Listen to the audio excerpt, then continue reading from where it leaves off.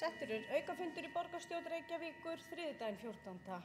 maí og þá langar forseta fyrir hönd borgarstjórn að óska forseta Íslands innilega til hamingju með 70 ára afmæli. Og við förum í fyrsta og eina mál á dagskrá sem ársreikningur Reykjavíkurborgar fyrir árið 2012, síðari umræða og þá tekur borgarstjóri fyrstu til máls. Virðulegi forseti, ágæta borgarstjórn.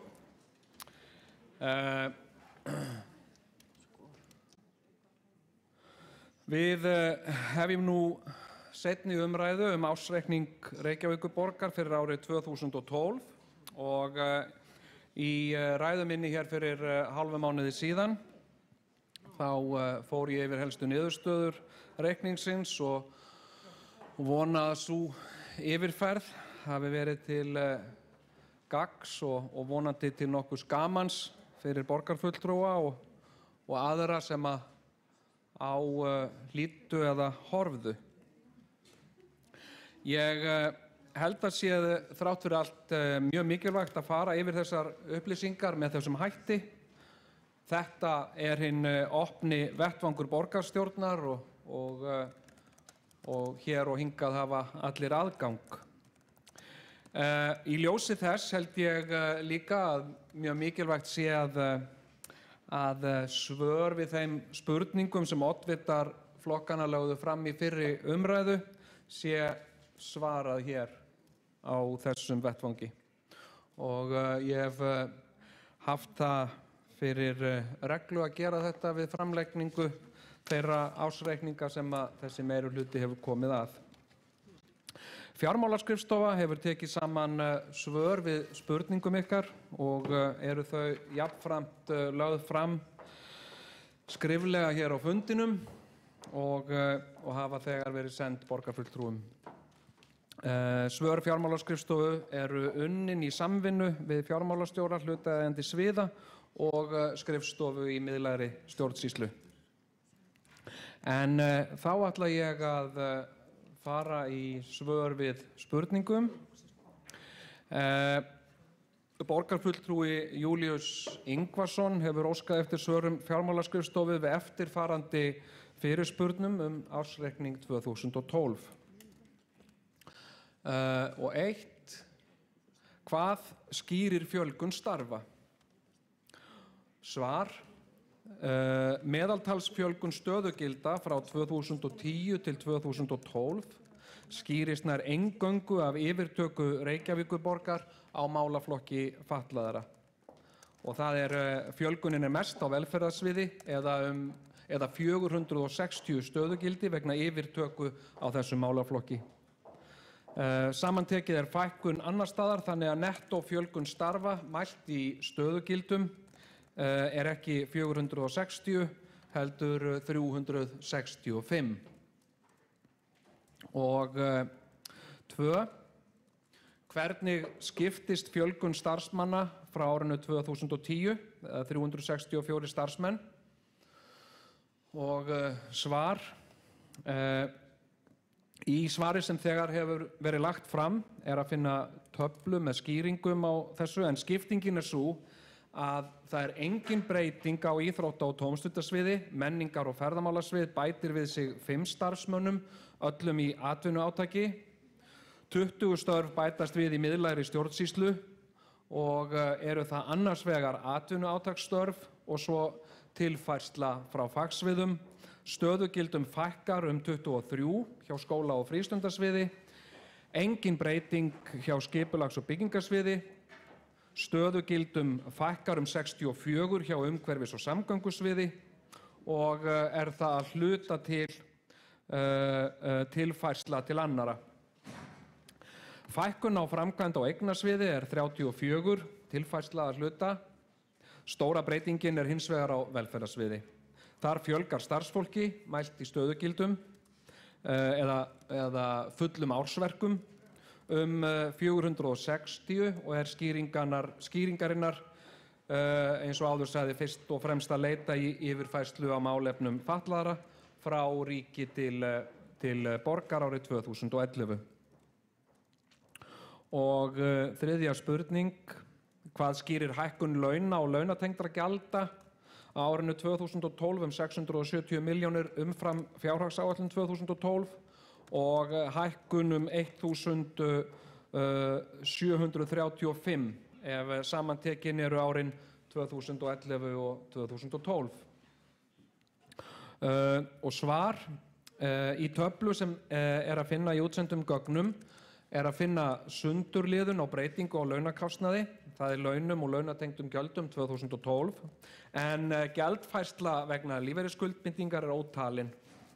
Nettóbreytingin 670 milljónir króna og þar stóra talan 471 milljónir króna til atvinnumála sem á velferðarsviði, 268 milljónir króna vegna magnaukningar til velferðarmála og 108 milljónir króna vegna gjaldfærslu orlofsskuldbindingar.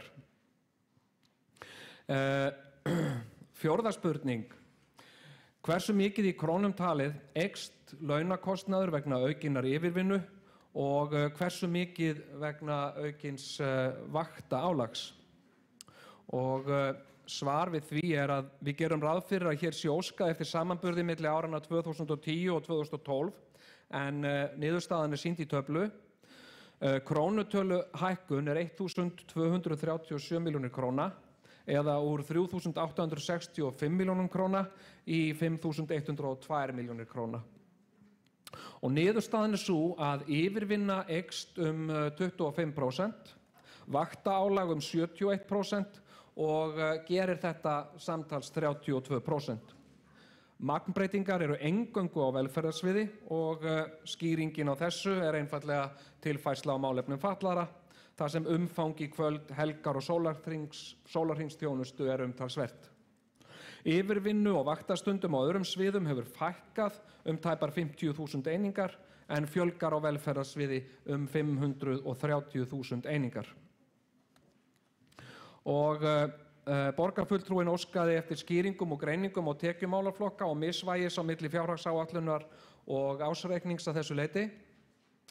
Og því til að svara að heildartekjur rekstrarsjóðs frá aðalsjóði eru 74 milljarðar 808 milljónir króna og voru þær 2.568 milljónir króna eða 3,6% yfir áætlun. Þar af voru skatttekjur 692 milljónir króna eða 1,2% yfir áætlun. Tekjur frá jöfnunarsjóði voru 675 milljónir króna yfir áætlun eða 15,2% og skiptast þær þannig að SFS 560 milljónir króna yfir áætlun, velferðarsvið 101 milljón króna yfir áætlun og ITR tæpar 5 milljónir króna yfir áætlun. Og aðrar tekjur frá aðalsjóði voru síðan 1.201 milljón króna eða 11,5% yfir áætlun. Og ástæða til að skoða sérstaklega áhrif jöfnunarsjóðs á tekjur skóla- og frístundasviðs og íþrótta- og tómstundasviðs. Áhrif jöfnunarsjóðs á tekjur FSS, skýringar á 560 milljón króna frávikum í tekjum SFS frá jöfnunarsjóði, 230 milljónir króna eru umfram framlag vegna sérskóla og eða sérdeilda. 14 milljónir króna eru framlag vegna langveikra barna sem ekki var áætlað fyrir. Og 318 milljónir króna eru framlag vegna eflingar tónlistarnáms sem ekki var áætlað fyrir. 36 milljónir króna eru síðan viðbótarframlag vegna eflingar tónlistarnáms skólaárið 2011 til 2012, 36 milljónir króna vegna ranglega áætlaðs framlags til frístundaklúbba. Áhrif jöfnunarsjóðs á tekjur vel, skýringar og fráviki upp á 101 milljón króna hjá velferðarsviði vegna hærri framlaga frá jöfnunarsjóði en áætlun gerði ráð fyrir vegna málefna fatlaðra. Framlög jöfnunarsjóðs eru 90 milljónir króna umfram fjárhagsáætlun Reykjavíkurborgar en 20 milljónir króna undir umfram 20 milljónir undir ef að miðað við fjárhagsáætlun innanríkisráðuneytisins. og bent á að framlög jöfnunarsjóðs voru ekki endurskoðuð á árinu þrátt fyrir að áætlun sjóðsins væri hærri en áætlun borgarinnar og útsvarstekjur endurskoðaðar.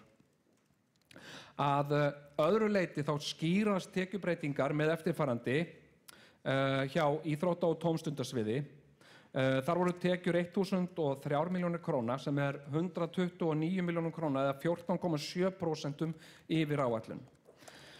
Tekjur sundlauga eru 20,5 milljónum króna yfir áætlun sem skýrist af auknum tekjum af vöru og veitingasölu. Tekjur í fjölskyldu og húsdýragarði eru 11,5 milljónum króna hærri og einkum vegna aukinnar veitingasölu.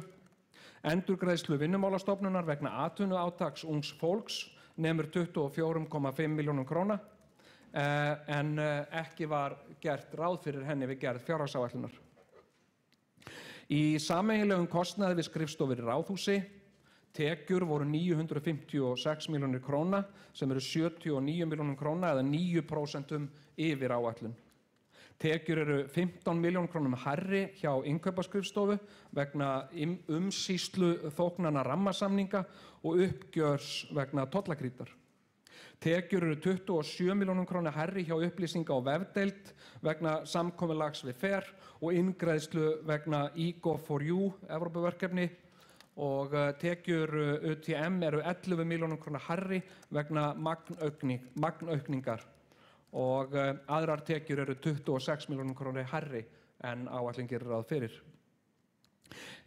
Og í sameiginlegum kostnaði vegna annarra útgjalda þar eru tekjur 386 milljónir króna yfir áætlun og ástæðan tekjur frá Vinnumálastofnun vegna atvinnuátaks eða 261 milljónir króna og greiðslur vegna skipulags á tvennum kosningum eða 124 milljónir króna.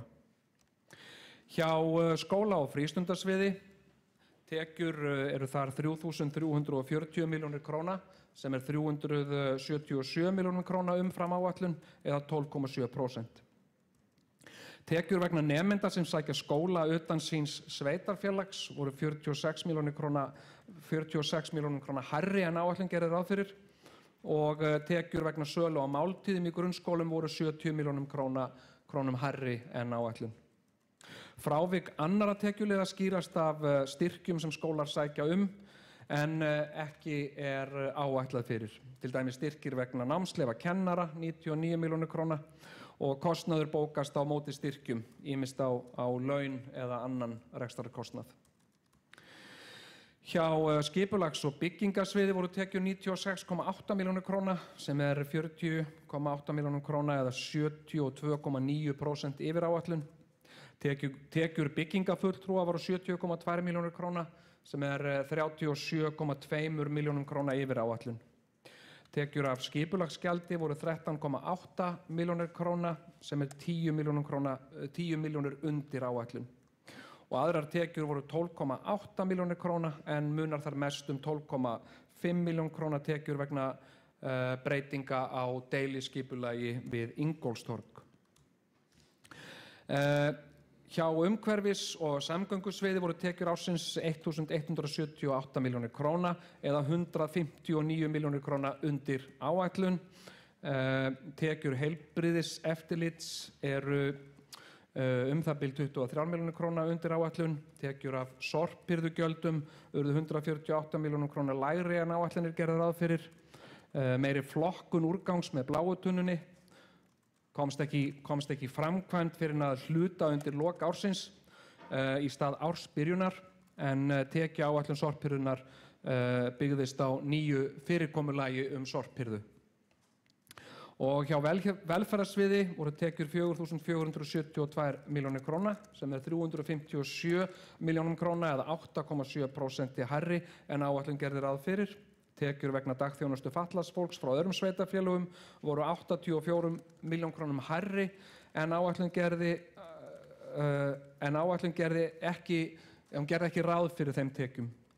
Heimaþjónusta eða dagþjónusta var 22,1 milljón króna eða 19% hærri sem skýrist af breytingum á gjaldskrá. Daggjöld fyrir hjúkrunarheimilin, Droplaugarstaði og Seljahlíð voru 26,5 milljónum króna eða 3% hærri en áætlun gerði ráð fyrir. og tekjur frá jöfnunarsjóði vegna húsaleigubóta voru 106 milljónir króna hærri en áætlun gerði ráð fyrir. Frávik skýrast af fjölgun notenda sérstakra húsaleigubóta umfram áætlun, auk hækkunar endurgreiðsluhlutfalls úr 51,5% í 54% vegna almennra húsaleigubóta.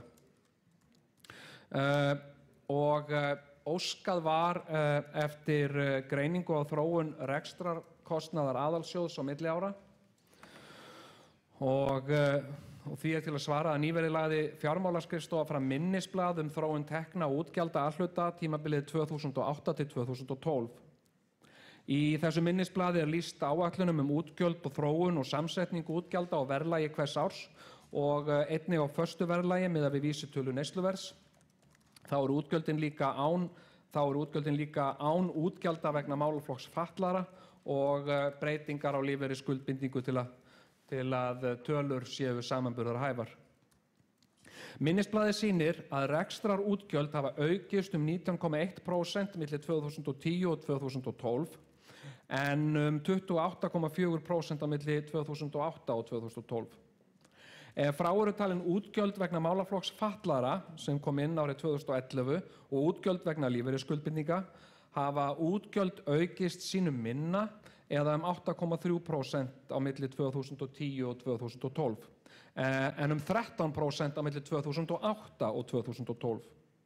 Og eins og framkemur í minnisblaði fjármálaskrifstofu jukust útgjöld milli áranna 2010 og 2012 8,8% en drógust saman 1% ef frá eru dregin áhrif útgjalda vegna þjónustu við fatlað fólk og áhrif breytinga á lífeyrisskuldbindingu. Athygli vekur að útgjöld á föstu verðlagi drógust saman á milli áranna 2008 og 2012 0,5% miðað við heildarútgjöld og 12,5% ef frá eru dregin áhrif málaflokks fatlaðra og breytinga á lífeyrisskuldbindingu. Launakostnaður jókst á milli áranna 2010 og 2012 16% en 1,3% ef frá eru dregin áhrif útgjalda vegna þjónustu við fatlað fólk og áhrif breytinga á lífeyrisskuldbindingu. Launakostnaður á föstu verðlagi jókst milli áranna 2008 og 2012 12,7% en dróst saman 7,8% ef frá eru dregin launakostnaður málaflokks fatlaðra og breytingar á lífeyrisskuldbindingu. Og eins og kemur fram í minnisblaðinu þá jókst annar rekstrarkostnaður á milli áranna 2010 og 2012 aðeins 1,1% en dróst saman 3,5% ef að frá eru dregin áhrif útgjalda vegna þjónustu við fatlað fólk. Og athygli vekur jafnframt að annar heildarrekstrarkostnaður vegna annarra rekstrarútgjalda á föstu verðlagi dróst saman á milli áranna 2008 og 2012 13,1% og dróst saman 17,2% ef frá eru dregin áhrif málaflokks fatlaðra. Í minnisblaðinu kemur fram að annar rekstrarkostnaður jókst á milli áranna 2010 og 2012 1,1% en dróst hins vegar saman 3,5% ef frá eru dregin áhrif útgjalda vegna þjónustu við fatlað fólk. Og athygli vekur jafnframt að annar rekstrarkostnaður vegna annarra rekstrarútgjalda á föstu verðlagi dróst saman á milli áranna 2008 og 2012 13,1% og þetta eru sennilega merkilegustu niðurstöðurnar varðandi eða merkilegustu atriðin varðandi útgjaldaþróunina. Á blaðsíðu 11 í skýrslu fjármálaskrifstofu stendur að gert sé ráð fyrir að ráðstafað sé allt að 17% í leigutekjum til viðhalds á ári hverju að meðaltali. Mikilvægt að gera ráð fyrir auknu viðhaldi í eignarsjóði á næstu árum og bæta rekstur aðalsjóðs fyrir fjármagnsliði sem var með 7,8 milljarða halla. Og hversu mörg prósent hefur viðhaldi verið og hvar get ég, þetta spurning, afsakið, borgarfulltrúi spyr hversu mörg prósent hefur viðhaldi verið og hvar get ég séð þessa þróun og hversu stór sú snjóhengja. Og í svari segir sem að tekið saman af skrifstofu eigna og atvinnuþróunar Í samþykktri fjárhagsáætlun Skrifstofu eigna- og atvinnuþróunar fyrir árið 2013 er gert ráð fyrir að leigutekjur nemi samtals 12.350 milljónum króna. Þar af eru leigutekjur innri leigu og leigu til þriðja aðila áætlaðar 11.355 milljónir króna.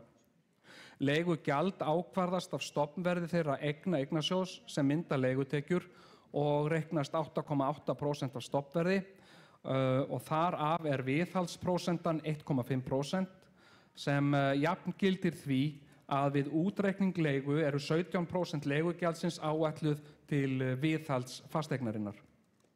Miðað við áætlaðar leigutekjur að fjárhæð 11.355 milljónir króna eru 1.936 milljónir króna áætlaðar til viðhalds á árinu 2013 af innheimtri leigu. Í fjárhagsáætlun Skrifstofu eigna- og atvinnuþróunar eru 869 milljónir króna áætlaðar til viðhalds sem jafngildir 7,7% af leigugjaldi og er það 1.067 milljónir króna minna en áður nefndur þáttur viðhalds í leigugjaldi. Af þeim 869 milljónum króna sem áætlaðar eru til viðhalds eru 620 milljónir króna í bundnu viðhaldi, svo sem þjónustusamningum, launum og reglubundnum úttektum. Það er því lítið svigrúm til athafna en til að skapa slíkt svigrúm er í fjárfestingaáætlun eignasjóðs fyrir árið 2013 gert ráð fyrir að verja 500 milljónum króna í eignfærð viðhaldsverkefni, endurbætur og meiri háttar viðhald og sérstök átaksverkefni. Eignfærð viðhaldsverkefni hækka verðgildi eigna og létta á hinni uppsöfnuðu viðhaldsþörf sem umtalsverð, en eignfærslan hækkar stofnverð eignanna sem leiðir af sér ákveðin margfeldisáhrif, þar er hækkun stofnverðs leiðir til hækkunar á leigugjöldum og þar með hækkunar á rekstrarkostnaði hjá leigutaka. Og eins og áður sagði ákvarðast leigugjald af stofnverði þeirra eignasjóðs sem mynda leigutekjur og reiknast 8,8% af stofnverði og þar er viðhaldsprósentan 1,5%. Viðhaldsprósentan 1,5% af heildarfjárfestingu er bundin út frá reynslutölum síðustu áratuga af rekstri og viðhaldi bygginga og er sambærileg í helstu nágrannalöndum okkar. Þess ber þó að geta að kostnaðarmat eigna getur verið reiknað á mismunandi vegu og þannig haft áhrif á endanlega upphæð viðhaldsþarfar. Á hinum Norðurlöndunum er komin talsverð reynsla af því að nota LCC eða Life Cycle Cost reikningsaðferðina til að meta kostnað og heildarverð fasteigna. Byrjað er að skoða þessa aðferð hjá Reykjavíkurborg og er almennt talið að hún geti gert betri grein fyrir raunverulegum kostnaði bygginga og lækkað byggingar og rekstrarkostnað. Og erfitt getur verið að greina á milli viðhaldsverkefna, endurbóta og nýframkvæmda og dæmi slíkt er þegar minni háttar viðhaldsverk fellur inn í nýframkvæmd og veldur því tilfærslu á milli gjaldliða. Í greinargerð frá umhverfis- og skipulagssviði er heildarviðhaldsþörf metin á 3.142 milljónir króna. Og til að setja það í víðara samhengi þá er ríflega 1,5 milljarði króna varið til viðhalds fasteigna á árinu 2012 og er þetta greint nánar í töflu sem fylgir útsendum gögnum. Og ljóst er að viðhaldsþörf er mikil og mikið er af uppsöfnuðum viðhaldsverkefnum. Það er þó mat Skrifstofu eignar og atvinnuþróunar að ekki sé neitt neyðarástand að ræða og verið er að gera verkferla til að tryggja skynsamlega forgangsröðun verka og skjóta afgreiðslu og viðbrögð við óvæntum og aðkallandi viðfangsverkefnum.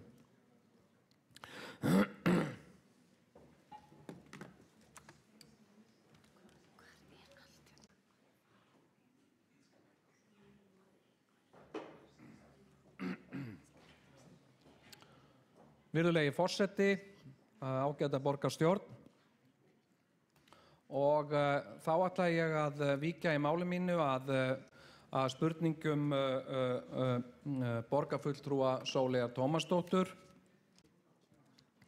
og óskaði hún eftir svörum við eftirfarandi fyrirspurnum ársreikning.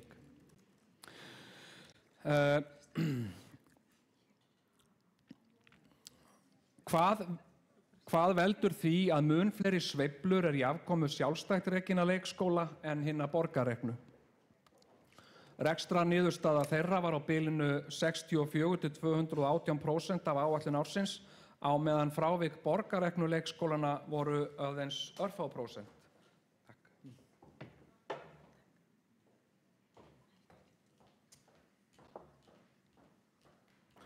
Og svar.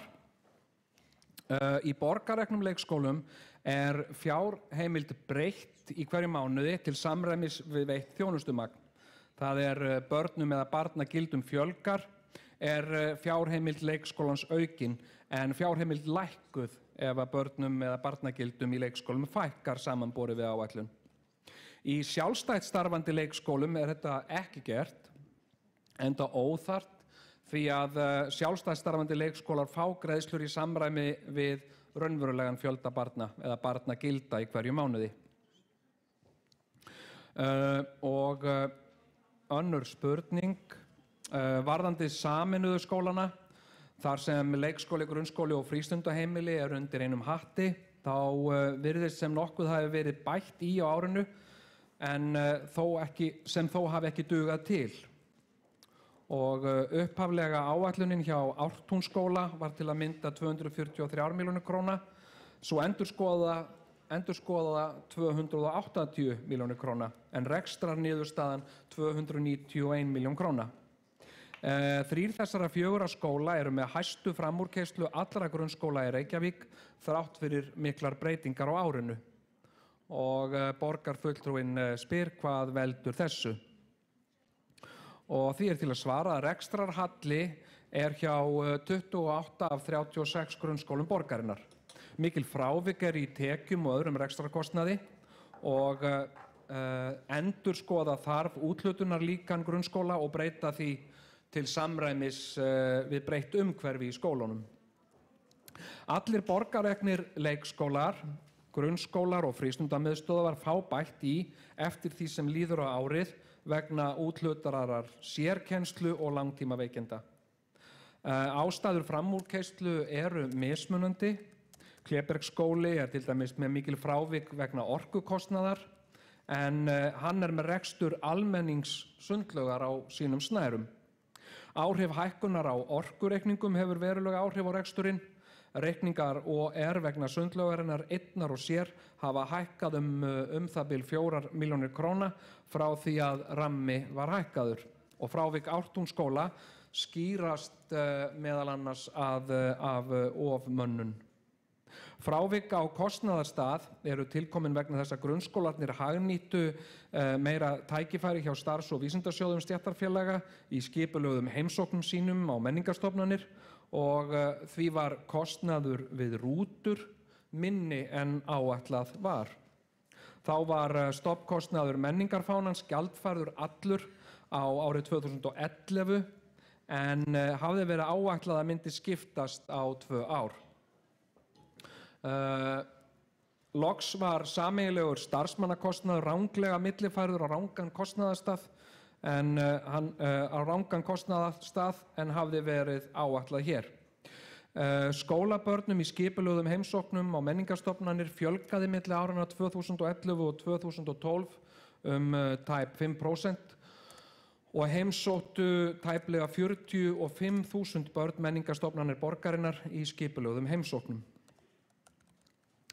Og spurt eru eðlilegar skýringar á því að rekstrarniðurstaða sjálfstætt starfandi grunnskóla fer 40 milljónum króna fram úr áætlun og 180% af áætlun ársins.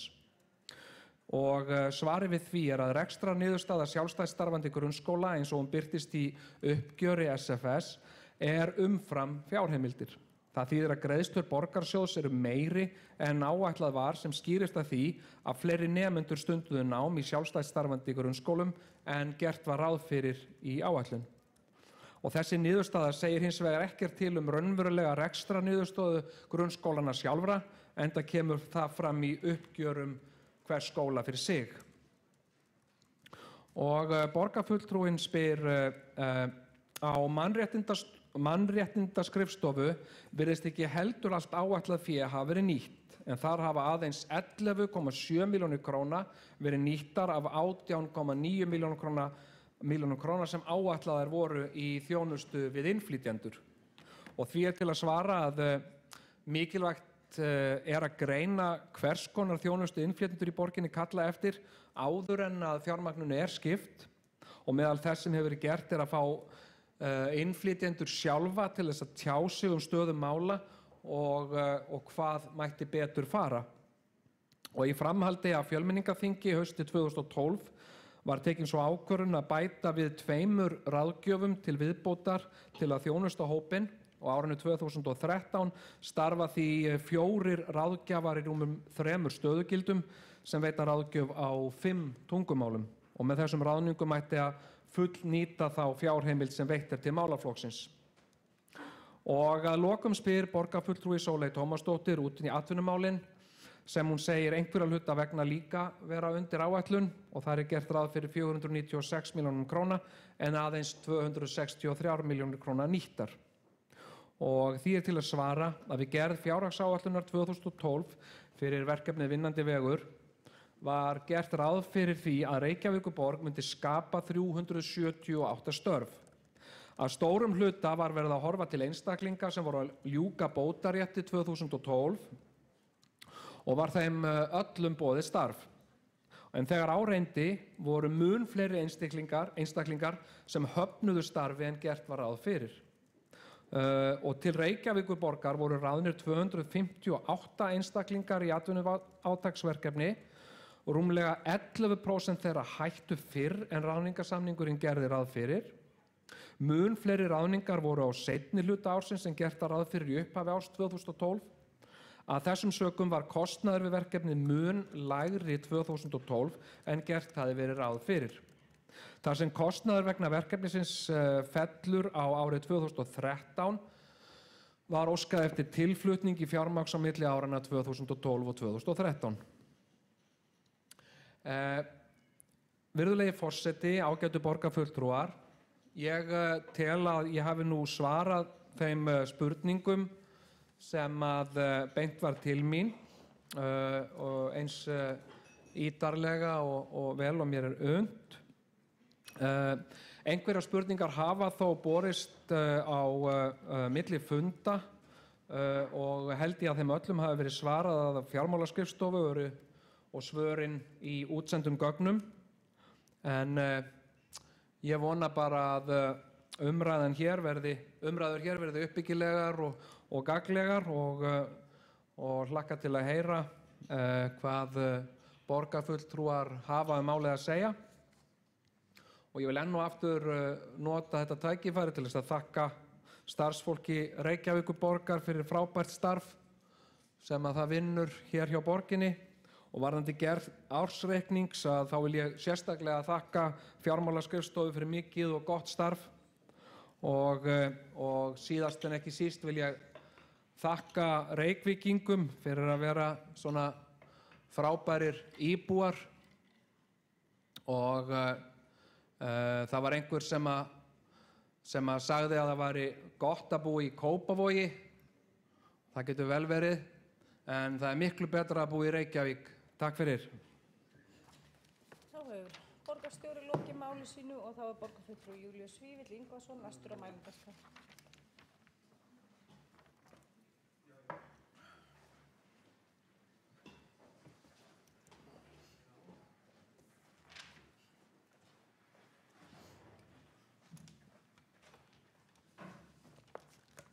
Forseti, ágætu borgarfulltrúar.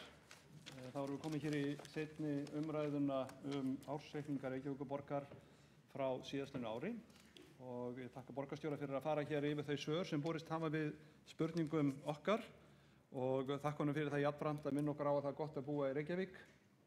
Í miður eru allt of margir þeirra skoðunar að það sé betra að búa í Kópavogi, en ég tel að ef við náum að fara vel yfir það og skoða þá stöðu, þá getum við snúið því við og ég hef gagnrýnt það hér og gerði það ræðu minni síðast hér ársreikninginn að við megum ekki verið sofandi yfir þessari stöðu og þá með tilliti þeirra umræðu sem hér að fara fram vegna þess að það auðvitað dregur þá úr krafti Reykjavíkurborgar ef að ungar fjölskyldur kjósa það frekar að búa annars staðar en hér í Reykjavík. Ég ætla bara ekki að fara út í þetta hér en svona minnist á það úr því að borgarstjóri lauk sinni ræðu með þessum orðum sem ég skil sem svo að hann hafi verið að vitna til þess sem að ég sagði. Nú hann kemur þá leiðrétti það ef að svo er ekki. Svör sem að borist hafa eru prýðileg og samviskusamlega unnin. Ég er einhvern veginn í þeirri stöðu núna eftir síðasta fund borgarstjórnar. Ég er svolítið upptekinn af skýrslu úttektarnefndar. Ég er upptekinn af því að melta það sem hún var að segja okkur og hvatningarorð úttektarnefndarinnar til okkar sem borgarfulltrúa og hvernig hún skerpir á þeim skildum sem að við höfum tekist á herðar og hvernig við erum að vinna úr þeim og bent okkur á að víða megum við gera betur og ég er algjörlega sammála því. Það er nú svo að kannski erum við of kurteis hvort við annað, kannski erum við einhvern veginn að veigra okkur við því að vera alltaf fúlla á móti með spurningar og athugasemdir og aðfinnslur og annað slíkt, af því að okkur finnst það sjálfum bæði leiðilegt að gera það og leiðilegt að fá slíkar spurningar og athugasemdir frá okkar félögum hvar sem við erum stödd í okkar pólitíska lífi. En það er nú einfaldlega svo að hvort sem okkar líka betur að þá tilheyrir það okkar skildum. Og það tilheyrir okkar skildum að spyrja spurninga, ekki bara að vísa veginn og koma með tillögur og gera eitthvað sem er mjög skemmtilegt og allir klappa fyrir, heldur líka hitt að við þurfum að spyrja spurninga sem eru óþægilegar og ég held að það sé bara mjög gagnlegt fyrir okkur að koma hér aftur inn með úttektarskýrsluna þegar hún hefur farið í gegnum ráðanefndir borgarinnar til þess einmitt að fara yfir þetta. Og þetta tengist því sem við erum að tala um hér í dag og ég kannski kem inn á það seinna.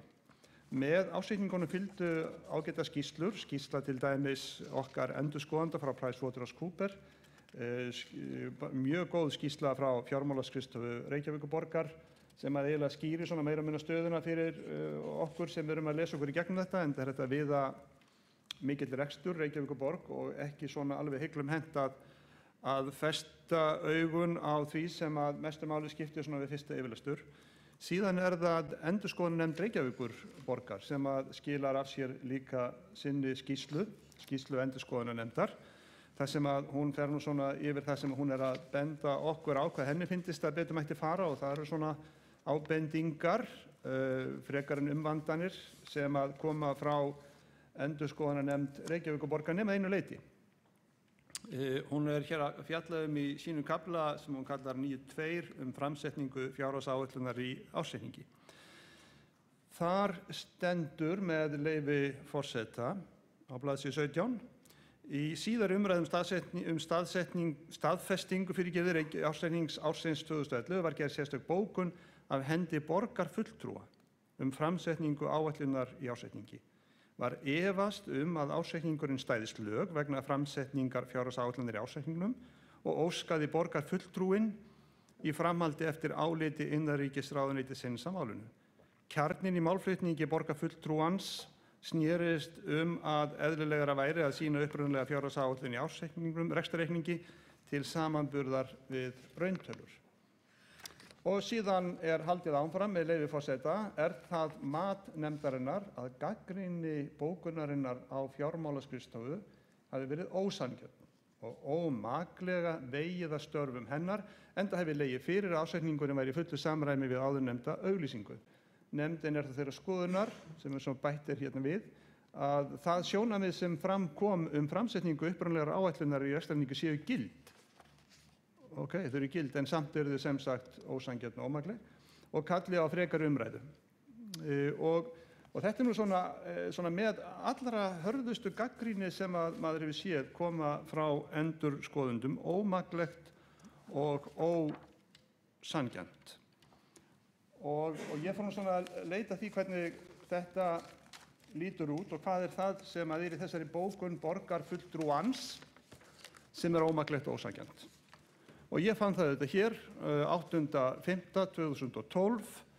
Þar kemur þar bókun ekki frá borgarfulltrú heldur frá borgarfulltrúum Sjálfstæðisflokksins, sem að bóka auðvitað afstöðu sína til ársreikningsins og enda síðan bókun með leyfi forseta á þessum orðum: við afgreiðslu ársreikningsins einnig áréttað mikilvægi þess að fá úr því skorið hvort framsetning reikningsins standist ákvæði sveitarstjórnarlaga en borgarfulltrúar Sjálfstæðisflokksins munu óska álits innanríkisráðuneytisins á því.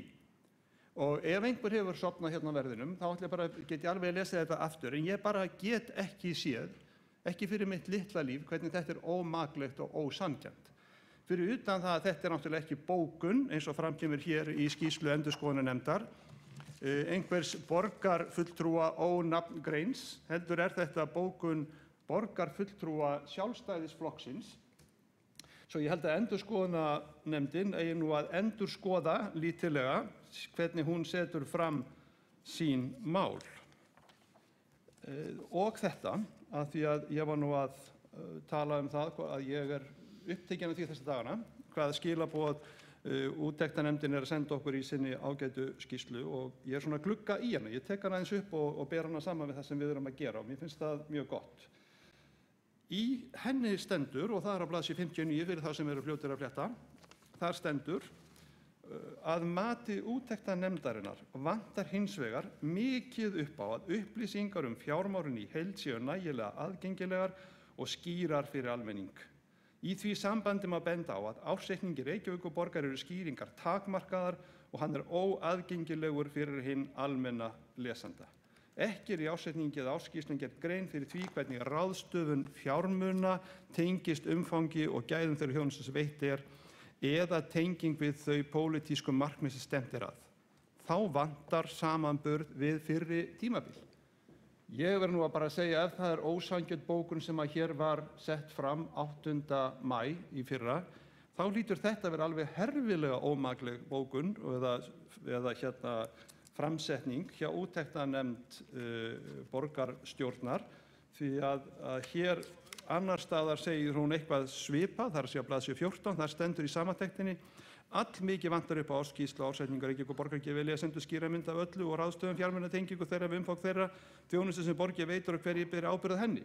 Svo ég lesi þetta nú með leyfi forseta. Þannig að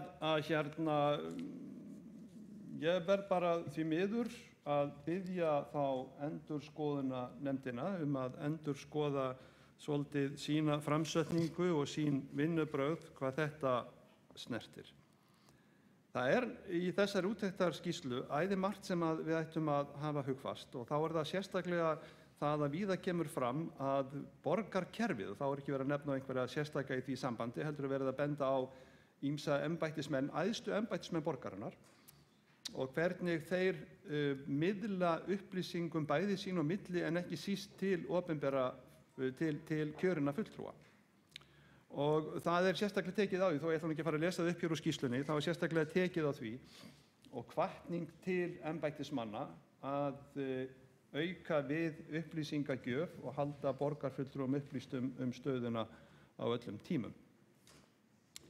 31. janúar á þessu ári, 31. janúar, það sem satt fyrir rúmlega ársfjórðungi, lögðu borgarráðsfulltrúa Sjálfstæðisflokksins fram svofellda tillögu í borgarráði. Ég ætla að lesa hana með leyfi forseta. Á þessu kjörtímabili hafa verið gerðar margar veigamiklar breytingar á skipuriti Ráðhússins og sviðum borgarinnar. Óskað upplýsingum það hver heildarkostnaður þegar orðin vegna allra breytinga sem gerðar hafa verið á skipuriti borgarinnar og skipulagi Ráðhússins, sviða og deilda á kjörtímabilinu. Í slíkri samantekt óskað eftir að teknar verði saman vinnustundir starfsfólks vegna vinnu við skipulagsbreytingar, tilgreind verði kostnaður vegna starfslokasamninga, vegna nýrra ráðningarsamninga, þar með talið auglýsingarkostnaður og ráðgjöf vegna ráðninga, utanaðkomandi sérfræðikostnaður og annað sem tengist skipulagsbreytingum. Og lýkur nú lestrinum. Hér bara verið að spurja spurninga sem að úttektarnefndin einmitt að fara fram á við kjörna fulltrúa að þeir spurji. Og hér verið að spurja spurninga sem að ég veit að verða ræddar síðar hér á þessum fundi, þar sem verið að spurja hver þessi kostnaður hefur verið og við því fást ekki svör. Það viðunandi að minnihlutinn spyrji spurninga fyrir ársfjórðungi sem að eru svo eðlilegar og sjálfsagðar en fá engin svör? Er það virkilega eðlilegt? Og að slík svör skuli ekki liggja fyrir núna, einmitt þegar ársreikningurinn er að koma hér til síðari umræðu, bara hreinlega ámælisvert af ykkur sem hér sitjið í meirihlutanum. Að þið skulið ekki hafa sjálf, borgarfulltrúir góðir, meiri áhuga á því að afla upplýsinga það hvað allar þessar breytingar hafa kostað, vegna þess að hér stendur í úttektarskýrslunni að það ekki skilað tilætluðum árangri. Er það þá feimnismál? Er það þá ástæðan fyrir því að þið svarið ekki þeim spurningu sem til ykkar beint, að það feimnismál? Og er það þá svo að úttektarnefndin, að hún hafi hitt naglann á höfuðið og hún hafi akkurat verið að segja það sem það segja, hún fullyrðir ekki það, hún segir að líkur séu á eða eitthvað með þeim hætti, tel ég líklegt að það ekki skilað þeim árangri sem að var stefnt, en segi jafnframt að hún ekki fengið allar þær upplýsingar sem hún þurfti að hafa til að geta fullyrt það endanlega. Ég vil hvetja til nýrra vinnubragða, ágætu borgarfulltrúar, þannig að þið og við sem að hér sitjum með meirihluta höfum einhverja hugmynd það hvernig peningum borgarbúa hefur verið varið, því ekki þetta okkar peningar, þetta peningar borgarbúa. Reykjavíkurborg aflar engra tekna, hún aflar bara skatttekna. Hún á enga sjóði, borgarbúarnir eiga þessa sjóði. Ég ætla svo sem ekki mikið að fara yfir eða endurtaka margt af því sem að framkom í ræðu minni hér í fyrri umræðu ásetningin enda algjörlega óþarfi. Sumt af því sem ég spurði þar tel ég hafa verið svarað með fullnægjandi hætti. Annað nú svo að ég mun halda áfram að afla upplýsinga frekar þau atriði sem að ég vildi sérstaklega benda á. Og þá það til dæmis þær fyrirspurnir sem að ég setti fram varðandi fjölgun starfsmanna, vegna þess að það tímabil sem að hér tekið í samantektunum fjölgun starfsmanna tekur til áranna 2010 til 2012. Ég hefði frekar viljað sjá hvernig að þessu var staðið og hver starfsmannafjölgunin varð, eða breytingar á starfsmannahaldi, við skulum halda öllu opnu, bara á því ári sem að ársreikningurinn tekur til. Miðað við það sem stendur í ársreikningunum og skýrslu fjármálaskrifstofu, þá hefur fjölgað 82 starfsmenn á síðastliðnu ári og það gerur nú bara 460 milljónir króna, það nú talsverður peningur, borgarfulltrúar góðir. Þannig að það vill ástæða til að skoða þetta frekar og þær upplýsingar sem að hérna voru lagðar fram og borgarstjóri fór yfir í sinni ræðu eru auðvitað svolítið ófullkomnar, það verður bara að segjast eins og vegna þess að það verða að fjalla hér svona tilfærslur að hluta og svo aftur umhverfis- og byggingasvið tilfærsla að hluta, skóla- og frístundaráð tilfærsla að hluta og svo það málefni fatlaðra, skýrir stóran hluta og síðan það framkvæmd og eignasvið, það tilfærsla að hluta. Og hvað þýðir þetta hluta? Ég sem borgarfulltrúi sem að þigg laun fyrir það að fylgjast með borgarrekstrinum og hef skyldur sem minni hluta borgarfulltrúi hér, sem sagt ekki hluti af þeim meiri hluta sem fer með völdin í borginni. Hvað sé ég endanlega út úr þessu? Þetta svona að hluta með þessum hætti. Og nú ég ekki að væna einn eða neitt það að vilja halda þessum upplýsingum frá mér. Það ekkert svoleiðis, ég ekki haldið neinni paranóju hvað það varðar. Það einfaldlega svo að þetta svarar bara ekki nægilega vel þeirri spurningu sem að ég að óska eftir. Ef að ég til dæmis svaraði með þessum hætti einhverjum borgarbúa sem spyrði með þessara spurningar þetta hluta, þá var eðlilegt að hann spyrði að hve miklum hluta og þá hef ég engin svör. Ég bara einhvern veginn kæri mig ekki það. Stærsta talan í þessu hérna þessi 471 milljarður sem fært undir annan kostnað, rekstrarkostnað og færður á miðlæga þjónustu eins og borgarfulltrúar hafa væntanlega skoðað og ég vildi fá upplýsingar það og þetta atvinnuátaksverkefni sem hefur farið úr 134 milljónum árið 2011 í 281 milljón á síðastliðnu ári og það nú svo að að það 471 milljón sem fer frá Reykjavíkurborg í það, en á móti koma tekjur. Þetta samstarfsverkefni eins og menn þekkja. Og auðvitað skila svona atvinnuátak þegar vel gengur góðum árangri, og það skilur náttúrulega þeim árangri að margir af þeim sem að taka þátt í slíku atvinnuátaki fara síðan yfir á hinn frjálsa atvinnumarkað, og þar með hefur þeim verið hjálpað inn í atvinnulífið að nýju og geta séð sér farborða með sínum störfum, og það auðvitað gleðilegt og það auðvitað markmið okkar allra. En það auðvitað við verðum líka að spyrja hversu megnug erum við, hvað getum við lagt af mörkum og hversu mikill kostnaður það sem að kemur þá á móti. Og ég veit að það verða að fara yfir þessi mál inn á velferðarsviði núna, og það gott og vel, og ég tel mikla ástæðu til að skoða þetta vegna þess að þetta eru svo háar tölur og þróunin svo skörp á milli ára. Ég hef tilhneigingu við lestur ársreikningsins til að skoða samanburð á milli ára frekar en á milli fjárhagsáætlunar, og það ekki vegna þess að það sé ekki ástæða til að halda vel utan það hvernig tekist hefur verið samkvæmt fjárhagsáætlun. Þetta bara gamall vani úr fyrirtækjarekstri að miða við rauntölur frá síðasta ári eða árshluta uppgjöri, og þá þetta ansi skörp skil. Og hvet borgarfulltrúa og sjálfa mig þá leið til þess að fylgjast með þessu máli, og þá ég ekki að útiloka það við gefum í, en ég jafnframt að segja að það kannski rétt að skoða það hversu megnug við erum til þess að standa undir þessu. Og sama skapið þegar ég skoða á milli ára, þá sé ég að kostnaður á skrifstofum ráðsins hefur aukist 15,7% á milli ára, og mér finnst það að vera allt of mikill kostnaðar auki. Það nú svona að í þessum spurningum sem að ég setti fram vörðu til dæmis tekjur, og þær eru sem sagt, það ansi mikið hlaup á þeim á milli ára, og það sérstaklega frá fjárhagsáætlun ef við skoðum það út frá þeim tölum, og borgarstjóri fór hérna yfir það, og ég tel að skýringar því eru ágætar.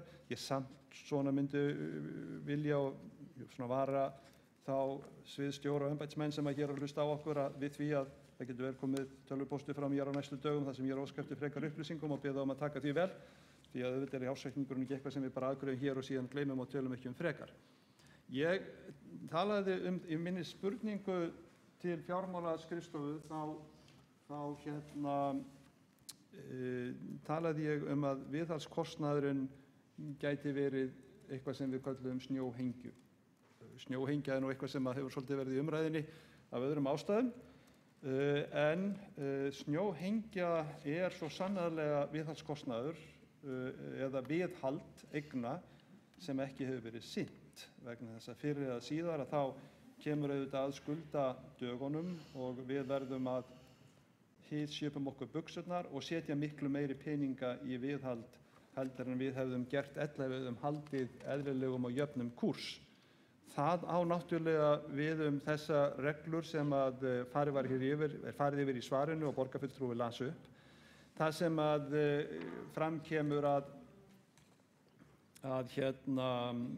sem sagt að leigan 17% leigu, að viðhaldsprósent 1,5%, sem jafngildi því að útreikningu leigu 17% leigugjaldsins ætluð til viðhaldsfasteignar, og ég veit að borgarfulltrúar hafa þessar tölur hérna fyrir framan sig, sem að bersýnilega benda til þess að viðhaldi hefur ekki verið sinnt sem skyldi, og þar með auðvitað, ef við ætlum að gera það, ef við erum að leika þann leik, þá erum við auðvitað að falsa niðurstöður ársreikninga. Við erum ekki að sinna þeim skyldum og því nauðsynlega viðhaldi sem við þurfum að sinna til þess að einhvern veginn að fá aðra niðurstöðu í ársreikningi heldur en ella hefði verið. Og nú að falsa nokkuð sterkt orð sem að kannski ég ætla nú ekki að nota með þessum hætti, en það samt sem áður verið að skekkja niðurstöðu ársreikningsins með því að sinna ekki viðhaldi eins og það ætti að vera. Og þá hér talað að það sé sem sagt þessi 1,5%, en það auðvitað miðað við það að viðhald hafi verið með eðlilegum hætti og það hefur ekki verið með eðlilegum hætti. Og þá ég ekki að segja það að það geti ekki komið svo tíð að menn verða að draga saman í viðhaldi vegna þess að hreinlega að þeir peningar eru ekki til. Það getur auðvitað komið til þess, en það verður að gæta jafnframt að því að slík langverandi staða getur aldrei leitt til góðs. Þannig að ég held að 1,5% ekki markið sem menn ber að ná núna, heldur líklegt að menn þurfa að ná miklu lengra í viðhaldskostnaði heldur en það. Ég flutti tillögu fyrir hönd okkar borgarráðsfulltrúa upp í Breiðholti þegar að borgarráð hittist þar og það var vegna ástands Breiðholtsskóla. Ég hafði farið að skoða þann skóla og það var alveg augljóst í mínum huga að þar hafði viðhald ekki verið sinnt. Og ég ætla ekki að fara að telja það upp en það er ennþá svona ljóslifandi í huga mér hvernig víða var svona þannig ástand fasteignarinnar að maður myndi ekki vilja taka séns á því að þar væru við nám börn sem að væri til dæmis viðkvæm í lungum og þá á ég við auðvitað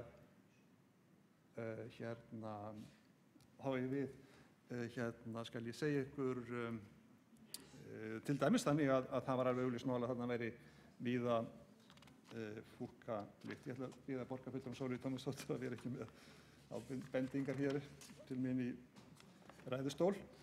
En svona er þetta nú og ég verð að viðurkenna það að ég get ekki bara, ég bara get ekki annað en að minnast á það að ég hef sterkan grun það og ég byggi það á upplýsingum sem að ég hef fengið sem að ég mun ekki dreifa og ég held fyrir mig í bili en mun óska eftir að þær verði skoðaðar frekar. En þar eru mjög sterkar vísbendingar það að viðhald sé talsvert lakara og minna jafnvel heldur en hér dregið fram í svarinu og ég mun auðvitað óska eftir því hvað það sem að í þessu svari heitir til dæmis átaksverkefni. Og ég get eiginlega ekki lýst hér úr ráðstefnu hvernig það er framsett hér í þessu svari en það er einfaldlega svo að viðhaldskostnaður bókaður hér sérstaklega samkvæmt bókhaldi en síðan bókað átaksverkefni og það átaksverkefni síðan bætt við viðhaldskostnað samkvæmt bókhaldi. Og ég ekki viss nokkuð maður skilji hvað ég að segja núna en það er þó svo að ég upplýsi það hér í ræðustóla að ég mun óska eftir frekari upplýsingum viðhaldskostnað og tel fulla ástæðu til þess að gera það.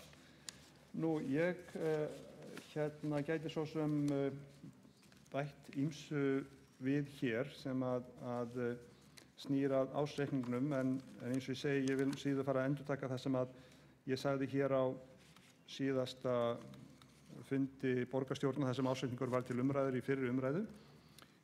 Ég vil þó segja það að ársreikningurinn ef maður skoðar hann og maður gerist náttúrulega frekar leiðilegur en það gerir ekkert til, það verður bara að hafa það. Ef maður skoðar þær ábendingar sem koma fram í skýrslu úttektarnefndarinnar það að það séu vísa lausatök í stjórn þessara borgar og að skilaboð séu óskýr og það ríki ákveðin óvissa meðal starfsmanna vegna mikilla breytinga á skipuriti og þetta eru alls ekki orð sem ég að velja hér, þetta eru bara orð sem að standa hér í skýrslunni og ég bara vitna til hennar. Þá auðvitað útilokað annað en að slík vinnubrögð skili sér inn í ársreikninginn. Það eiginlega bara þannig. Þannig að við erum að fjalla hér tvö gögn sem að lögð eru fram í borgarstjórn, annars vegar skýrslu úttektarnefndar og hins vegar ársreikninginn, þar sem að hlutlausir sérfræðingar eru að fjalla það hvernig til hefur tekist. Og ég verð að segja það að ég er óánægður með þann árangur sem að hér liggur fyrir framan okkur. Mér finnst ekki hafa tekist vel til því miður og ég held að menn þurfi ekki hafa mín orð fyrir því sem að hér sitji í borgarstjórn. Ég ráðlegg hreinlega að lesa skýrslu úttektarnefndarinnar og bera hana síðan saman við þar árangur eða árangursleysi sem að fram kemur í ársreikningi Reykjavíkurborgar fyrir árið 2012. Þá hefur borgarfulltrúi Júlíus Vífill Ingvarsson lokið máli sínu og þá hefur borgarfulltrúi Dagur B. Eggertsson næstur á mælendaskrá.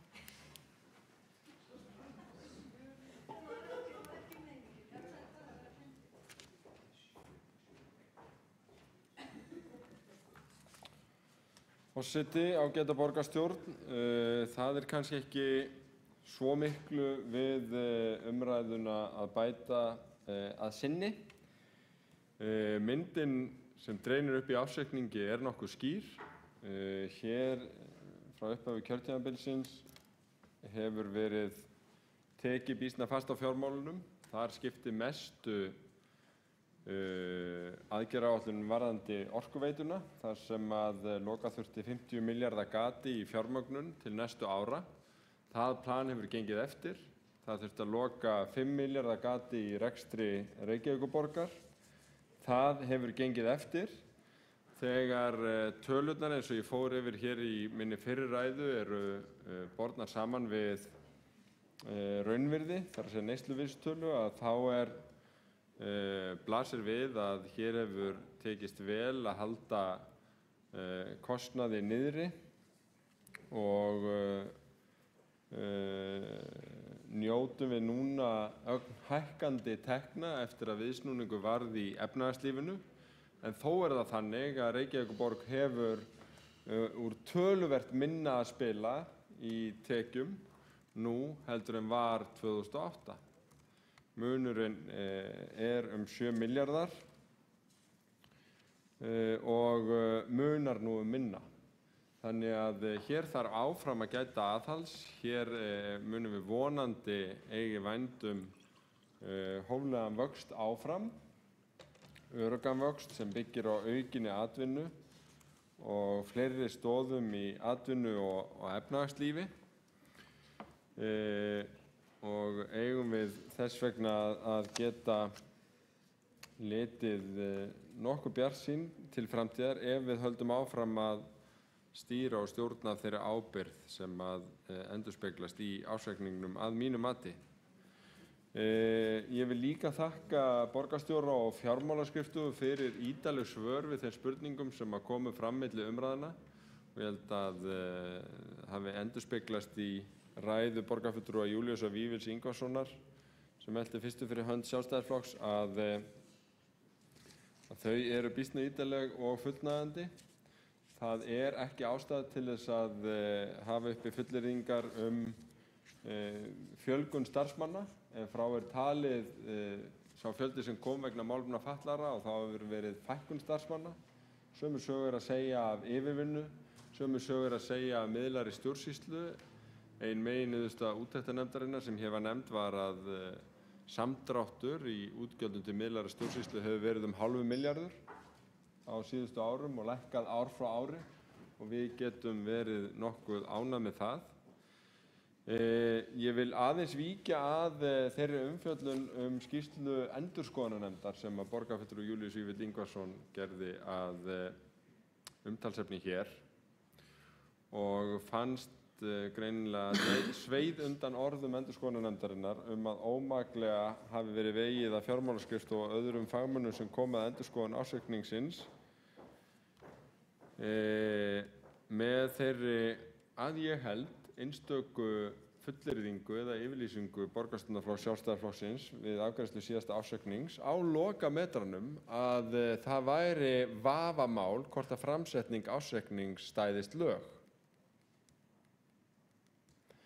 Það alveg ljóst af málflutningi borgarfulltrúans hér að honum virðist hafa fundist þetta einhver léttvæg orð en í þessu fólst að sjálfsögðu að verið var að sá efasemdum þetta lykilgagn í fjármálum borgarinnar, þessum lykilupplýsingum til greiningaraðila, til kaupallarinnar sem ekki bara framreiddir eftir einhverja hentisemi heldur eftir mjög skýrum leikreglum. Og að eftir allan ferilinn þar sem að borgarráð hafði haft öll tækifæri til að spurjast fyrir framsetningu og fara yfir málið bak og fyrir, að koma þá við síðari umræðu, ekki bara með eina setningu í bókun við afgreiðslu ársreikningsins, heldur með sérstakri fréttatilkynningu sem var send til fjölmiðla og tók mun dýpra í árinni heldur en bókunin, það sjálfsagt alveg rétt. En úr þessu var frétt sem að fór víða sem spurði spurningarinnar hvort að ársreikningurinn stæðist lög. Og hvað sagði nú í þessari yfirlýsingu borgarfulltrúa Sjálfstæðisflokksins með leyfi forseta? Þar segir að sjálfstæðismenn í borginni telji vafi leikja á því hvort framsetningin standi sveitarstjórnarlög sem skýrt kveða á að ársreikningur skuli settur fram með þeim hætti að endanleg niðurstaða fjárhagsáætlunar sé borin saman við upphaflega áætlun. Þá segir, og áfram vitnað í yfirlýsingu borgarstjórnarflokksins, að meirihlutinn hafi ekki getað staðfest að þessi villandi framsetning stæðist umrædd lög og kynntu borgarfulltrúar Sjálfstæðisflokksins við afgreiðslu reikningsins að þeir myndu leita álits innanríkisráðuneytisins á málinu. Og í yfirlýsingu borgarfulltrúar Sjálfstæðisflokksins er haft beint eftir þáverandi oddvita, hugsanlega núverandi oddvita líka Hönnu Birnu Kristjánsdóttur borgarfulltrúa með leyfi forseta. Það er nauðsynlegt að fá úr því skorið hvort framsetning ársreiknings standist lög eða ekki. Við höfum margítrekað gert athugasemdir við það að reikningurinn sé settur upp með þeim hætti að næstum ómögulegt sé að bera hann saman við þær áætlanir sem hann á að byggjast á. Ársreikningar borgarinnar hafa ekki verið settir fram með þessum hætti í langan tíma og með ólíkindum að meirihlutinn skuli standa slíkra afturför í upplýsingagjöf þrátt fyrir ný og skýrari lög ársreikninga frá síðasta hausti. Slík framsetning er ekki aðeins villandi og vond þegar kemur að því að skoða stöð og þróun fjármála sveitarfélaga, heldur brýtur hún beinlínis gegn því markmiði laganna ársreikningar séu aðgengilegir og auðvelt sé að bera saman upphaflegar áætlanir og endanlega niðurstöðu. Tilvitnun lýkur. Þetta eru mjög stór orð og það er mjög stórt upp í sig tekið að sá vafa það hvort að framsetning ársreikning standist lög og ég bjóst satt best að segja við því að borgarstjórnarflokkur Sjálfstæðisflokksins teldi eða hefði þá svona minnst konar sjálfsmynd að hann teldi sig þurfa að hafa eitthvað handfast í höndunum í lögum, reglugerðum eða leiðbeiningum ráðuneytisins áður en hann tæki svona gríðarlega stórt upp í sig. Því að þetta er alvarlegt mál og varðar auðvitað starfsheiður allra þeirra, ekki bara embættismanna borgarinnar og fjármálaskrifstofu, heldur líka sjálfstæðu aðila og endurskoðunarferlið allt gengur ju út á það að fá sjálfstæða aðila með sjálfstæða yfirsýn og sjálfstæðar heimildir til að fara yfir að allt sé rétt og vel gert. Þarna er verið að sá efasemdum ekki bara fagmennsku þeirra, heldur dómgreind og einhvers konar yfirhylmingu á einhverju meintum myrkraverkum núverandi meirihluta sem hafi greinilega svo óhreint mjöl í pokahorninu að það þurfa að viska yfir það allt saman og leggja fram ársreikning sem stangaðist á við lög. Í bréfinu sem raunar var látið fylgja til fjölmiðla frá borgarstjórnarflokki Sjálfstæðisflokksins eru engin rök fyrir máli þeirra og í svarinu sem borgarstjórnarflokkurinn fékk frá innanríkisráðuneytinu í júlí á síðasta ári er ekki vitundarögn tekið undir þetta. Þvert á móti reyndist þetta vera algjört spælegg sem borgarstjórnarflokkur Sjálfstæðisflokksins ákvað að spæla í eigin andliti. En ótrúlega framgengið gagnvart starfsmönnum borgarinnar og eftirlitsaðilunum og ég man bara ekki eftir því að borgarstjórnarpólitíkin hafi farið út í það að láta sér ekki nægjast að skilmast hér í borgarstjórninni við aðra stjórnmálamenn heldur sá svona tortryggni og efasemdum þau verk sem að liggja að baki ársreikningi. Auðvitað má ræða framsetningu allra gagna og skýrslugjöf og svo framvegis og þá er bara eðlilegt að það komi fram í formi fyrirspurna eða ábendinga í ferlinu en það er ótrúlega langt gengið og ótrúlega stór orð að halda því fram að framsetning ársreiknings standist ekki lög. Þannig er það bara. Og ef að endurskoðunarnefnd eða einhverjir aðrir hefði í raun ekki fjallað þetta eftir það sem á undan er gengið, hefði í raun verið hægt að gera athugasemdir. En ekki við það að þessu hafi verið haldið til haga og í raun væri miklu nær að borgarstjórnarflokkur Sjálfstæðisflokksins því að það er alveg rétt hjá borgarfulltrúanum að það var ekki einn borgarfulltrúaverki heldur allur talaði í nafni alls borgarstjórnarflokksins. Það væri miklu nær að borgarstjórnarflokkurinn beðist afsökunar á þessu ótrúlega frumhlaupi. En það er kannski til og mikils mælst. Ég tek eins vegar undir með borgarfulltrúa Júlíusi Vífli Ingvarssyni að það verður áhugavert og spennandi að ræða áfram úttektarskýrsluna og það er tölur ýmsar sem að framkoma í ársreikningnum og En það erum við hins vegar ekki alveg sammála. Hver meginniðurstaðan varðandi núverandi kjörtímabil þegar fjármálastjórn annars vegar, vegna þess að það stendur nú býsna skýrt í úttektarskýrslunni einni meginniðurstöðunni að borgarráð sérstaklega hrósað fyrir fjármálastjórn, sérstaklega á síðari hluta tímabilsins.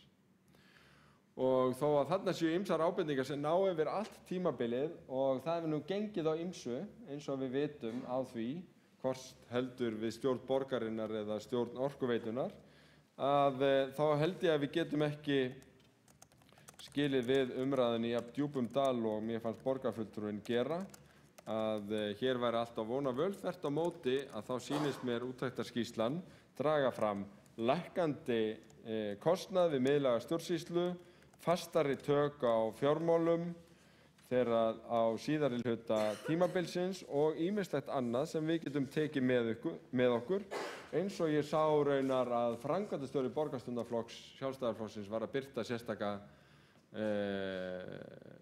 hrósgrein í Fréttablaðinu í morgun undir fyrirsögninni Borgarstjórn hrósað.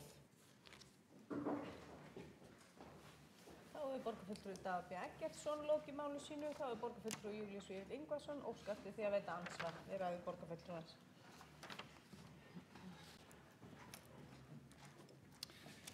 Forseti, ágæti borgarfulltrúar, það ekki alveg hægt að skilja við þetta svona í lausu lofti. Það nefnilega svo að þegar að formaður úttektarnefndar kom fyrir borgarráð, og ég held ég sé ekki að upplýsa neitt sem að hann sjálf var ekki tilbúinn til þess að segja opinberlega, þá sagði hann hreinlega að hann sem að væri nú vanur að lesa ýmsa ársreikninga og ég held að það sé nú kannski hægt að segja að hann sé kannski með allra reynslu mestu mönnum landsins að lesa ársreikninga, en sagði samt að það verðist fyrir honum að lesa ársreikninga Reykjavíkurborgar. Það bara hreinlega væri svo flókið. Og ég las hér úr skýrslu úttektarnefndarinnar sem óþarf að fara að endurtaka hér í borgarstjórn. Og það miðað við það sem hér stendur, þá var það akkurat rétt hjá sjálfstæðismönnum, borgarfulltrúum sjálfstæðismanna, að þar var vafi á því og að allar upplýsingar sem væru aðgengilega væru lagðar fram í ársreikningi. Og hvert áttu þeir að snúa sér þá? Hvert áttu þeir að fara? Áttu þið bara svona byrgeta inni eða áttu þið bara að ræða þetta sín á milli? Auðvitað farið þá leið sem að lög gera ráð fyrir og óska eftir áliti á því. Borgarfulltrúinn Dagur B. Eggertsson las hér upp að í fréttatilkynningunni stæði að við borgarfulltrúar Sjálfstæðisflokks teldum að væri vafi. Það þá svo stórkostlegt? Það þá eitthvað sem að verður að fara að fylla einhverjum stóryrðum eins og endurskoðunarnefndin gerir? Ég segi aftur, eins og ég segi hér áðan, endurskoðunarnefndin verður að endurskoða hvernig hún setur fram sín mál þannig að það sé gert með þeim hætti að allir geti verið skilið það sem hún að fara með. Það veldur mig vonbrigðum að hlusta á það hvernig borgarfulltrúinn ber fram mál sitt, hvernig hann velur úr úttektarskýrslunni þar sem honum þykir henta sér, en vill ekki líta á hana í heild sinni. Það akkúrat svona umræða sem að gerir þessa vinnu úttektarnefndarinnar að engu. Ef menn ætla að fyllast afneitun og samþykja ekki það að ýmislegt megi betur fara, þá náttúrulega hefðu alveg getað sleppt þessu. Það borgarfulltrúi Júlíus Vífill Ingvason lokið við það að veita andsvar. Þá svarar andsvari borgarfulltrúi Dagur B. Eggertsson.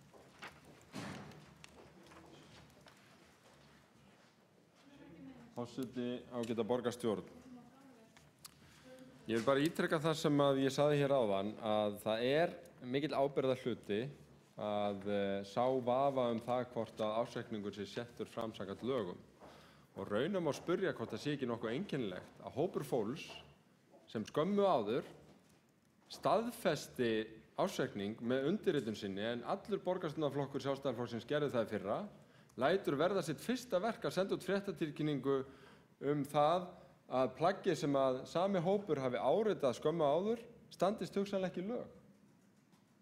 Þessi ferill allur og málsmeðferð borgarráðs auðvitað til þess að fjalla þau vafaatriði meðal annars sem geta komið upp við endurskoðun, meðal annars framsetning og annað, en það að senda út einhverjar fréttatilkynningar vafa á því að framsetning standist lög eftir aðra umræðu og eftir undirritun sama fólks hlýtur að falla í flokk einhvers konar pólitísks upphlaups og þó að pólitísk upphlaup geti verið að ýmsu tagi að þá hljótum að geta verið sammála það að þegar við erum að stýra stóru og flóknu fyrirtæki, ekki ætla ég að gera lítið úr því eins og samstaða borgarinnar þar sem að við erum á markaði með skuldabréf, þar sem við höfum upplýsingaskyldu í kauphöllinni, þá verðum við að umgangast mál eins og áritun og frágang ársreikninga af meiri ábyrgð en svo að þau séu einhvers konar leikvöllur fyrir pólitísku upphlaup.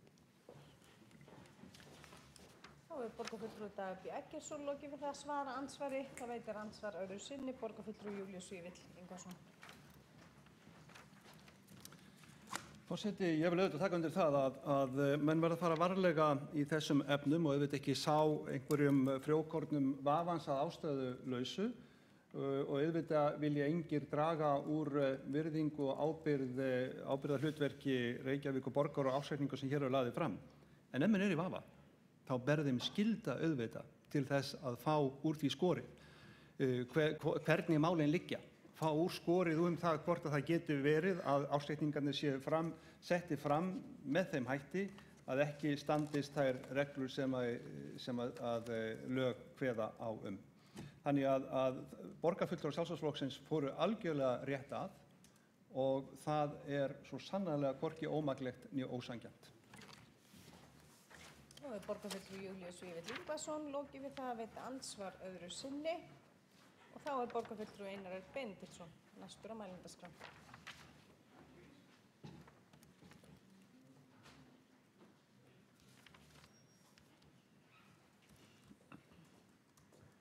Ágæti forseti, ágæta borgarstjórn.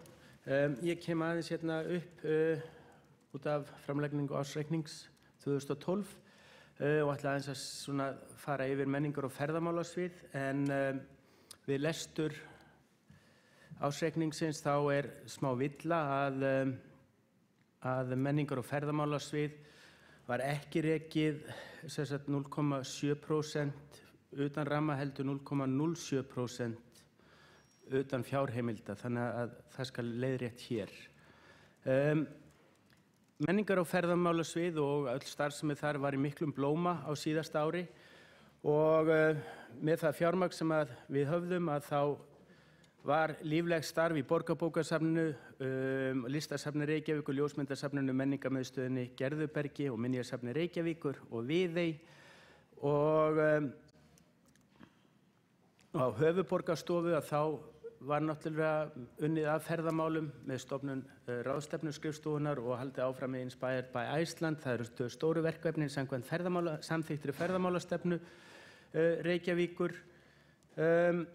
Eina sem alltaf og kemur alltaf upp, sem alltaf flaggað á að það óvissan varðandi Sinfóníuhljómsveitina en þar berum við 18% ábyrgð á rekstri hennar.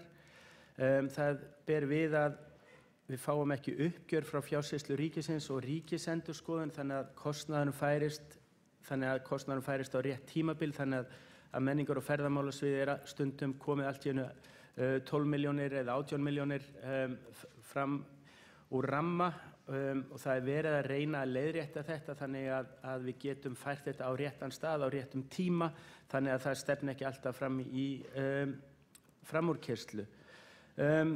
Það sem kannski ég tek eftir í ársreikningnum að aðsóknin að Borgarbókasafnið það helst í stað eða 0,7% og tekjur minnka líka vegna minnkandi sektagreiðslna en ég held að með auknum bókakosti sem verður farið í núna á þessu ári að þá eigi aðsókn eftir að aukast mikið því að endurnýjun á bókakosti hafði verið algjörlega í lágmarki þannig að það var yfirleitt alltaf verið að reyna að leigja út sömu bækurnar aftur og aftur til sömu einstaklinga þannig að það náttúrulega ekki gott fyrir bókasafn. Listasafnið það fer niður tæp 8% en það varnarsigur. Það hefði verið 3 ár áður þar sem var frítt inn. Gerðuberg fer upp 17% í aðsókn, Viðey fer næstu því upp 22%. Þannig að allt í allt þá ég mjög ánægður með útkomu menningar- og ferðamálasviðs og þeirri styrku fjárhagsstjórn sem þar og myndi ég vilja þakka stjórnendum á menningar- og ferðamálasviði sem og starfsmönnum öllum sem þar að koma. Einnig vissulega þakka fjármálaskrifstofu fyrir alla þá vinnu sem unnin hefur verið. Ég ætla aðeins að vinda mér í Strætó, ég stjórnarformaður Strætó. Rekstrarafkoma Strætó var jákvæð það bil 294 milljónir á síðasta ári en skuldir eru 500 milljónir ennþá. En það hefur gengið vel að lækka skuldirnar, vonast til að skuldir verða kannski horfnar 2017. Það sem unnið núna markvisst eftir eigendastefnu Strætó að auka hlut farþega í fargjaldum 40% og það hefur hjálpað á síðasta ári og mun líka bæta þjónustu almenningssamgangna í Reykjavík. Takk fyrir. Þá hefur borgarfulltrúi Einar Örn Benediktsson lokið máli sínu og þá hefur borgarfulltrúi Áslaug Friðriksdóttir óskað eftir því að veita andsvar við ræðu borgarfulltrúans.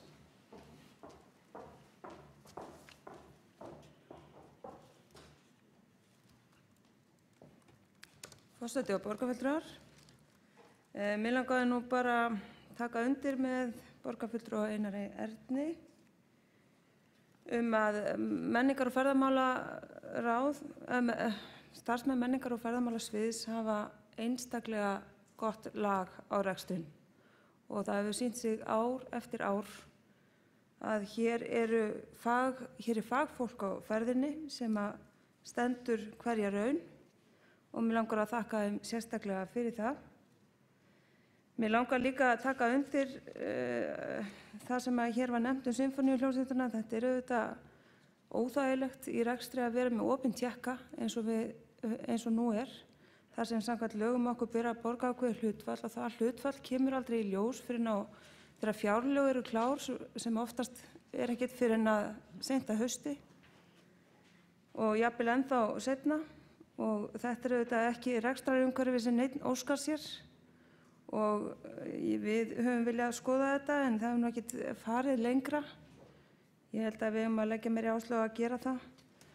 Að öðru leyti held ég að við verðum að fara að skoða aðeins á heildina tillögur samrekstur og samnýtingu vinnuafls eins og til dæmis markaðsstjóri. Við höfum reyndar lagt fram þá tillögu í ráðinu sem hefur svo sem ekki verið tekin til skoðunar held ég og ég held hún sé reyndar ekki í farvegi en ég vona að það verði gert einhvern tíma því ég held að við eigum að geta náð fram hagræðingu þar og eins með húsnæði eða það húsnæði sem við erum að nýta til menningarmála að við séum í raun og veru að fá sem mest fyrir fjármagnið. Því eins og flesti vita þá það svo að þegar við tökum húsnæði í eigu Reykjavíkurborgar til afnota borgum við að því svokallaða innri leigu. Sú leiga myndar af fjármagn sem við svo borgum af og þetta eitthvað sem að fólk telur þá vera fjármagn í steinsteypu sem þá ekki varið til menningarmála og ég held að við verðum að skoða þessi mál. Þá hefur borgarfulltrúi Áslaug Friðriksdóttir lokið við það að veita andsvar. Þá næstur á mælendaskrá borgarfulltrúi Karl Sigurðsson.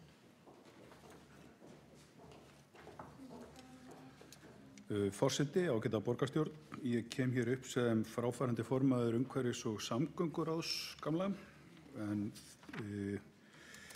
það fór með málefni umhverfis- og samgöngusviðs. Nú hefur búið að sameina þetta svið skipulagssviði og ráðið leið og heitir nú umhverfis- og skipulagsráð og formaður þessi Páll Hjaltason sem koma hérna á eftir og fara yfir málefni skipulagsráðs og sviðs.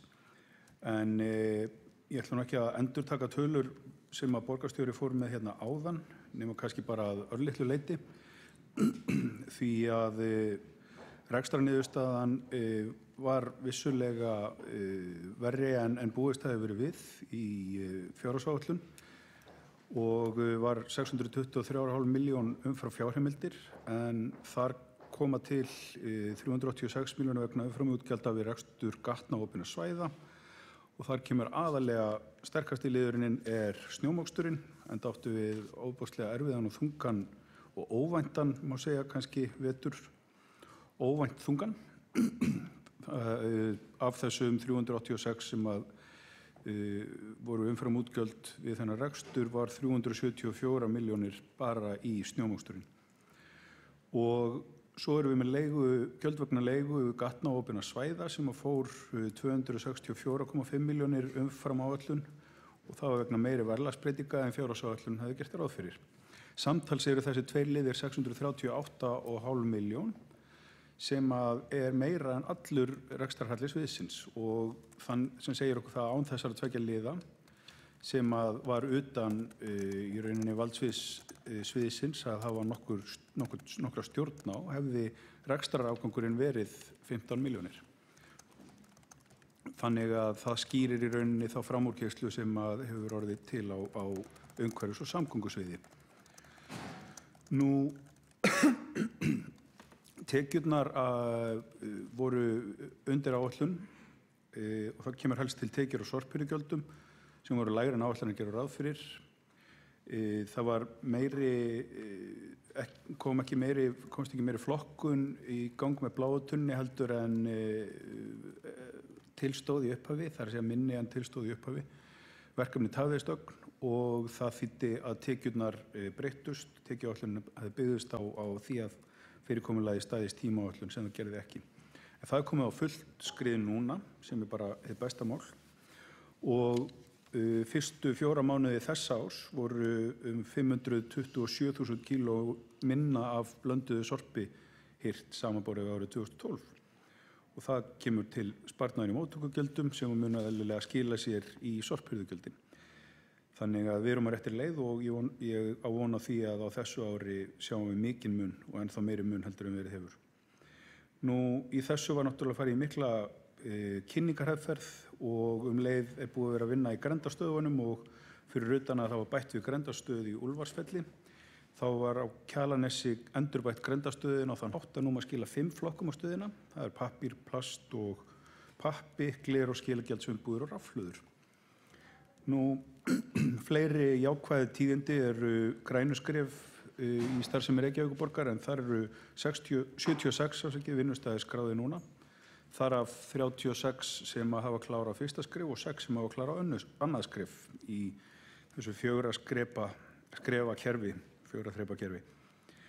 Mér langar til að nota tækifærið og þakka fjármálastjóra og í raun sviðinu öllu umhverfis- og samgöngusviði og það er ekki annað að sjá en að starfið sem hefur verið unnið þar sé að skila sér í sameinuðu sviði líka og það er bara eitt besta mál og góða fréttir.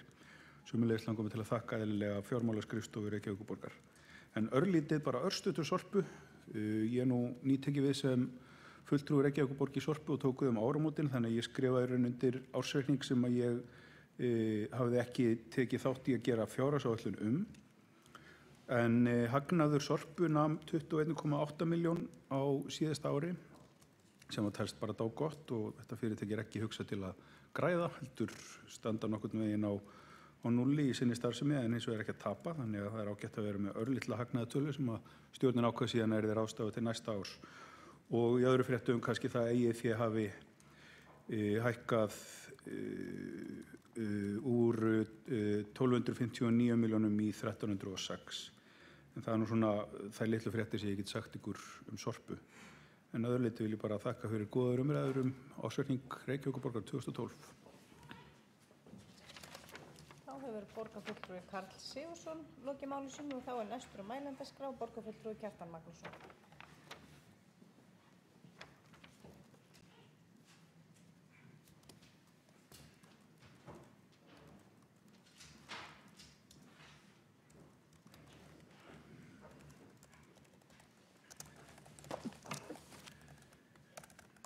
Forseti, góðir borgarfulltrúar. Þessi ársreikningur staðfestir bara í grófum dráttum að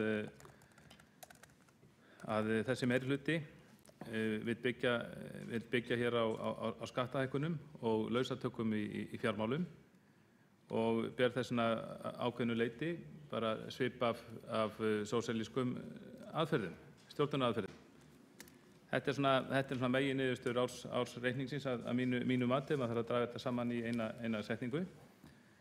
Og ég held að við skulum bara átta okkur á því að þessar skattahækkanir sem þessi meirihluti ákvað að standa fyrir á kjörtímabilinu, það ekki sjálfsagðar. Ég sannfærður það að það hefði verið hægt að standa að borgarrekstrinum með skynsamlegum hætti, þrátt fyrir að menn hefði ekki ákveðið að hækka þeirra skatta. Og við sjáum að núna er verið að væntanlega skipta ríkisstjórn hér í landinu. Gamla ríkisstjórnin var kosin burt, hafði lítið traust í kosningunum sem fóru hér fram í síðasta mánuði, og það var ekki síst vegna þess að fólk hafði fengið nóg af skattpíningarstefnu þeirra ríkisstjórnar sem það kaus hana burt. Og ég held að sé svipa hér í borginni. Ég held að fólk skilji ekki alveg hvað stjórnmálamönnum gengur til þegar þeir hækka skatta, hækka gjöld og skatta eins og þeir geta, til þess að reyna að ná jafnvægi í milli tekna og útgjalda, og jafnvel það hefur ekki einu sinni dugað í þessu tilviki. Við sjáum það að reksturinn hann er gerður upp með tapi þrátt fyrir miklar hækkanir á sköttum og gjaldskrám. Við sjáum það í síðustu kosningum að annar af þeim flokkum sem myndar hér meirihlutann, hann talaði nú beinlínis það að þyrfti að lækka hér útsvarið, lækka skatta, en fór síðan í það beint með Samfylkingunni að hækka hér skatta og koma útsvarinu í hámark. Og mér er leiðilegt til þess að hugsa vegna þess að Reykjavíkurborg, þetta er langstærsta sveitarfélag landsins. Hér eru miklu meiri tækifæri til þess heldur en í mörgum öðrum sveitarfélögum til þess að ná hagkvæmni stærðarinnar, til þess að ná hér fram hagræðingu í rekstri með hagkvæmni stærðarinnar og láta síðan íbúa njóta þeirrar hagkvæmni í lægri sköttum. Ég ætla ekki að segja nákvæmlega hver útsvarsprósentan á að vera, en ég er viss það, við sáum það hér á síðasta kjörtímabili, að þá var hægt að standa hér að góðum rekstri án þess að hafa útsvarsprósentuna í hámarki. Og ég held að þetta sé miklu leyti spurning hugarfar, og það má kannski segja það að Samfylkingin til hrós að hún minnst kosti lofaði því ekkert í síðustu kosningum að það stæði til að lækka skatta, og þvert á móti held ég að það mátt skilja ýmsa frambjóðendur hérna þannig að þeir myndu að hækka skatta eftir kemst til valda, og þeir stóðu svo sannarlega við það. Hins vegar má segja að það sem Samfylkingin talaði hins vegar í kosningabaráttunni var það að það gaf í skyn að það ætti hér undir kjörorðinu ódýrari frístundir, þá ætti hér að lækka gjaldskrár fyrir ýmsa frítímaþjónustu á vegum borgarinnar, en það loforð var fljótt að fara út í hafsauga eftir kosningar, því að strax eftir kosningar eða fljótlega eftir kosningar það voru hér flestar ef ekki allar gjaldskrár hækkaðar í þessari frítímaþjónustu. Og nú best að fylgja með að sjálfsögðu þá voru ákveðin rök fyrir því að hækka þessar gjaldskrár, hækka þær eitthvað vegna þess að þær hefur verið frystar í ákveðin tíma, og auðvitað þýðir ekkert að hafa eitthvað gjaldskrárstopp í langan tíma, en þá er menn ekkert að segja það í kosningabaráttunni að þeir ætla að lækka eða þeir fara síðan beint í að hækka þér.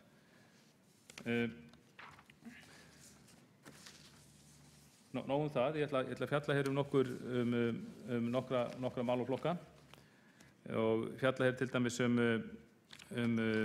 skóla- og frístundasvið borgarinnar sem er langstærsta sviðið, og þar var til með sameiningu mjög stórt svið með sameiningu skóla og leikskóla og frístundaheimili og fleiri þjónustu, frítímaþjónustu á vegum borgarinnar.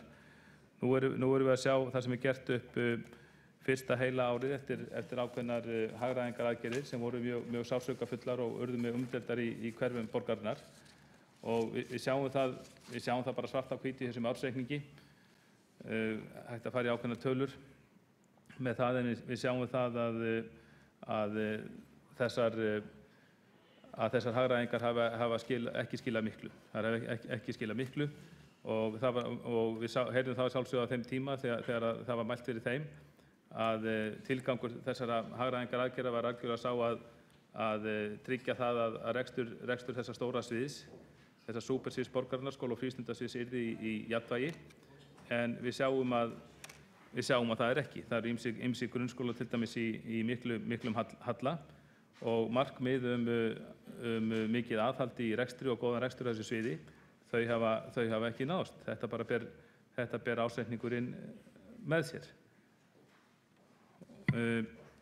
Eitt sem ekki að lesa upp hér tölur einstakar skóla, þetta allt í borgarfulltrúar að hafa þetta allt í skýrslunni, en í ábendingum fjármálaskrifstofa þá er fjallað um það að rekstur sviðsins sé 300 milljónum króna yfir fjárheimildum ársins. Nú ef við miðum við upphaflega áætlun, eins og ég held að okkur borgarfulltrúar sé tamt að gera, ef við ætlum að nýta fjárhagsáætlun ársreikninga sem stjórntæki, þá hljótum við að skoða á hverju ári upphaflega áætlun og síðan endanlega útkomu, þá er þetta kringum 400 milljónir og það segir í ábendingu fjármálaskrifstofu að á árinu hafi 28 af 36 grunnskólum verið með hallarekstur og upp á 208 milljónir króna og síðan getum við það að það sé mikilvægt að ná tökum á hallarekstri þessara skóla og er skóla- og frístundasvið með það í sérstakri skoðun. Ég er sannfærður um það þegar við erum með svona marga vinnustæði og þetta er mjög mikilvægt því þetta er náttúrulega lungin af útsvarstekju borgarinnar er nú bundin í þessum skólum og starfsemi þeirra og mikilvægt að borgarfulltrúar átta sig á því hvernig þeir eru reknir. En ég er sannfærður um það að eftirfylgni er mjög mikilvæg í þessu samhengi þegar við skoðum rekstur skólana. Eftirfylgni. Það þarf að vera sterk stjórn á viðkomandi sviði og þarf að fylgjast nákvæmlega með skólunum og grípa inn í ef það stefnir í hallarekstur. Það er mjög gott starf unnið á fjármálaskrifstofu skóla og frístundasviðs. Ég óttast það að sú skrifstofa sé ekki nógu sterk, ekki er nú sennilega þekktur fyrir að óskipti því að það sé bætt í starfsmannafjölda, en ég velti fyrir mér hvort að megi með einhverjum hætti, kannski tilfærsluna sviðsins, styrkja þessa skrifstofu. Þegar við sjáum hvað gífurlega miklir peningar, hvað gífurlega miklir fjármunum er ráðstafað á þessari skrifstofu til skólana í Reykjavík, og við sjáum bara hvað skólarnir, kostnaðarstaðirnir eru margir. Við sjáum það, ef við tökum allt með að þá er þetta í kringum 40 skólar og 40 grunnskólar og 100 leikskólar, 23 félagsmiðstöðvar, það eru frístundamiðstöðvar og það eru frístundaheimili. Þá sjáum við að þetta er engin smá yfirsýn sem þessi skrifstofa þarf að hafa og ég velti fyrir mér hreinlega hvort að það hefur verið rétt að í þessum hagræðingaraðgerðum þá við höfðum áður sérstakan fjármálastjóra yfir grunnskólahlutanum og við höfðum síðan annan fjármálastjóra yfir leikskólahlutanum og síðan var á öðru sviði, íþrótta- og tómstundasviði, var þá sérstakur fjármálastjóri sem fylgdist með frístundaheimilunum og félagsmiðstöðunum og ég hreinlega velti fyrir mér hvort að þessi rekstur sé hvort að menn hafi þarna hagrætt á röngum stað í staðurinn 3 fjármálastjóra áður sem fylgjast með þessum rekstri. Þá er þarna einn núna með nokkrum starfsmönnum og ég velti hreinlega fyrir mér hvort að þessi skrifstofa, þó að það sé mjög gott starf unnið, hvort að hún komist yfir að hafa gott eftirlit með öllum þessum vinnustöðum okkar og vera með þessa eftirfylgni sem við vitum að er svo mikilvæg í öllum rekstri, hvort sem það er einkarekstur eða opinberur rekstur, eftirfylgni til að framfylgja fjárhagsáætlunum og bregðast mjög skjótt við ef einhver fer út af sporinu. Sjálfsög geta verið ástæður fyrir því að menn fara út af sporinu, en þá þarf við að taka bara á því hverju sinni og meta þetta. En í grófum dráttum þá sjáum við það og það er raktaröð í ábendingu fjármálaskrifstofu og alls konar ástæður fyrir því af hverju þessi framúrkeyrsla er. Og ég ætla ekki að draga úr því þegar slíka sameiningu er að ræða. Það er ekkert auðvelt að sameina slíka vinnustæði undir eitt svið geta alveg verið ástæða fyrir því að menn ná ekki alveg leið þeim markmiðum sem aðeins stefnt. Þannig að þetta allt í skoðun. Þessi mál hafa verið rædd af hreinskilni og hispursleysi í skóla og frístundaráði. Ágætt samræða þar málið. En við sjáum það hér svart á hvítu að markmiðum hagræðingu og hagkvæmni hafa ekki nást fram á þessu mikilvæga sviði. Nú, ég held að þegar við ræðum þessu mál, langar aðeins til að koma inn á þessi viðhaldsmál. Við taka undir það sem Júlíus Vífill Ingvarsson borgarfulltrúi sagði þau áðan. Það þarf ekki mikið að lengja þá umræðu, en ég held að við þurfum að hafa að skoða sérstaklega hvernig við förum með þennan viðhaldskostnað, hvernig hann er færður með tilliti þá til skólan og með tilliti til eignasjóðs og bókhaldsins og alls þessa. Ég held að þetta er eitthvað mál sem þarf að fara yfir, og við sjáum að það eru álitamál uppi varðandi viðhald skólana, til dæmis í Reykjavík. Við vitum það að það eru nokkrir skólar sem liggja hreinlega undir skemmdum vegna viðhaldsleysis. Það leka þök og veggir í nokkrum skólum í Reykjavík. Það var hægt að nefna í nokkuð dæmi, og ég verð að segja það að mér finnst það algjörlega óviðunandi, og það er og þegar maður sér slíka skóla þá er það einhver vitnisburður það að það er eitthvað sem er ekki alveg að ganga upp í okkar kerfi. Svo sjáum við bara, svo ég nefndi sem dæmi, tónlistarhúsið Hörpuna. Þar sjáum við að það er ekki mikið mál að samþykkja þar aukinn kostnað í það hús, á meðan sjáum við það að skólarnir sem eiga að vera flaggskip borgarinnar, þar er á nokkrum stöðum að minnsta kosti pottur brotinn í viðhaldsmálum, og þarna þarf borgin að sjálfsögðu að forgangsraða betur. Og við þurfum kannski í þessari forgangsröðun, vegna þess að við vitum að opinber fjármál er alltaf spurning forgangsröðun framkvæmda, forgangsröðun fjármuna.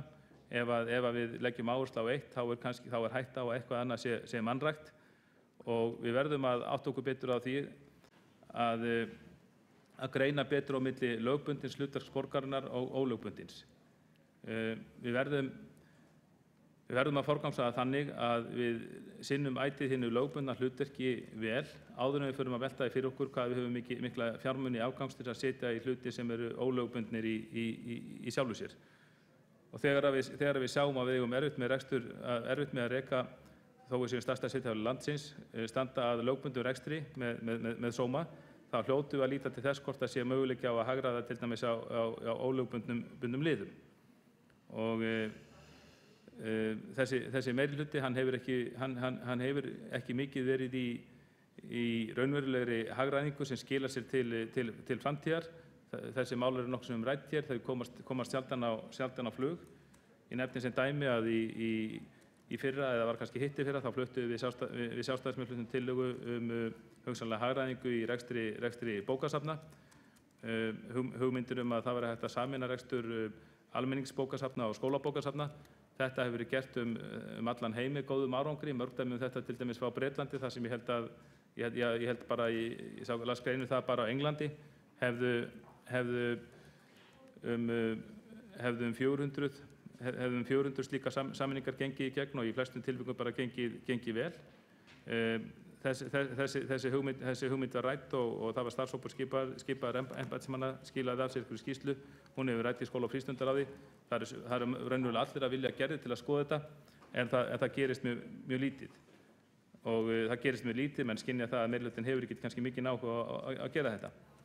Einnig held ég að við getum líka velt fyrir okkur öðru dæmi. Við erum hérna með mjög gott ljósmyndasafn í Reykjavík, mjög gott ljósmyndasafn Reykjavíkurborgar.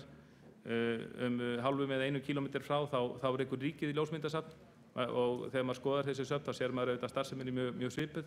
Maður veltir því fyrir sér, var ekki hægt að ná hagræðingu í þágu skattgreiðenda með aukinni samvinnu þessara safna, jafnri sameiningu, mætti skoða sameiningu, nefnilega til sem dæmi.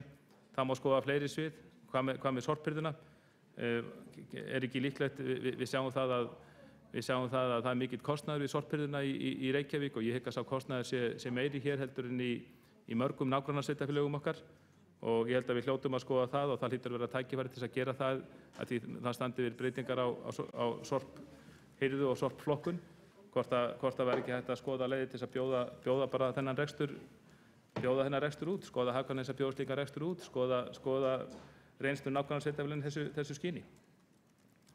Og þannig að það má margt bæta. Nú, síðan vil ég nefna bara rekstur almenningssamgangna, rekstur strætó. Ég hef á tilfinninguna að við þurfum líka að skoða þann rekstur mjög vel. Það fara miklu fjármunir í þann rekstur. Við finnum líka fyrir því að fólkið í borginni, almenningur, gerir sér auknar kröfur til þessari þjónustu hér í borginni. Mér finnst það slæmt að það skuli alltaf vera bara einn fulltrúi frá Reykjavíkurborg þarna í stjórninni. Ég held að þarna þurfi Reykjavíkurborg að vera með fulltrúa. Þarna ætti að vera fulltrúi í stjórn í samræmi við eignar hlutföll. Ég held að færa mörgulítið stað Reykjavíkurborg og kjörnir fulltrúar gætu fylgst betur með þessum rekstri ef það væru fulltrúar bæði frá meirihluta og minnihluta og ég held að það sé brýnt. Ég held að svona eftir sem ári líða þá held ég að það verið æ brýnna að við skoðum svona hvernig skiptingin er á milli Reykjavíkur og nágrannasveitarfélagana í þessum potti. Ég er ekki viss að svona eftir sem íbúðaþróunin hefur orðið á höfuðborgarsvæðinu síðustu 10 árin að Reykjavík sé að koma vel út úr þeim samanburði. Ég er ekki viss það. Byggðin er að miklu leyti þéttari hér í Reykjavík heldur en í mörgum nágrannasveitarfélögum okkar og ég held að við þurfum að skoða það bara með tilliti til hvað við erum að borga inn reksturinn, með tilliti til þeirra þjónustu sem Reykjavíkurborg er að fá, hvort að það sé ástæða til þess að taka upp þessa samninga og óska eftir nýrri kostnaðarskiptingu. Nú,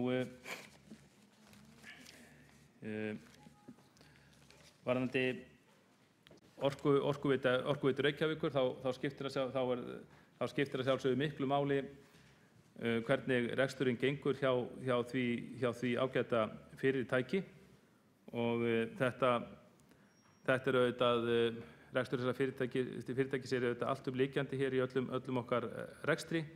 Þetta fyrirtæki er auðvitað of skuldugt og og rekstur þess hefur meiri áhrif á rekstur Reykjavíkurborgar heldur en við myndum vilja sjá. Og lærdómurinn er þetta bara sá að menn eiga að reyna að halda, menn eiga ekki að hlaða eins upp skuldum eins og var gert varðandi rekstur þess fyrirtæki, skuldum og skuldbindingum. Nú, við sjáum að rekstrarhagnaður fyrirtækisins hann er mjög mikill, hann er rúmlega 2 milljarðar og hækka 19% á milli ára. Það hefur að mörgu leyti, það hefur verið vel tekið til í rekstrinum á þessu fyrirtæki. Ég held að við getum öll verið sammála það á nokkrum árum þá hefur mjög vel verið tekið til í rekstri.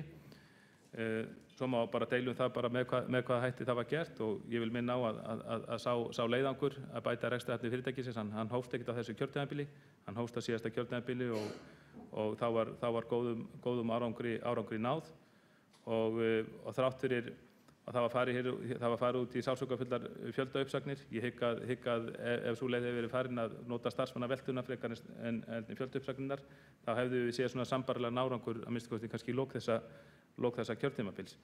En nóg það hefur að minnsta kosti verið sýnt fram á að það er hægt að reka þetta fyrirtæki með mun færri starfsmönnum heldur en var gert á tímabili.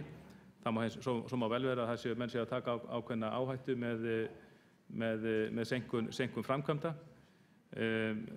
og það má segja að sú áhætta hafi líka hefist á síðasta kjörtímabili. Það var þegar farið að skoða niður framkvæmdir og ég held að það sé bara gott að borgarfulltrúar geri sér það ljóst að við getum verið að sjá fram á erfið mál vegna þess að viðhaldi og endurnýjun lagna er haldið í algjöru lágmarki. Nú, en rekstrarniðurstaða samstæðunnar, sem sagt þá Orkuveitu Reykjavíkur var neikvæð 2,3 milljarða króna samanborið við tap á sama tíma árið áður að fjárhæð 556 milljónir króna. Og þarna spila gengismálinu auðvitað stóra hlut inn í.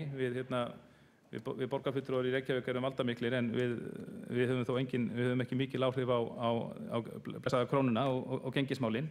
Þess vegna er auðvitað mjög erfitt oft að segja fyrir hver niðurstaðan verður.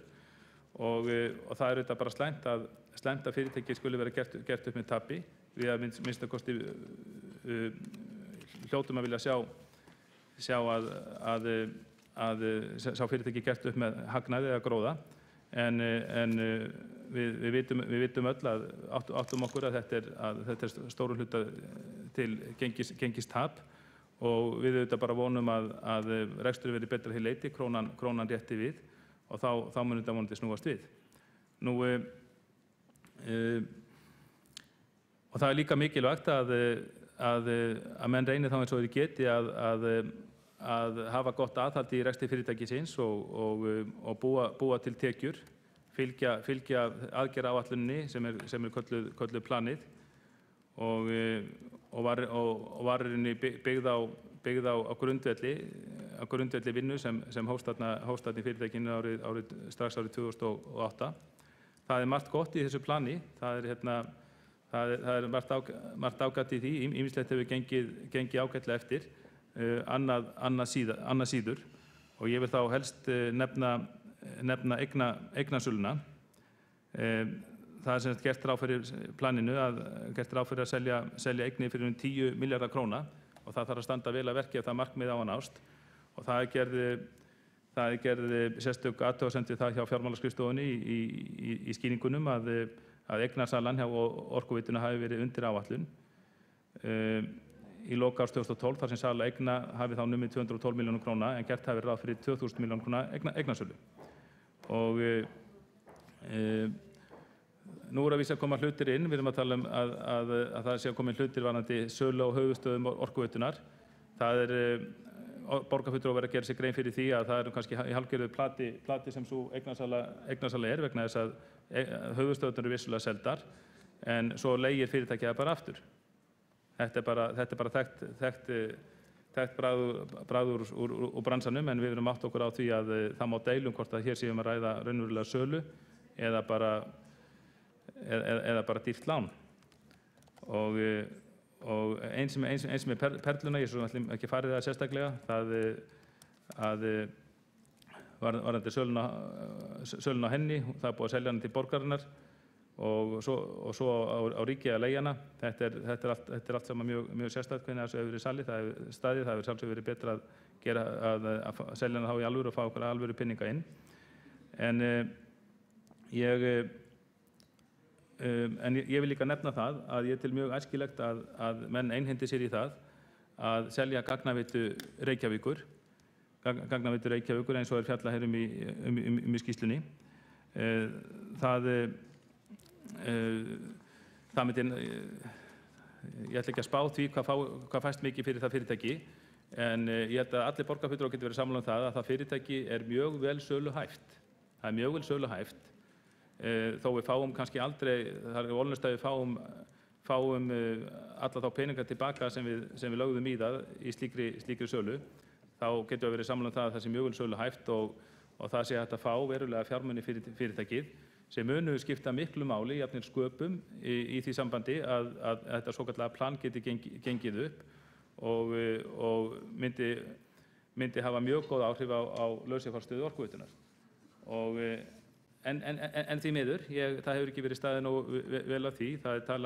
Málun eru flaggt með því að vera að tala um að einungis 49% í fyrirtækinu verið selt og ég hef heyrt það frá mönnum á markaði að það sé mönnum lítist ekki á það að kaupa slíkt fyrirtæki, minni hluta í slíku fyrirtæki og eiga minni hluta á móti Reykjavíkurborg í slíku fyrirtæki. Það sé þá miklu, ef það á að selja áfengum, þá sé miklu betra að selja ráðandi hlut heldur en minni hlut í slíku fyrirtæki. Nú, það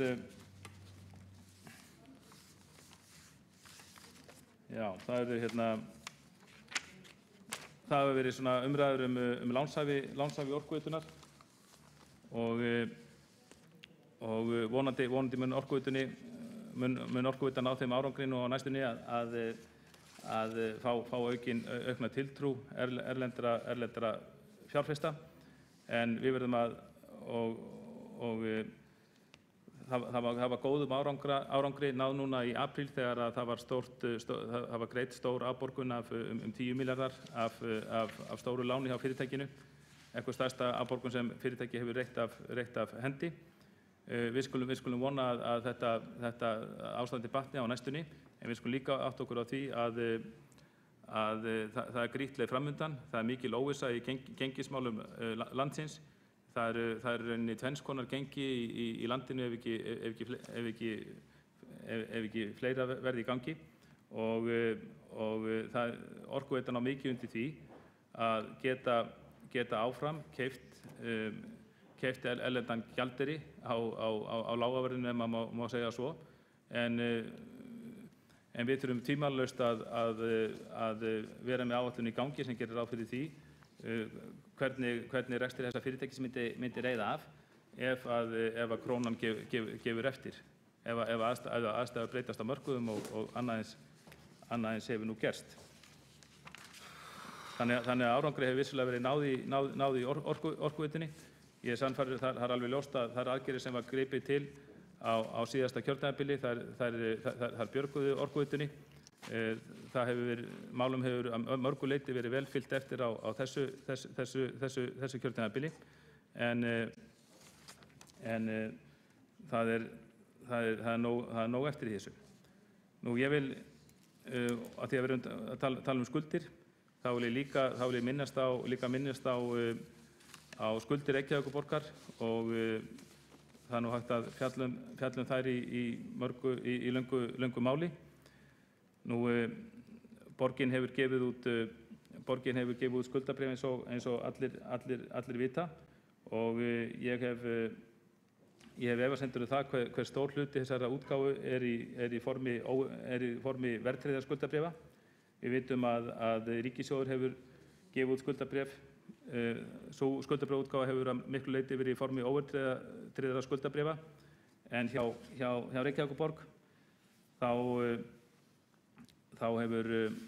er stór hluti verðtryggður, og ég held að við ættum í ríkari mæli hér í borgarstjórn að skoða greiðslubyrði mismunandi lánaforma út frá því hvert raunvirði endurgreiðslubyrði hennar er, hvaða byrðum við erum að velta skattgreiðendur framtíðarinnar.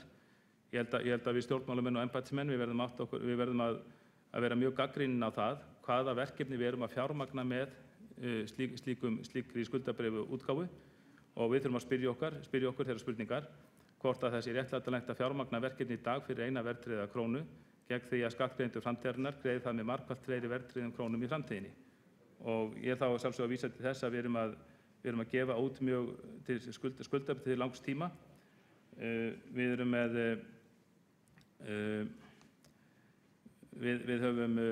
höfum frá 2009 gefið út skuldabréf fyrir háar fjárhæðir á 4% raunvöxtum að meðaltali, og það sem er ólíkt með útgáfu okkar bréfa og öðrum útgáfum sveitarfélaga er það að bréf okkar eru til ársins 2053. Til samanburðar er lengsta skuldabréf útgefa Íbúðalánasjóður til ársins 2044, þannig að okkar skuldabréf eru langt lengri en öll önnur skráð íslensk verðtryggð skuldabréf. Og skuldabréf sem eru til svo langs tíma hafa það í för með sér að fyrir hverja krónu sem Reykjavíkurborg tekur að láni í dag með slíku skuldabréfi, þá munu skattgreiðendur framtíðarinnar, börnin okkar og barnabörn, allt fram til ársins 2053 greiða tilbaka 2,15 krónur á föstu verðlagi. Ég held að sé ágætt að hafa umræðan þetta í borgarstjórn. Ég held að við borgarfulltrúar þurfum að átta okkur á því að þótt að hafi verið ákveðnum tímapunkti mikil þörf á því að taka slík skuldabréf þegar við vissum ekki hvernig lánamarkaðir yrðu, vissum ekki eins og hvort við fengjum lán til framkvæmda, þá þurfum við að skoða það mjög vandlega að minni hyggju hver langt við að ganga þessari braut. Þrátt fyrir að þetta hafi gengið upp í einhver tíma, þá hef ég miklar efasemdir það að við eigum til framtíðar að fjármagna framkvæmdir borgarinnar með slíkum verðtryggðum skuldabréfum.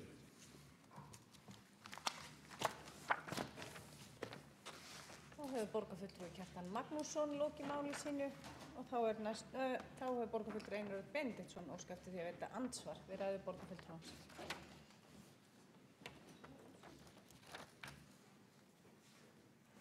Forseti, ágæta borgarstjórn. Ég kem upp vegna þess að borgarfulltrúi Kjartan Magnússon minntist aðeins á ljósmyndasafnið.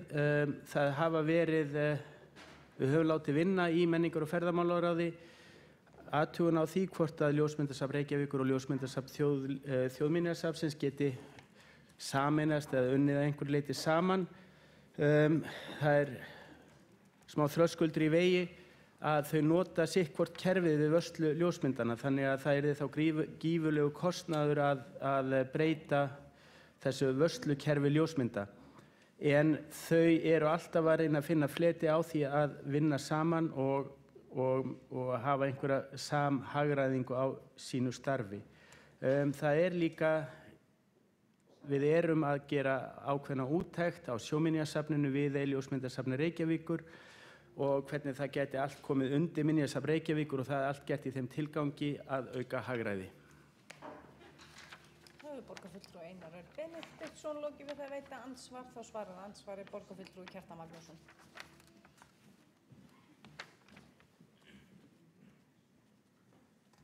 Forseti, góðir borgarfulltrúar, ég vil bara þakka Einar Erni Benediktssyni borgarfulltrúa fyrir gott svar. Það bara gott að vita að hann með puttan á púlsunum þessu leyti og hugsa þetta svipað og við. Ég held að við borgarfulltrúar eigum alltaf að vera að leita að hagræðingartækifærum í kerfinu og þarna eitt. Og ég held að þarna séu miklir möguleikar, ég nefndi þetta bara sem dæmi, þetta eru kannski ekki miklir peningar í sjálfu sér en ég vissum að það eru mörg svona dæmi þar sem við getum náð miklu meira samstarfi við ríkið. Við lifum í 320.000 manna landi, við erum smá saman að breytast í borgríki og peningarnir til rekstrar borgarstofnana og ríkisstofnana tekjurnar koma allar frá sömu skattgreiðendunum og ég vissum að þeir skattgreiðendur muni í auknum mæli gera kröfu meira samstarf á milli ríkis og borgar að þessu leyti. Ég hef ekki sett mér svo vel inn í þessi kerfi, ég þekki bæði söfnin svo sem en ég held að það ætti ekki vera þröskuldur þó að þessi tvö söfn noti mismunandi kerfið. Þetta bara, fyrir mig þetta bara eins og tveir vinnustæðir sem nota mismunandi tölvukerfi, ef þeir geta sameinast og ef þeir væru á einkamarkaði þá væri það kannski búið að gerast. Þannig að mér finnst bara gott að borgarfulltrúi veit af þessu og þessar skoðanir í gangi og fleiri skoðanir eins og Sjóminjasafnið sem hann nefndi. Og ég hvet bara alla borgarfulltrúa til að vera á þessari braut og skoða stöðugt slík hagræðingartækifæri. Þá hefur borgarfulltrúi Kjartan Magnússon lokið við það að svara andsvari og þá borgarfulltrúi Sólveig Tómasdóttir næst á mælendaskrá.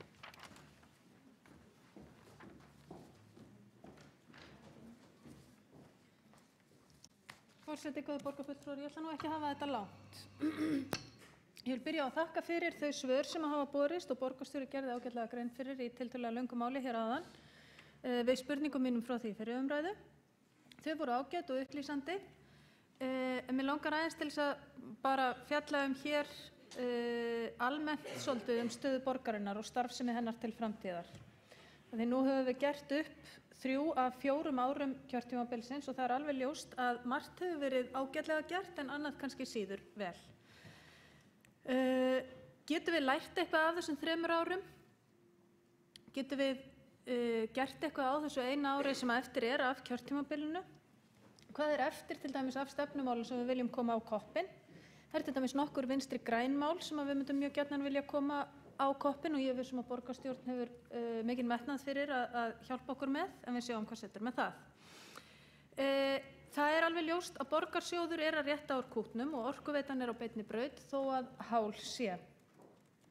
Snör viðbrögð borgarinnar við hruninu skiptu án efa mjög miklu það hver afkoman í dag og samstaða borgarstjórnar á þeim tíma skipti máli þó svo ég sé heldur enga ástæðu til þess að agnúast út í heildarreksturinn á þessu kjörtímabili þegar að heilt yfir held ég að hann hafi verið bara alveg ágætur. Aðgerðirnar sem farið var í til þess að rétta stöðu Orkuveitunar virðast vera að lukkast. Og það bara verulegt afrek sem ég til ástæðu til þess að hrósa öllum sem að komu fyrir. Þar á bæ eru þó mörg verkefni langt inn í framtíðina sem við verðum að vera meðvituð og við verðum að taka á þeim eftir fremsta megni. Þá nefni ég helst hverahlíðarverkefnið sem að hangir eða vofir enn yfir okkur og það full ástæða til þess að óttast væntanlega ríkisstjórn í þeim efnum sem að væntanlega mun ausa úr sameiginlegum sjóðum landsmanna til að koma Helguvíkurverkefninu á koppinn og jafnvel ætlast til þess að við gerum slíkt hið sama við Borgarsjóð. Ég treysti því og trúi að hér í þessum sal mæti slík áform þó mótspyrnu. Það bæði býður fjárhagur Orkuveitunar ekki upp á neinar framkvæmdir, auk þess sem við erum allt of stutt komin í mengunarvörnum til þess að geta réttlætt fleiri virkjanir á okkar vegum, fyrir utan það að Helguvíkurverkefnið bara hvorki þjóðhagslega hagkvæmt né samfélagslega ábyrgt. Það aðgerðir á kjörtímabilinu sem hafa kannski lukkast hve verst voru líklega sameiningar á skóla- og frístundasviði og af þeim verðum við að læra. Ekki síst þegar að skýrsla úttektarnefndar borgarinnar fjallar fjölmargar mislukkaðar stjórnkerfisbreytingar undanfarinna ára og þær ábendingar sem þar koma fram krefjast miklu vandaðari vinnubragða þegar kemur að borgarkerfinu og breytingum á því. Í þeim svörum sem við höfum fengið kemur fram að breytingarnar eiga að hafa skilað okkur 180 milljóna króna rekstrarhagræðingu. Þá samt varla búið að telja með, eða bara ekki búið að telja með þær framkvæmdir sem farið hefur verið í tengslum við þetta, til dæmis lagningu gangstíga og fleira í þeim dúr. Í ljós kemur í rauninni að hagræðingin sama og engin, öll sú ringulreið sem að sameiningarnar ollu í borginni, öll reiðin meðal foreldranna, allt óöryggið meðal barnanna, vonbrigði starfsfólksins, átökin hér í borgarstjórn, allt fyrir upphæð sem lægri heldur en sú sem að grunnskólar borgarinnar keyra fram úr áætlun fyrir síðasta ár. Rekstur sviðsins nam 29 milljörðum króna og það segir sig sjálft að 180 milljónir skipta alveg fáránlega litlu máli og það hefði verið betur heimasetið heldur en af stað farið þegar við skoðum þetta eftir á. Þess utan má sjá að skólarnir sem ræðir fóru talsvert fram úr áætlun og þó að viðhlítandi skýringar hafi svo sem fengist á þessari framúrkeyrslu í svörum fjármálastjóra á milli umræðuna, að þá vekur það óneitanlega upp spurningar hvort að einhver undirliggjandi óánægja eða titringur geti spilað inn í. Ástæða þess að ég að fjalla þetta hér ekki illkvittni eða til þess að snappa hér einhvern pólitískan fæting. Heldur ég í alvörunni, það skiptir mig í alvörunni máli að hvetja borgarfulltrúa, sérstaklega þó meirihlutans í þessu samhengi til þess að horfast í augu við orðinn hlut og læra af því sem gert hefur verið. Það alveg ljóst að við verðum að fara mjög vel yfir það hvernig stjórnkerfisbreytingar eru kynntar og framkvæmdar hér í borginni og ég ekki frá því að við eigum bara að setja stífari reglur hvernig við gerum það. Ég held að það væri alls ekki óhugsandi og við ættum bara að skoða það af fullri alvöru að breyta samþykktum borgarinnar þannig að svona breytingar sem eru bæði afdrifaríkar og til langs tíma þyrftu samþykki aukins meirihluta borgarstjórnar. Það myndi leiða til miklu vandaðri vinnubragða, fleiri málamiðlana og betri niðurstöðu heldur en þær breytingar sem við höfum farið í fram til þessa. Eins mætti hugsa sér að það þyrfti að vera einhver tímarami á svona breytingum að ekki væri hægt að snúa tilbaka eða þær að gera á fyrri hluta kjörtímabils og svo framvegis. En það alveg ljóst að við verðum að breyta því hvernig svona vinna fer fram vegna þess að við getum ekki verið að hringla hér með starfsfólk og borgarbúa fram og tilbaka. Bara örstutt það sem að ég myndi vilja gera á þessu ári sem eftir á kjörtímabilinu fyrir utan að læra af því sem hefur verið illa gert og halda áfram með það sem vel hefur verið gert. Að þá langar mig til þess að sjá ansi margt verða veruleika sem kannski óraunhæft, ég veit það ekki. Ég vil sjá öflugri hverfisráð og bætta nærþjónustu. Þetta kannski algjöru mótsögn við það sem ég hef sagt hér áður að við höfum ekki að æða út í einhverju stjórnkerfisbreytingar og að það sé ekki hægt að gera þær nema í sátt. En ég hélt að við værum komin vel á veg með það að fara í eflingu hverfisráðana og þjónustumiðstöðvana á sama tíma í starfshópnum sem settu voru á laggirnar og ég þreytist ekki á að tala hér í þessari pontu og spyrjast fyrir í borgarráði en aldrei fæ ég nein svör og hefði svo gjarnan viljað að við kláruðum þá vinnu á þessu kjörtímabili. Ég myndi líka vilja sjá öflugri mannréttindaskrifstofu. Það er eitthvað sem við lögðum upp með þegar að Mannréttindaskrifstofan var stofnuð á sínum tíma, mér minnir það hafi verið 2007 í tíð 100 daga meirihlutans. Þá var lagt upp með að stofna embætti mannréttindastjóra sem að síðar átti að stækka og Mannréttindaskrifstofan átti að geta gengið inn á öll svið borgarinnar, unnið þvert á öll svið borgarinnar í öllum þeim málaflokkum sem að mannréttindastefnan kveður á En hún hefur ekki vaxið og dafnað eins og ég hefði viljað sjá á þessu kjörtímabili, einfaldlega vegna þess að hér varð hrun og fjárhagur borgarinnar bauð ekki upp á það. En ég myndi svo gjarnan vilja sjá hana öflugri vegna þess að allir kaflar mannréttindastefnunnar eiga skilið svo miklu meiri og betri vinnu í öllu borgarkerfinu heldur en þau fá í dag. Ég hefði viljað sjá og ég mun vilja sjá á næsta ári enn ríkari áherslu á innleiðingu aðalnámskrár. Auðvitað höfum við gert margt gott og samþykkt frá síðustu borgarstjórnarfundi stofnun jafnréttisskóla var mjög stórt og mikilvægt framfaraskref.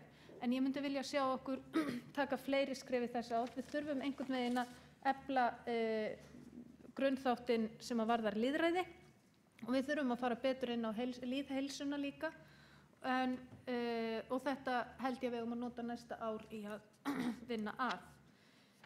Ég myndi líka vilja sjá og vonast til þess að atvinnumálahópurinn komi til með að vinna með mér í því að endurskoðun á sumarstörfum borgarinnar. Ég myndi mjög gjarnan vilja sjá bæði fleiri og fjölbreyttari störf sérstaklega fyrir ungt fólk. Ég held að það skipti mjög miklu máli að við förum í fyrirbyggjandi aðgerðir í staðinn fyrir að sitja uppi með óhamingjusöm ungmenni sem hafa ekki mikið að gera á sumrin þegar að bæði verkefnin eru ærin hér og enginn græðir á því að þau mæli göturnar hér sumarlangt. Ég myndi líka vilja sjá endurskoðun á húsaleigubótum og sérstökum húsaleigubótum og leiguverði félagsbústaða. Ég myndi vilja sjá bætta aðstöðu fyrir utangarðsfólk og svona mætti lengi telja. Ég geri ráð fyrir að flesta því sem ég hef nefnt hér sé eitthvað sem við getum öll verið sammála allavega að einhverju leyti. Við erum kannski ekki alltaf sammála hvaða leiðir séu bestar en ég geri ráð fyrir að við munum verja komandi ári til þess að rökræða það og vonandi komast að einhverju niðurstöðu í sem flestum af þessum málum auk fjölda annarra. Þetta ekki tæmandi listi sem ég fór yfir hér að sjálfsögðu. En að lokum vil ég bara þakka fjármálaskrifstofu og innri og ytri endurskoðanda og öðrum þeim sem hafa komið að gerð þessa ársreiknings fyrir þeirra mikilvæga og góða starf. Þá hefur borgarfulltrúi Sóley Tómasdóttir lokið máli sínu og þá næstur á mælendaskrá borgarfulltrúi Hanna Birna Kristjánsdóttir.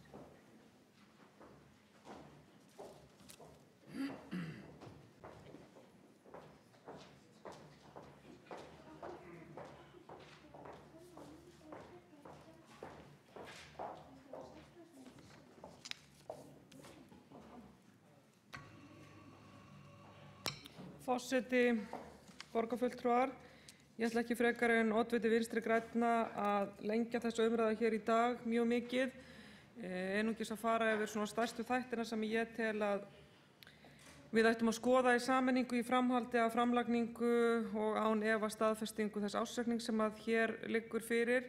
Ég vil líka nota tækifærið og þakka fyrir þau svör sem að fengust frá þeim spurningum sem að voru frá síðasta fundi og yfirferð þeirra og einnig þakka fjármálaskrifstofu og því fólki sem að þessari miklu vinnu hefur komið.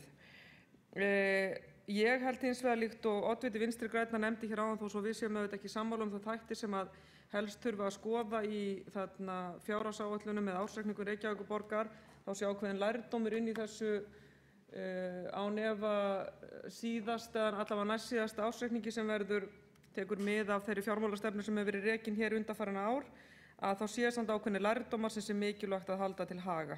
Og ég vil líkt og borgarfulltrúi Sóley Tómasdóttir nefndi tala sérstaklega það sem að ég held að hafi skipt máli í þessum ársreikningi og skipti miklu máli í fjárhagsáætlunum borgarinnar á undanförnu og ég hef ítrekað rætt hér að ég tel að hafi ekki verið staðið að með þeim hætti sem hefði átt að gera á þessu kjörtímabili og það samstaða stór mál og sameiginleg niðurstaða eitthvað sem skiptir mjög miklu máli.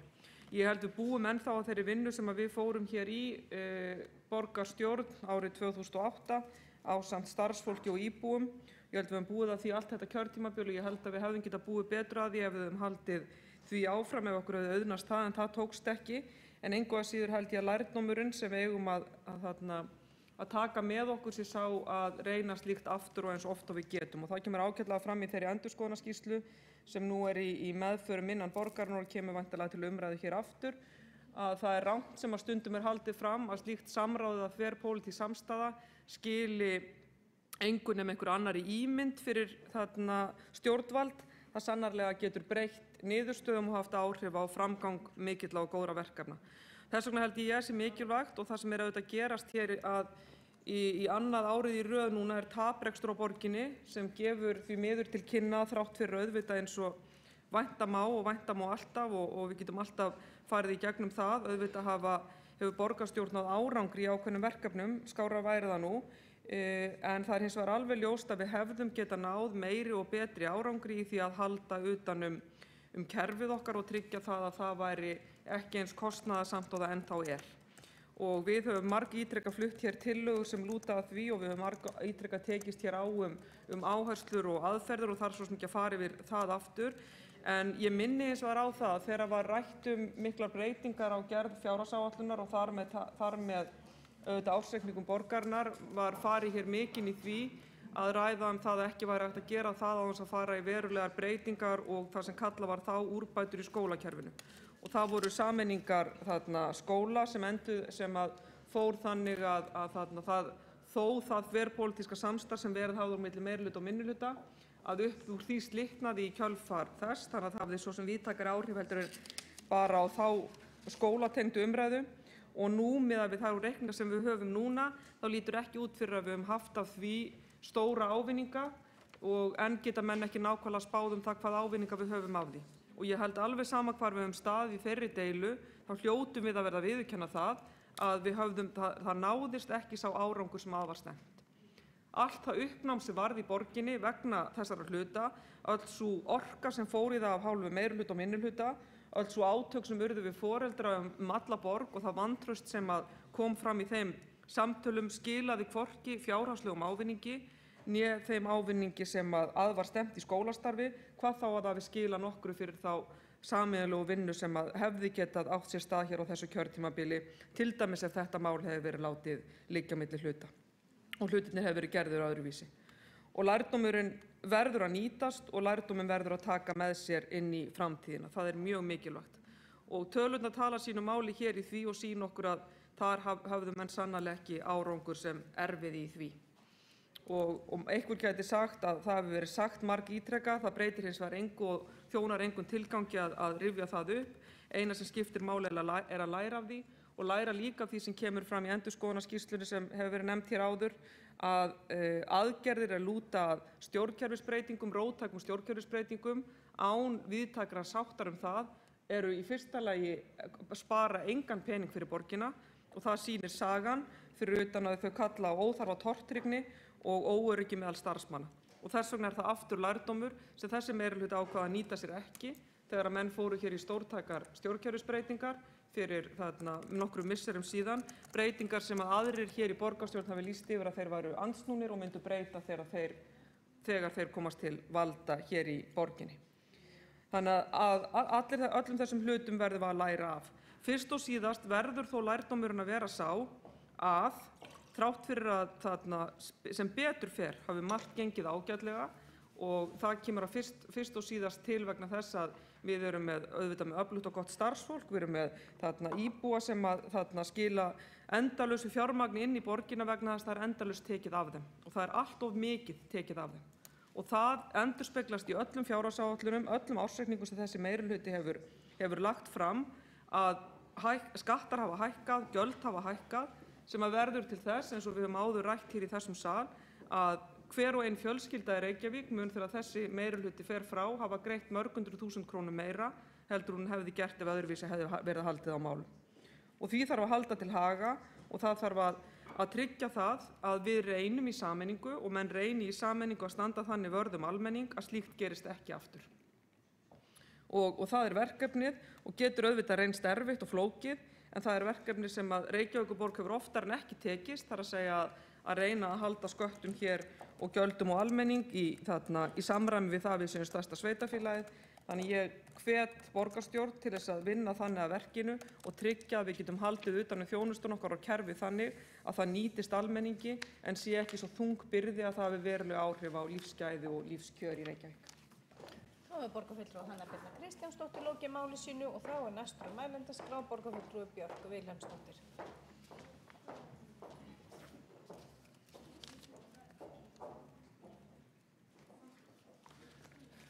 Forseti og ágætu borgarfulltrúar. Það er ekkert svakalega spennandi að tala ársreikning 2012. Við erum stödd á árinu 2013 en við höfum ríka eftirlitsskyldu við borgarfulltrúar og að sjálfsögðu þurfum við að afgreiða ársreikningin og ég mun afgreiða hann með gleði hér á eftir.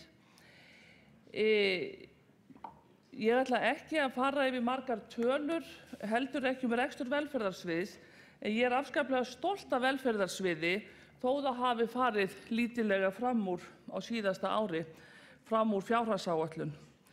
En borgarstjóri Jón Gnarr fór mjög vel yfir þær skýringar sem eru á rekstri. Ég held að hann hafi sagt 38 sinnum það skýrist af yfirfærslu málefni fatlaðra í sinni ræðu. Ég þarf ekkert að bæta því við 19 sinnum. Þannig að en mjög margt í rekstri og starfsmannahaldi velferðarsviðs á síðustu árum hefur skýrst af þessari yfirfærslu. En það skýrist líka af því að það hefur verið vaxandi vandi hjá mjög mörgum borgarbúum sem leitað hafa eftir velferðarþjónustu í borginni og álag á velferðarsvið hefur stór aukist á undanförnum árum. Málafjöldi hefur aukist á hvern starfsmann og í öllum málaflokkum. Við höfum sérstaklega verið að einblína á ungt fólk sem er á fjárhagsaðstoð.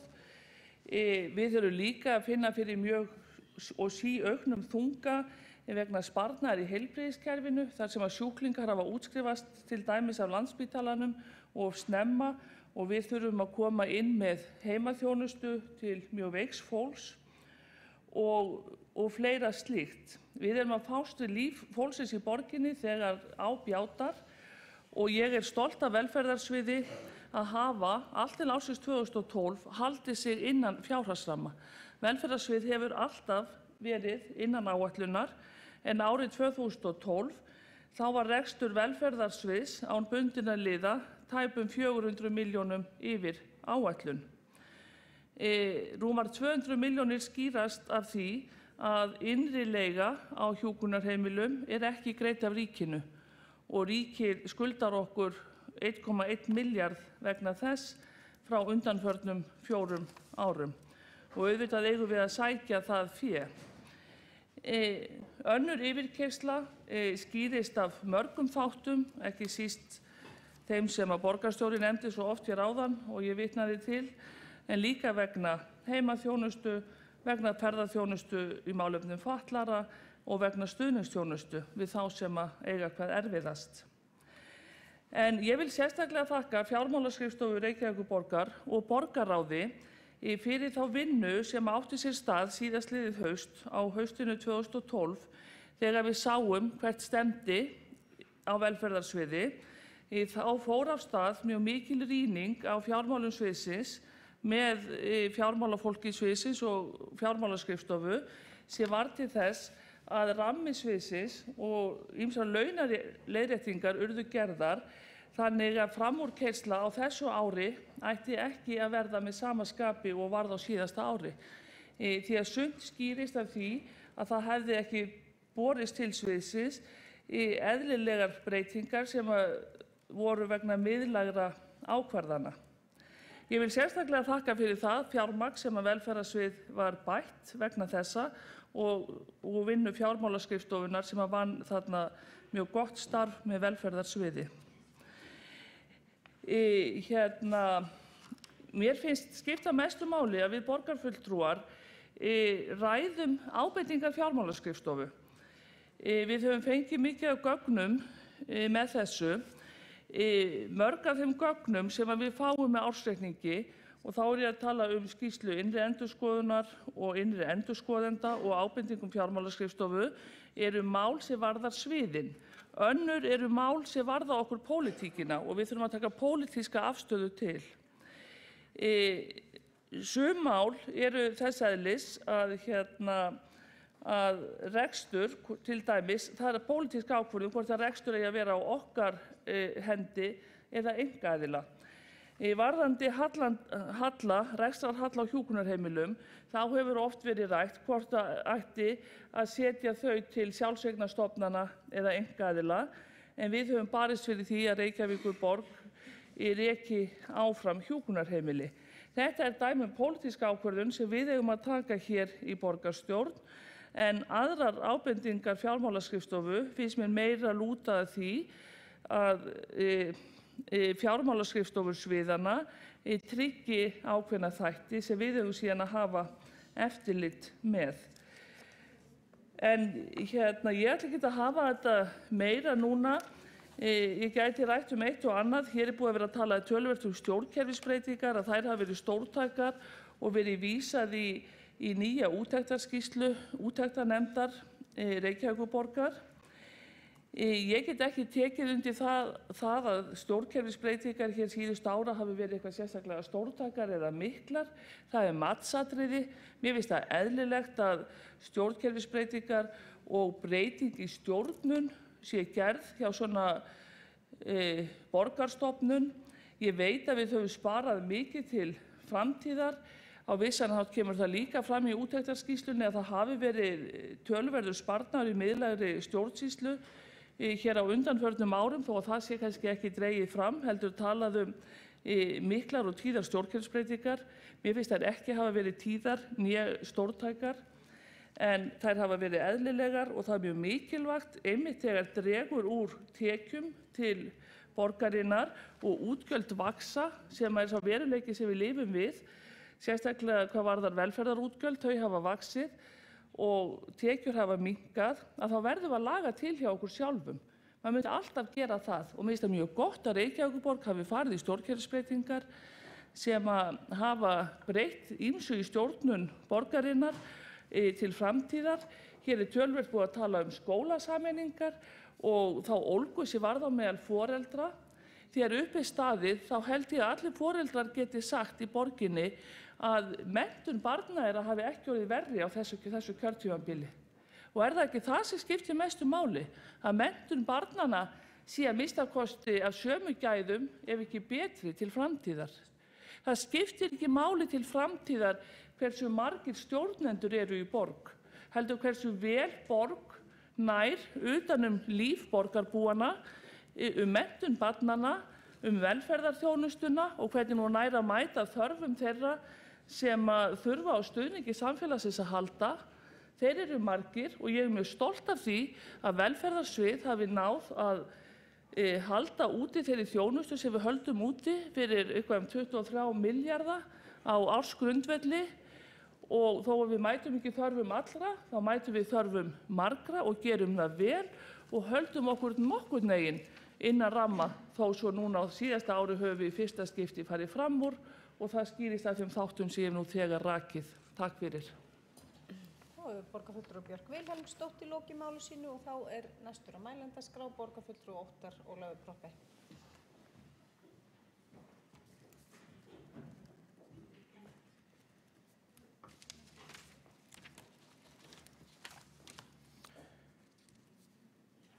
Hæstvirtur forseti, áskæra borgarstjórn, borgarbúar og aðrir sem á hlýða.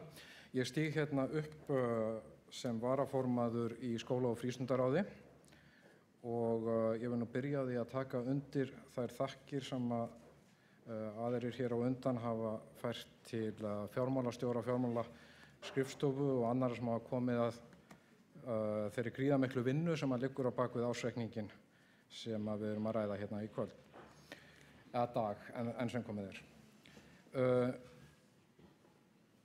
Skóla- og frístundamálin eru þetta stærsta svið, þetta stærsti útgjaldaliður borgarinnar, en rekstrarniðurstaða skóla- og frístundasviðs á síðasta ári eru rúmlega 40 milljarðar sem eitthvað ríflega helmingur af öllum útgjöldum borgarinnar. Þannig að það nú ekki hægt að fara yfir sviðið í mjög stuttu máli og ég ætla aðeins að leyfa mér að lengja fundinn með smá yfirferð, þó hún verði nú ekki mjög djúp, en umfangið slíkt. Sá sem hér stendur hefur nú almennt ekki staðið fyrir því að lengja fundi borgarstjórnar. Mér hefur ekki fundist kannski sérstök þörf á því að bæta mínu lóði á þær vogarskálar, en ég fer hérna yfir slatt af tölum á eftir, ekki af því að mér þykir tölur svo skemmtilegar, heldur af því að það skipta mjög miklu máli. Og einhverjar þeirra verða nú eflaust endurtekningar á því sem þegar hefur komið fram, meðal annars í góðri ræðu borgarstjóra hérna fyrir í dag. En áður en að ég renni mér í yfirlit yfir rekstursviðsins, þá langar mig aðeins til þess að bregðast við ræðum borgarfulltrúa hér á undan hagræðingu sem að hefur fengist í kjölfar breytinga í skólam og leikskólamálum. Rétt til þess að renna yfir það, þar sem að hér hefur verið vitnað í orð úr úttektarskýrslu úttektarnefndar Reykjavíkur það að lítill eða engin ávinningur, fjárhagslegur ávinningur hafi fengist af stjórnkerfisbreytingum, að þá er það ekki alveg svo einfalt þegar að kemur allavega að skólunum. Ég vil minna að úttektarskýrslan er auðvitað úttekt yfir árin 2002 til 2012, það er að segja eitthvað 10 ára tímabil, þannig að það er vissulega náttúrulega skautað á stóru málunum. En í ræðu sinni þá talaði borgarfulltrúi Kjartan Magnússon hér áðan það að hagræðingarnar og sameiningarnar í skólunum hefði ekki skilað neinum fjárhagslegum ávinningi, svo heiti geti. Og ég vildi nú bara rétt aðeins renna yfir samantekt sem hefur verið tekin saman það.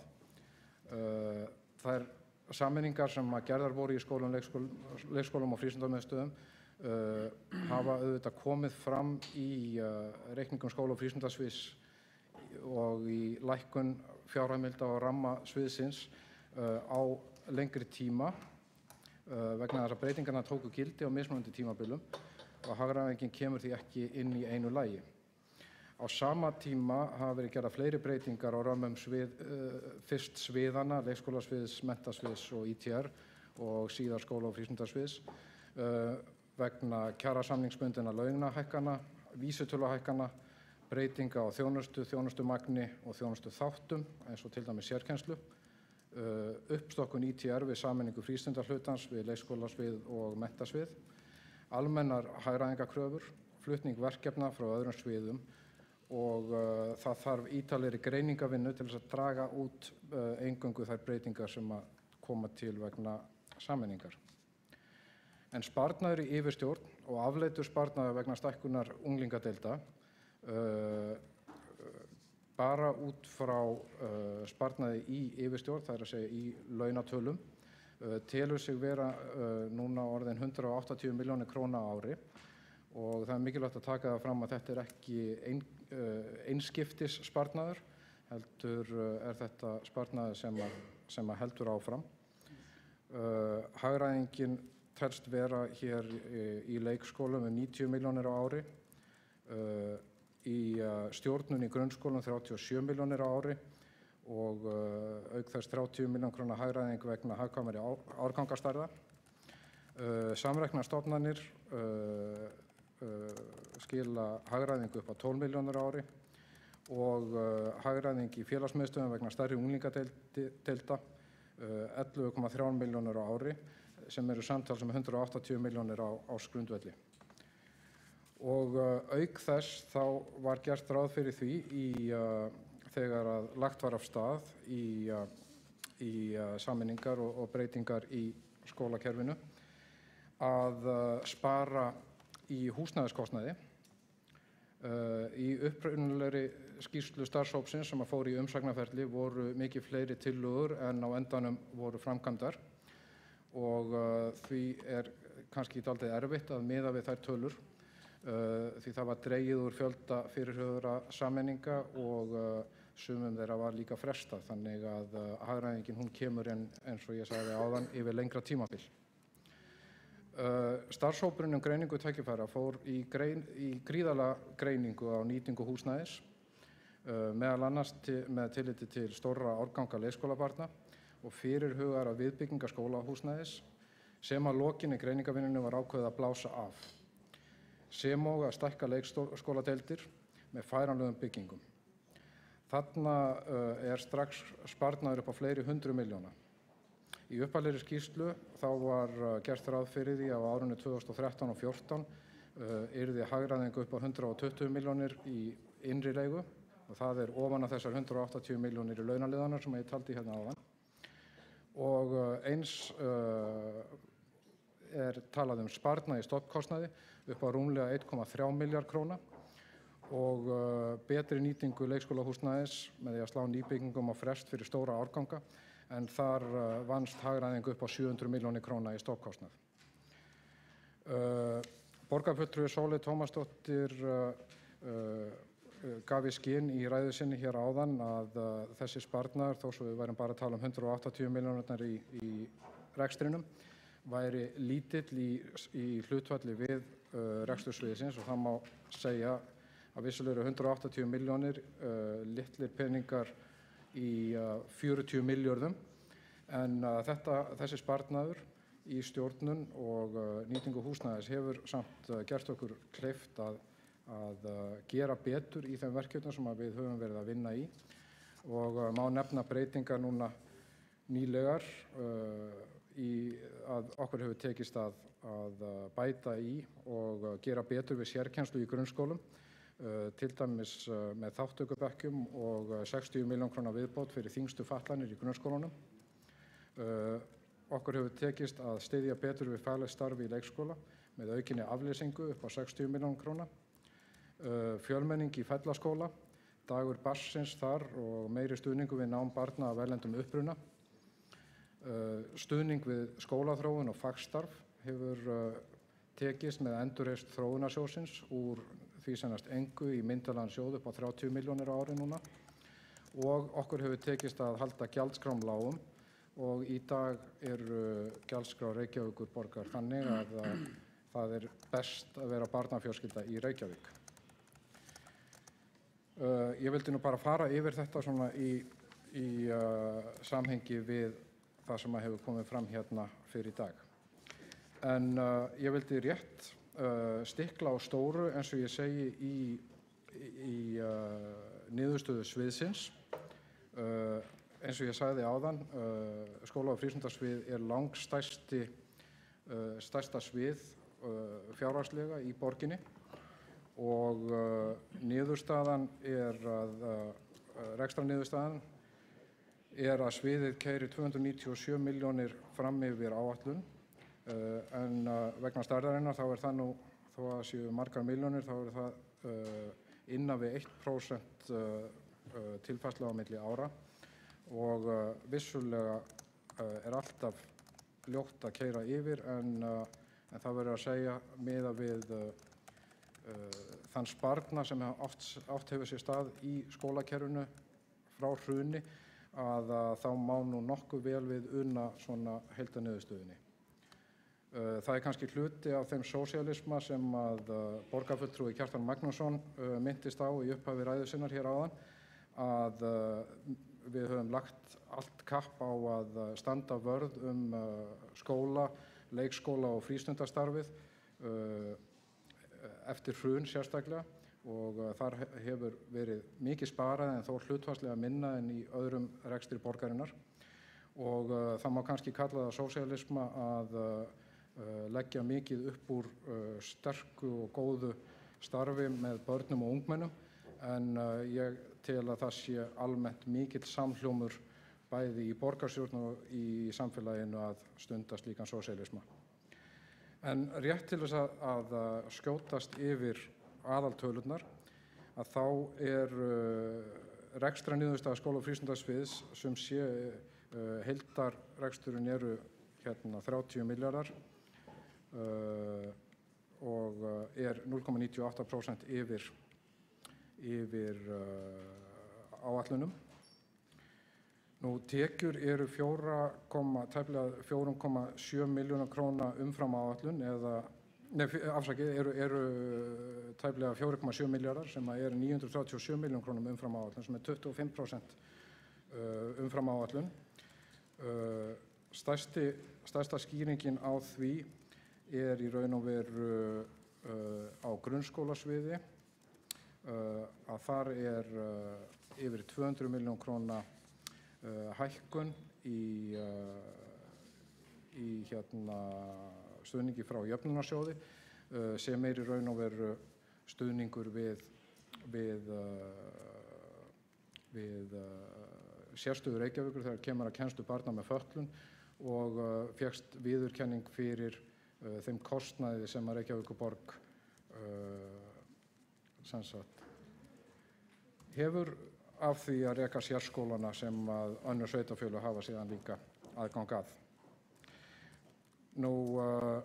Innrilega eignasjóðs um 70 milljón krónur umfram fjárheimildir nettó. Orkukostnaður 66 milljóna króna hærri en fjárheimildir tímabilsins. Þar koma til eitthvað meiri hækkanir en líka rekstur sundlauga sem að var ekki hækkaður í áætlun. Og síðan standa eftir 20 milljón krónur af endurkræfri fyrirframgreiðslu til tónlistarskólana sem að jöfnunarsjóður sveitarfélaganna greiðir ekki. Laun og launatengd gjöld eru 20,8 milljarðar tæpir sem 129 milljónum krónum undir fjáráætlun eða 0,6% undir áætlun. Annar rekstrarkostnaður 14,6 milljarðar króna sem 1.364 milljónum yfir fjárheimildum eða 10,4%. Þar af annar kostnaður grunnskólahluta rúmlega 1,2 milljarðar yfir fjárheimildum eða 14%. Hjá leikskólahluta annar kostnaður 169 milljón króna yfir fjárheimildum eða 5%. Og annar kostnaður hjá frístundahluta 12 milljónir króna yfir fjárheimildum eða 2%. Og hjá yfirstjórn eða miðlægum liðum 43 milljónir króna undir fjárheimildum eða 18%. Í grunnskólahlutanum eins og ég segi að þá mikil hækkun í tekjum 930 milljónir. Það eru þessar 230 milljónir sem að koma frá jöfnunarsjóðnum vegna sérskóla og einnig hækkun 46 milljónir umfram áætlun vegna nemenda sem sækja skóla utan síns sveitarfélags. Einnig inn í þessum tölum styrkir sem skólarnir sækja en ekki áætlað fyrir, en það ekki vitað hvað fæst út úr þeim fyrirfram. Til dæmis styrkir vegna námsleyfa kennara upp á 99 milljónir króna. Kostnaður bókar síðan á móti þessum styrkjum, ýmist laun eða annar ekstrakostnaður. Launakostnaður 11,6 milljarðar og 28 milljón krónum yfir fjárheimildir. Og síðan annar ekstrakostnaður, hann 1,2 milljónum yfir fjárheimildir. Helstu frávik skýrast af aðkeyptri þjónustu sem áætlaði fyrir launamegin eða 238 milljónir. 66 milljónir króna skýrast af hærri innkaupum í mötuneyti en áætlað var sem að skýrist af meiri aðsókn í mötuneytin. Í raun og veru góðar fréttir og sýnir að mötuneytin okkar eru góð og þau eru í raun og veru að slá í gegn. En hins vegar þá þurfum við að bæta í áætlanagerð þar sem að þetta auðvitað allt og mikil breyting. En auðvitað hefur þessi aukning í rekstrarkostnaði, hún kemur á móti í aukning í tekjum. Á leikskólahlutin nokkuð á pari. Næsta rekstrarniðurstaðan þar rúmlega 9,5 milljarðar sem 23 milljónum undir áætlun, þar að segja 0,24% undir áætlun. Tekjurnar það bil 1 milljón króna yfir áætlun og þar munar 20 milljónir sem við erum yfir áætlun í tekjum vegna barna í leikskólum borgarinnar sem eru með lögheimili annar staðar en í Reykjavík. En hins vegar þá raunfjöldi barna örlítið minni en áætlað var og meðaltekjur per barn eru 288 krónur lægri en áætlað var að meðaltali á mánuði. Launakostnaðurinn 191 milljón undir fjárheimildum og það fyrst og fremst vegna þess að raunfjöldi barna hefur verið að meðaltali 43 börnum undir áætlun. Annar rekstrarkostnaður rúmlega 170 milljón krónum yfir fjárheimildum og þar af fæðiskostnaður það bil 43 milljónum yfir fjárheimildum, endurnýjun og viðhald á áhöldum, búnaði og skrifstofuvélum 62 milljón króna yfir fjárheimildum og þar sést kannski hvað við höfum verið hvað allt hefur verið þröngt og í járnum síðustu ár að tæki og tól eru farin að slitna umfram það sem venjulegt og umfram það sem áætlað var fyrir. Skóla- og frístundasvið hefur aftur tekið upp vinnulag sem tíðkaðist á leikskólasviði eftirfylgni með rekstrarniðurstöðu leikskóla þar sem að rekstrarniðurstöðin skoðuð mánaðarlega og það hefur skilað verulegum árangri í fækkun leikskóla með rekstrarhalla og rekstrarhallin minni en áður. Það kemur í ljós með sameiningu sviðana að með nánari samvinnu og sameiningu fjármáladeildar að þá læra menn það besta af hvor öðrum og það mikilvægt að draga lærdóm af góðu eftirfylgniskerfi á leikskólasviði og yfirfæra á grunnskóla og frístundaþáttinn og það hefur verið góð umræða það í skóla- og frístundasviði ráði og sú vinna í farvatninu. En ég verð að taka undir með borgarfulltrúa Kjartani Magnússyni hér áðan að það skiptir mjög miklu máli að fjármálastjórn á svona stóru og víðfeðmu sviði og flóknu sviði sé vönduð og góð og að það sé alltaf skoðað hvað sé það besta sem bestu vinnubrögð sem mögulega eru. Það er áhyggjuefni að útgjöld vegna sérkennslu eru að hækka. Þau nema á leikskólasviði 741 milljón sem 83 milljónum króna yfir fjárheimildum eða 12,6%. Í fjárhagsáætlun var gert ráð fyrir að nýjar úthlutunarreglur myndi leiða til lækkunar á úthlutun á milli ára frá 1911 en nýju reglunar skilu sér þó í því að fjölgunin á börnum með úthlutaðan tíma þó ekki nema 5% en var 13,5% árið á undan. Kostnaður vegna langtímaveikinda var 160 milljónir og hækkar á milli ára vil ég meina og 23 milljónum króna yfir fjárheimildum og langtímaveikindi hafa verið hærri bæði á leikskólasviði en líka grunnskóla og það er ákveðið áhyggjuefni og það gefur að skilja að það er erfitt að áætla fyrir veikindum en hér þurfum við sömuleiðis að reyna að ná betri áætlunum. Endurúthlutunarpottur í leikskólanum rúmlega 55 milljón krónum undir fjárheimildum og það skýrist fyrst og fremst vegna þess að raunfjöldi barna hefur verið minni en áætlað var. Og fjárheimildum leikskóla sífellt breytt til samræmis við raunverulegt þjónustumagn og mismunurinn færður aftur inn í pottinn.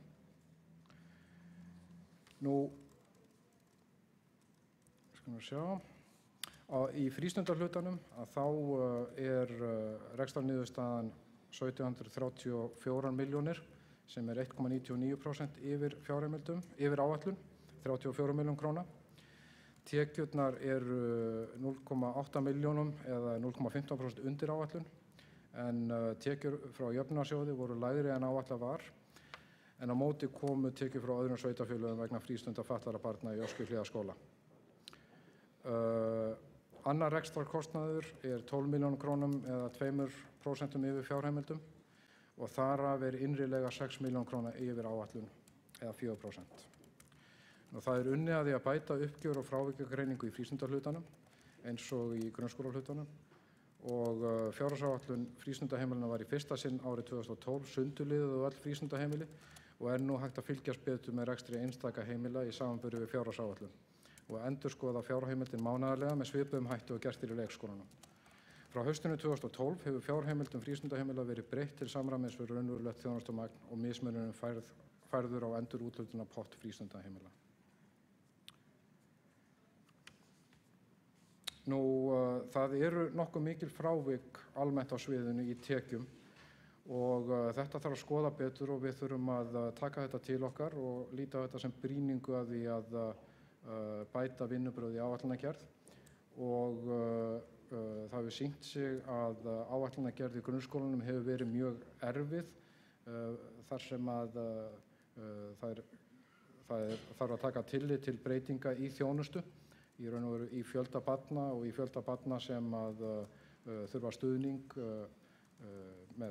í sérkennslu og fjölda barna af erlendum uppruna sem að þurfa stuðning í kennslu í íslensku og svo framvegis.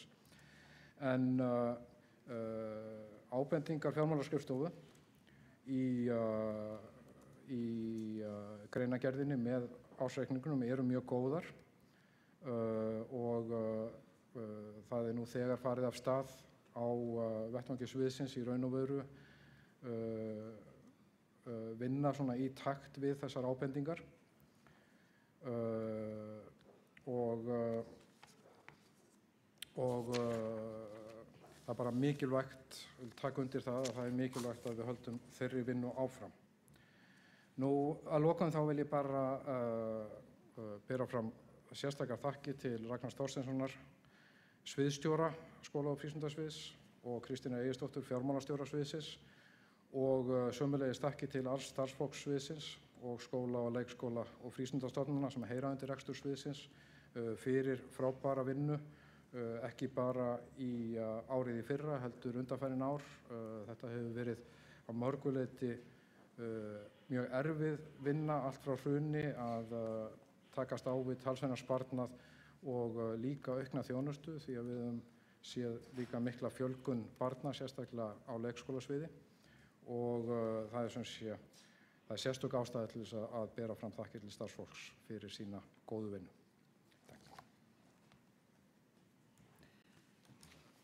Já, þá hefur borgarfulltrúi Óttar Proppé lokið máli sínu og þá tekur til máls borgarfulltrúi Þorbjörg Helga Vigfúsdóttir.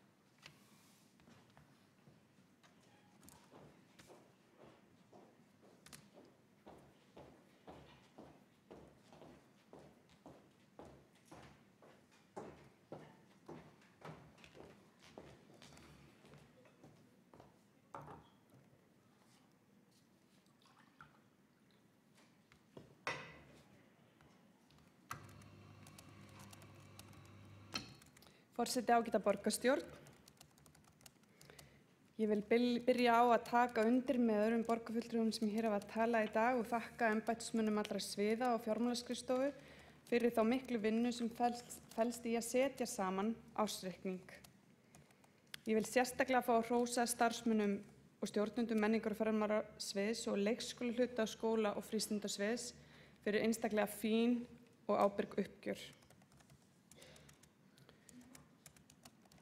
Það er ekki margt nýtt undir sólinni í þessum reikningi sem við ræðum í dag,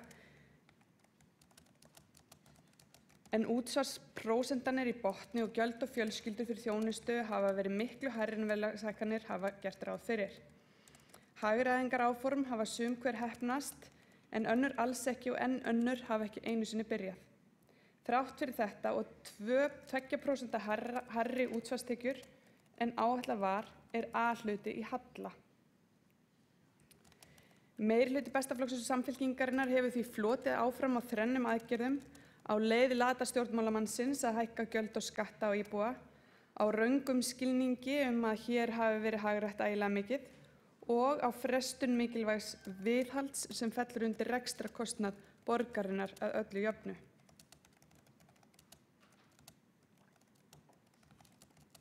Við má bæta að á sumum sviðum ætlaði meirihlutinn sér mikinn og ætlaði að auka tekjur af ferðamönnum og listum. Reykjavík átti að verða svo miklu skemmtilegri muniði og miklu sniðugri. Fyrst ber að nefna þessar hækkanir gjalda og skatta sem hafa svo sem aðeins komið fram hér.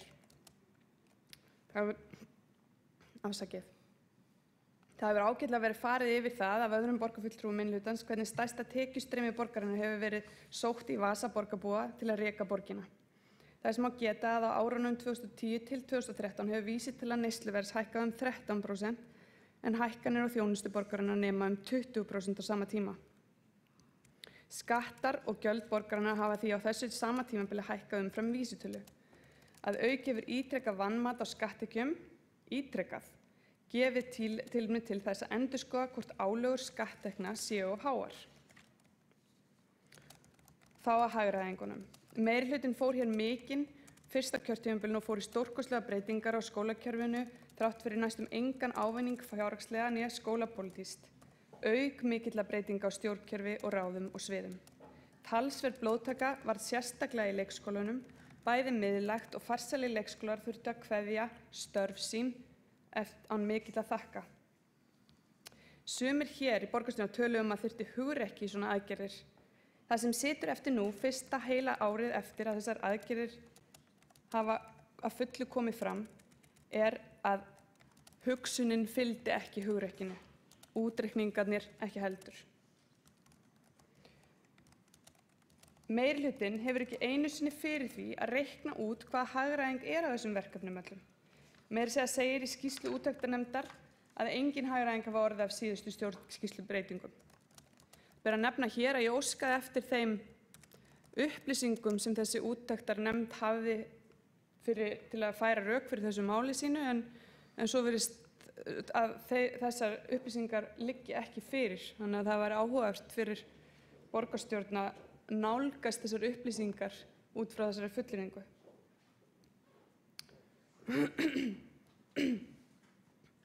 Ég gagnrýni hins vegar mjög þau vinnubrögð að ekki sé haldið til haga hvort og hvaða hagræðing verður til við þessar breytingar allar.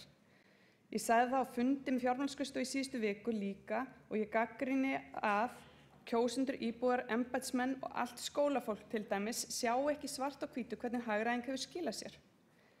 Því ekki er hægt að sjá það í reikningnum, enda bara komin til aukinn kostnaður í borginni ef skoðað er hvernig þetta er milli ára. Borgarfulltrúi Óttar Proppé fór yfir þetta hérna ágætlega áðan og sagði frá því að rammi skóla- og frístundasviðs var að breytast á milli ára út af alls konar hlutum.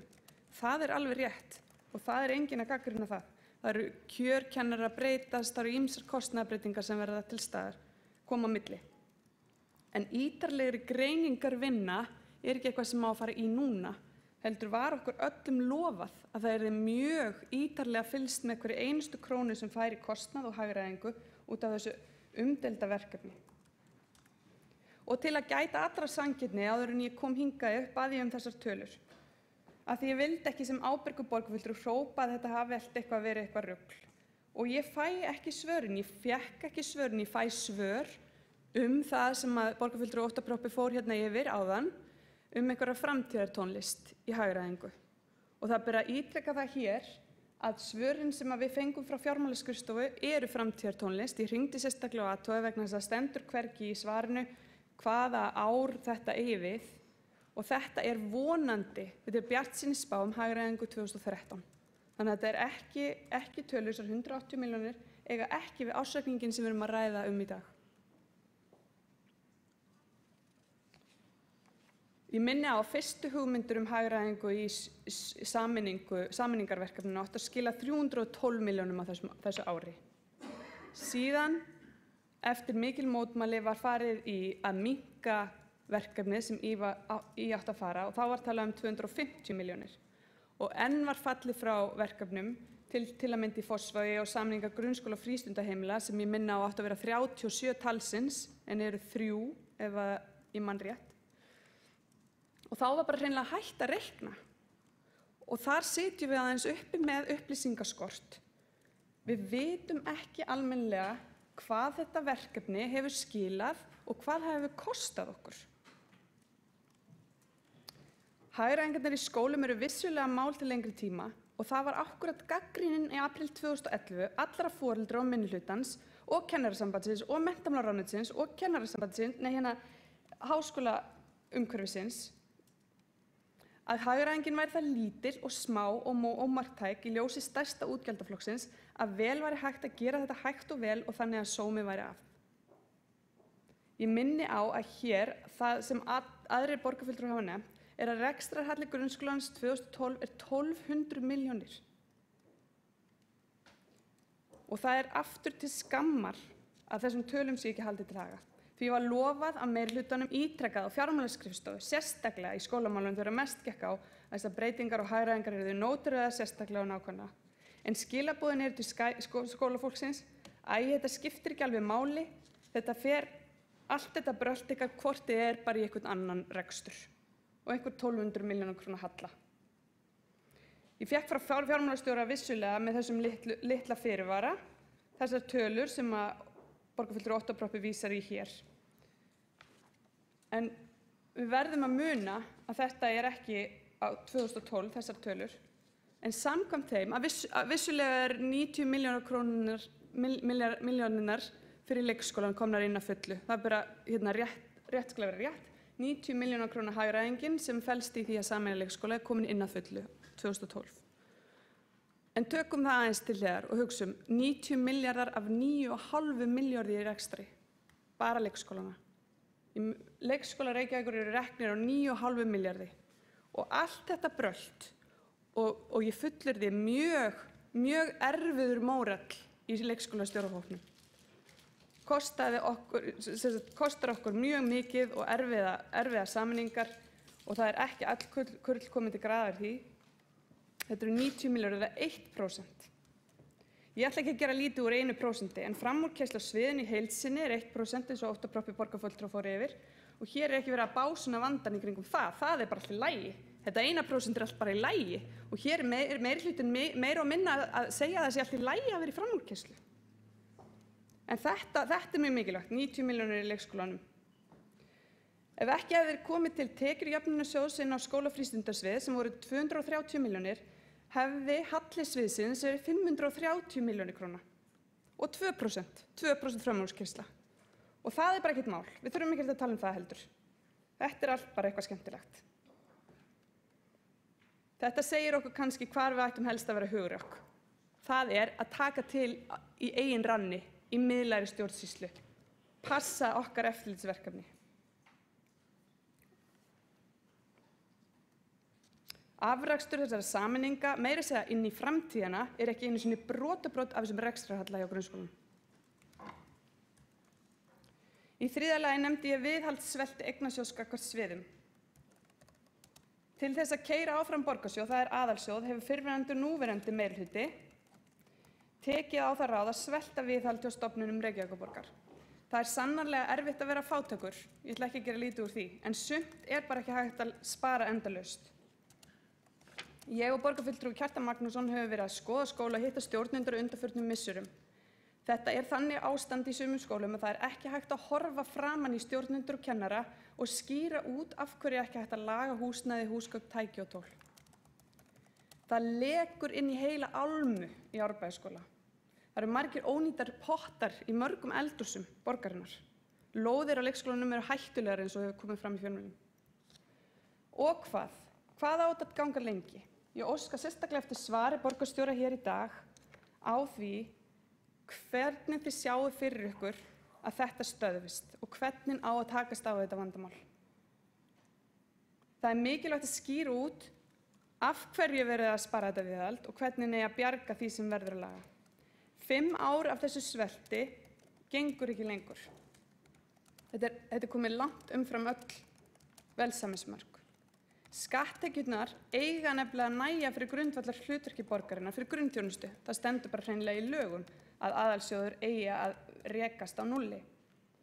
En það ekki svo og það ekki verið að draga saman seglin nægilega mikið til að geta sinnt mikilvægu viðhaldi. Viðhald hluti af því sem skatttekjurnar eiga að greiða fyrir. Bókhaldsleikfiminn felur í sér að fara aðeins í þau verkefni sem hægt að yggfæri. Til þess að taka ekki meira rekstra fé borgarinnar þetta leiðin og til að sýna sterkari efnahagsreikning eignasjóðs. Þetta blekking á reikningum og við verðum að ræða hvernig við brjótum í sundur þennan vítahring. Í skýrslu fjármálaskrifstofu á blaðsíðu 38 fjallað viðhald fasteigna sem var 851 milljón króna á síðasta ári og af þeirri upphæð voru 38 milljónir færðar á fjárfestingu yfir á viðhald. Það verkefni sem ekki var talið að hægt var að yggfæra. Þetta það sem málið snýst um. Það verið að fegra aðalsjóð og aðhluta með því að sýna ekki neitt viðhaldskostnað. Og uppsafnað viðhald sem getur orðið að neyðarástandi er ekki eina vandamálið.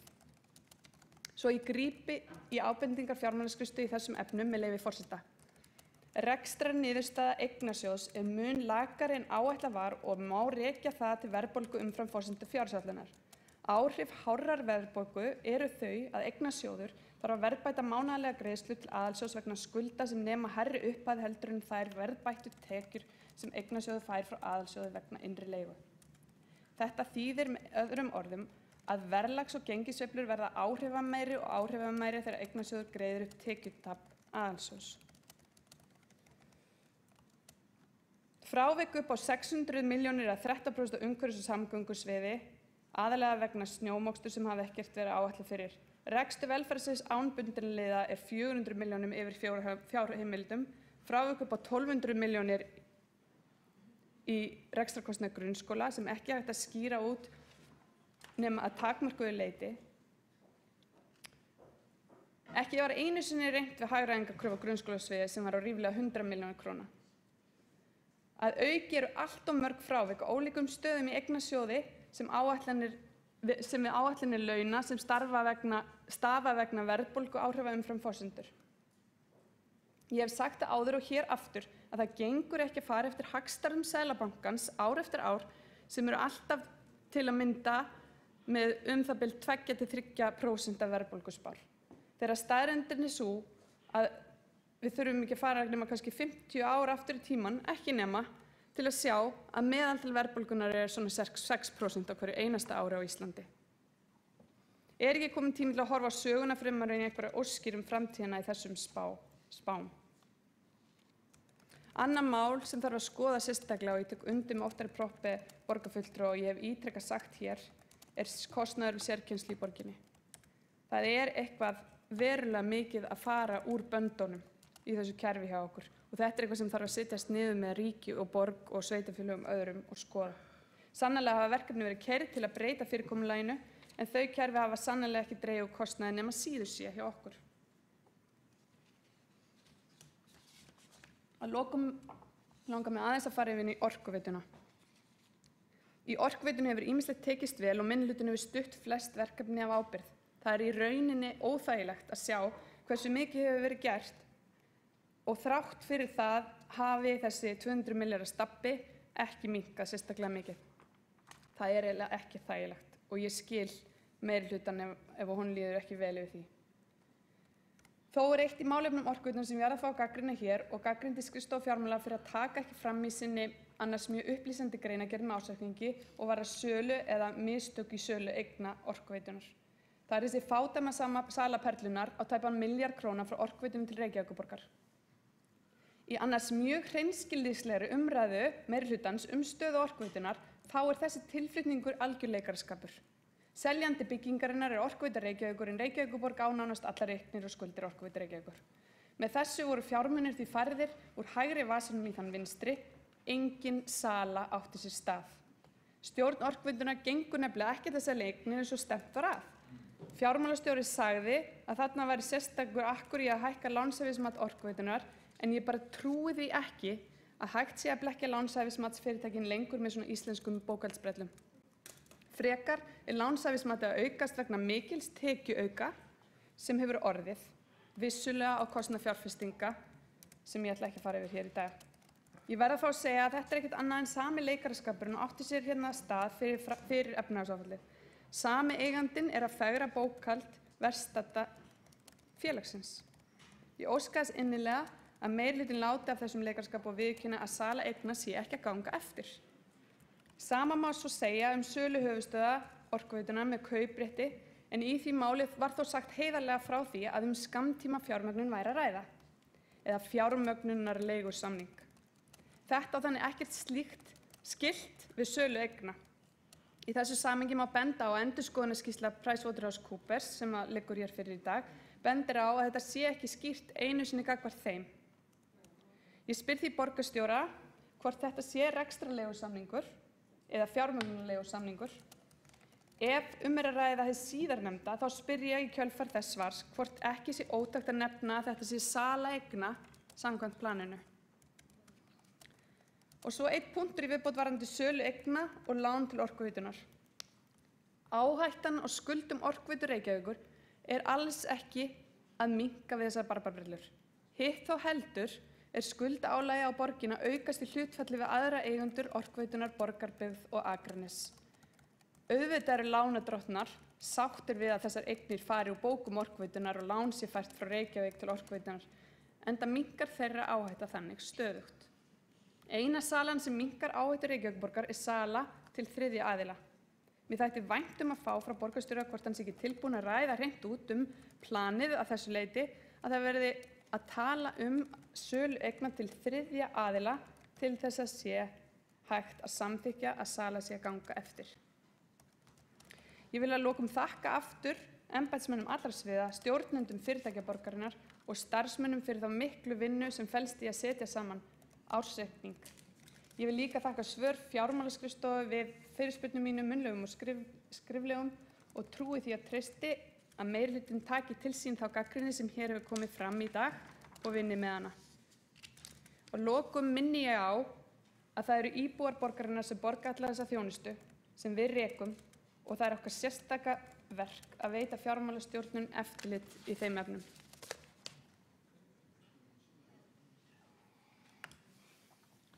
Þá hefur Þorbjörg Helga Vigfúsdóttir lokið máli sínu og þá tekur til máls borgarfulltrúi Eva Einarsdóttir.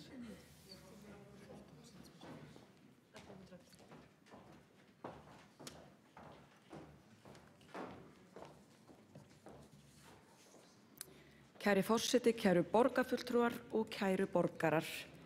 Hér rætt ársreikning fyrir árið 2012 eins og svo oft hefur komið fram. Ég ætla að fara yfir það sem snýr að íþrótta- og tómstaráði. Borgarstjóri fór ágætlega yfir helstu niðurstöður en ef einhver ekki búinn að læra helstu tölur utan að, þá endurtek ég orð hans að einhverjum hluta. Rekstrarniðurstaða íþrótta- og tómstasviðs eins og hún kemur fyrir í ársreikningnum svo hljóðandi að samkvæmt fjárhagsáætlun rekstrarniðurstaðan 5.238 milljónir króna en áætlun hljómaði upp á 5.079 milljónir. Hallinn því upp á 160 milljónir sem samsvarar 314% af heildaráætlun. Þá þykir mér mikilvægt að nefna að neðst á blaðsíðu 15 í skýrslu fjármálaskrifstofu má sjá að sviðið fékk heimild borgarráðs til að ráðstafa tæpum 11 milljónum króna og með það í frístundir fatlaðra og með það í heildarniðurstöðu hljómar hallinn því upp á 147 milljónir króna eða 2,9%. Hjá ITR eru mjög stórir samningar sem eru vísitölubundnir og hækki verðlag umfram vísitölu þá hefur það veruleg áhrif á húsaleigu og æfingastyrki. Þar sem slíkir styrkir eru stærsti einstaki liðurinn í rekstri ITR, 50%, að þá gefur að skilja að þetta hefur þó nokkuð áhrif á rekstrarniðurstöðu sviðsins. Aðrir þættir sem koma að halla sviðsins eru þjónustusamningar við íþróttafélög sem bætt var inn í árinu 2012 og var ekki inn í upphaflegum útreikningum. Atvinnumál ungs fólks, eins og ég nefndi áðan frístundastarf fatlaðra og svo einnig yfirkeyrsla á notkun frístundakortsins sem var 25 milljónir króna. Ég ætla ekki að fara mikið ofan í tölur áfram, heldur rétt fara yfir svona fleiri hluti sem að snúa að sviðinu. Mér langar þá helst að nefna sundlaugarnar. Það gaman að segja frá því að á árinu 2012 þá jókst aðsókn rúma 50.000 gesti og tel ég það gott. Það hafa verið ýmsar framkvæmdir í gangi og með við þær framkvæmdir og þær nýjungar og gleði sem á sér stað núna í laugum borgarinnar að þá trúi ég því bara að á næsta ári þegar við förum hér yfir ársreikninga að aðsókn verði enn meiri. Nú, ef við horfum aftur til sundlaugana þá vil ég geta þess að í desember þá var ákveðið og út í janúar að það var frítt fyrir börn og ungmenni 6-18 ára frá, sem sagt, það var frítt fyrir þau til að svona hvetja þau til hreyfingar í hinum mesta skammdegi. Aftur tengt sundlaugum þá samþykktum við nýlega framtíðarsýn til 20 ára Laugarnar í Reykjavík sem var ársvinna sem við erum mjög stolt af og þá skýrslu að finna að sjálfsögðu á netinu. Fljótlega mun hefjast framkvæmdir á nýjum potti í Vesturbæ sem við erum einstaklega stolt af. Það hefur farið mjög gott samtal fram við íbúa þar og víðar þann pott og hann hefur tekið mörgum breytingum og ég tel að lendingin sé frábær og frábær viðbót við okkar flóru þegar kemur að sundlaugum. Eins þær framkvæmdir sem munu fara fram á þessu ári og eru inn í framkvæmdaáætlun við sundhöllina. Mér finnst mikilvægt að koma inn á þetta því sundlaugarnar eru jú stór fjárhagsliður hjá Íþrótta- og tómstundastarfi. Af því ég nefni hérna allar þessar breytingar þá ætla ég kannski að fá að bæta því við að á fundi Íþrótta- og tómstundaráðs síðastliðinn föstudag var ákveðið að auka lítillega við tíma, það er svo opna tíma í sumar í 5 hverfislaugum, þannig að við erum að fara að loka 7 en ekki 6 helgar og ég veit að það mun gleðja fólki. Ég verð að koma því hér að því það skiptir máli. En sem sagt, já, sundlaugarnar. Nú auðvitað hluti af hallanum sem kemur inn á eru framkvæmdirnar sem að hafa átt sér stað. Eins þurfti að fara í aukin kynningar og markaðsmál vegna framkvæmdanna þannig að það er einnig hluti af halla sviðsins. Mér langar aðeins að koma hérna inn á það sem að borgarfulltrúinn Kjartan Magnússon kom inn á í sinni ræðu, þar sem hann talaði ódýrari frístundir og brotin loforð og svo framvegis að ég tel að það sé algjörlega rangt að ekki hafi verið sinnt ódýrari frístundum. Það var lagt upp í verkefni sem að kannski hefur tekið breytingum. Ég myndi telja bara það að við séum að standa vörð þó þá upphæð sem við erum að veita í frístundakortið að það er vissulega hluti af ódýrari frístundum og hópurinn sem að kemur að því heldur utan það. Hins vegar er það alveg ljóst að við hjá Íþrótta- og tómstundaráði þurfum fyrir næsta fjárhagsár að skoða vel þessa hækkun, þessa framúrkeyrslu eða frávik sem að frístundakortið hefur í för með sér og mér finnst mjög líklegt að það fari aftur yfir og við fögnum því auðvitað að borgarbúar noti frístundakortið í auknum mæli en enga síður þurfum við að skoða það mál. Mér varst gaman að heyra borgarfulltrúann Sóleyju Tómasdóttur fara aðeins inn á það sem hana langar að sjá gerast og ég er sammála því að ég vil nota þetta ár að þessu kjörtímabili vel. Við eigum að vera duglega að skoða okkur, við eigum að skoða það sem fram kemur í úttektarskýrslunni og mér finnst mikilvægt að við gerum það öll saman, ekki skipt niður í einhverja hluta. Varðandi atvinnumálin hef ég mikinn áhuga líka á atvinnumálum eins og borgarfulltrúinn Sóleyju Tómasdóttur og leiði slíkan hóp. Ég er sammála og ég skil vel að hér er talað að það er mikilvægt að skoða sumarstörfin. Ég vil samt koma inn á það að í ár erum við að veita 1300 sumarstörf sem ég held að verði samt að teljast gott þegar mikið af okkar fjármagni er að fara í langtíma atvinnuleysi og atvinnuúrræði fyrir þá sem að hafa minni tækifæri. En sammála er ég þó og þetta er mikil forvörn fyrir okkar unga fólk. Kannski þurfum við á meðan skóginn kreppir að skoða breytingar hreinlega á hvernig við útlutum störfum, þurfum við að breyta vinnuskólanum. Við þurfum að spyrja okkur, er eðlilegt að systkin, annað 15 og annað 17 ára, að það 15 ára sem er starf en ekki það 17 ára sem var að klára fyrsta ár í framhaldsskóla vonandi.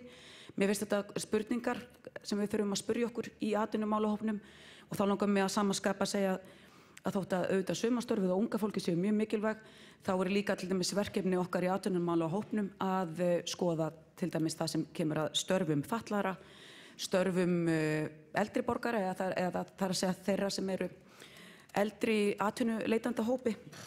Þetta er auðvitað aðeins komin út fyrir sviðið en enga síður þá eru atvinnumál hluti af starfi Íþrótta- og tómstundaráðs.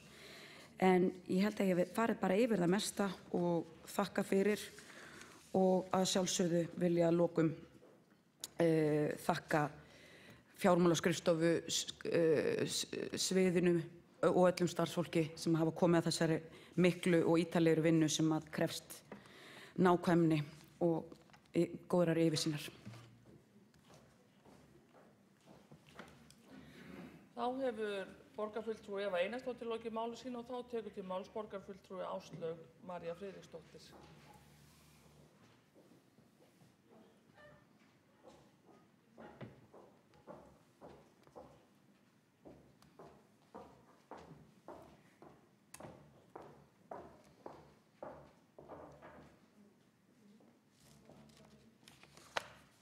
Forseti og borgarfulltrúar.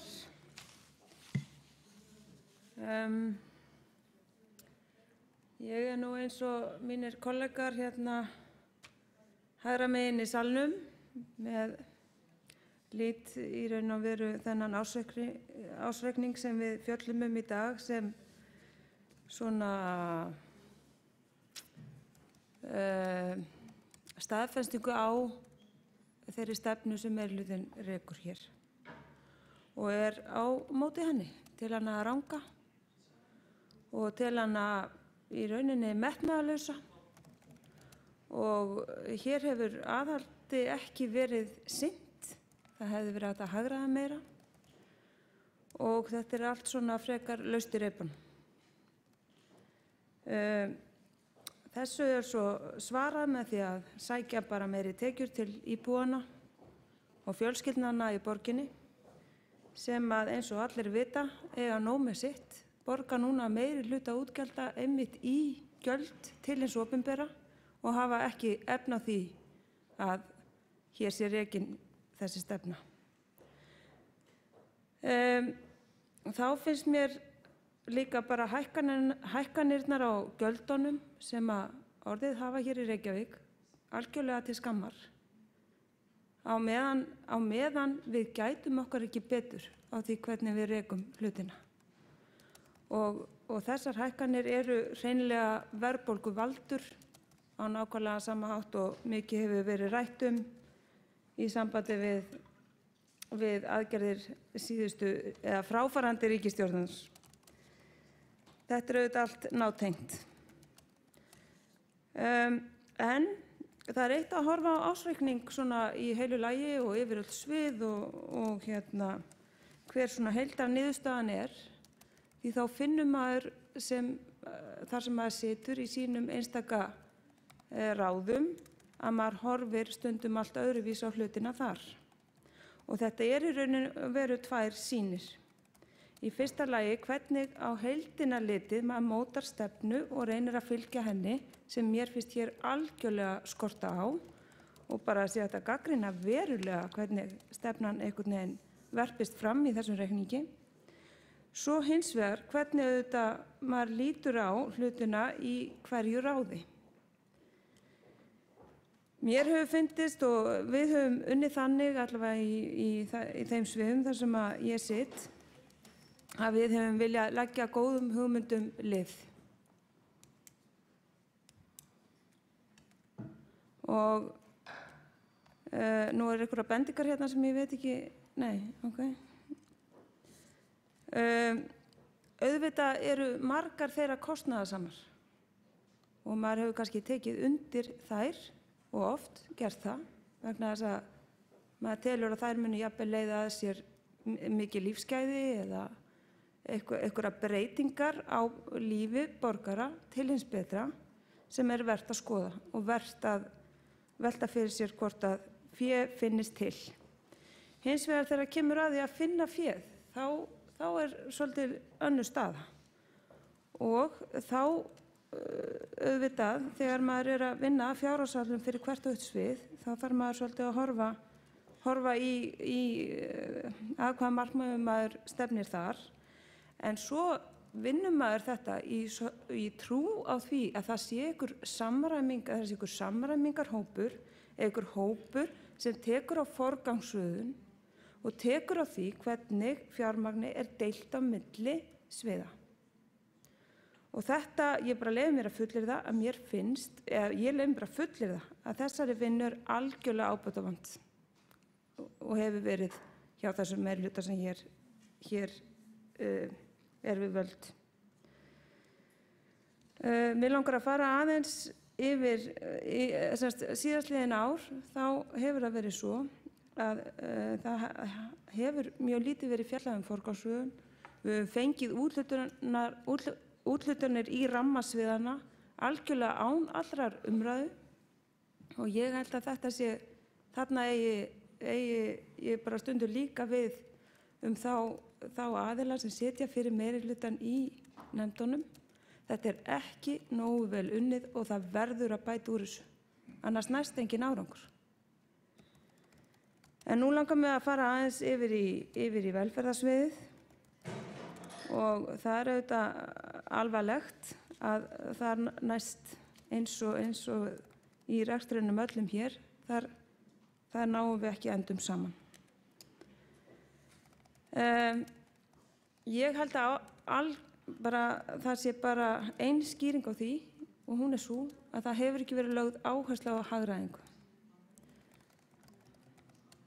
Að vissu leyti skýrist það út frá því sem ég var að nefna hérna áðan, að þeir sem vinna í velferðin finnist jafnvel að þar eigi að hagræða minna en annar staðar og ég get stundum vel tekið undir það. En þá finnst mér líka vanta skoðunina hinum megin frá að fólk forgangsraði og það hefur ekki verið gert.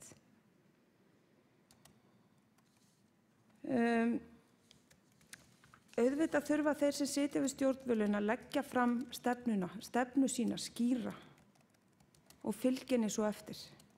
Því miður þá einhvern veginn finnst mér hún eitthvað haldlaus eins og staðan í dag.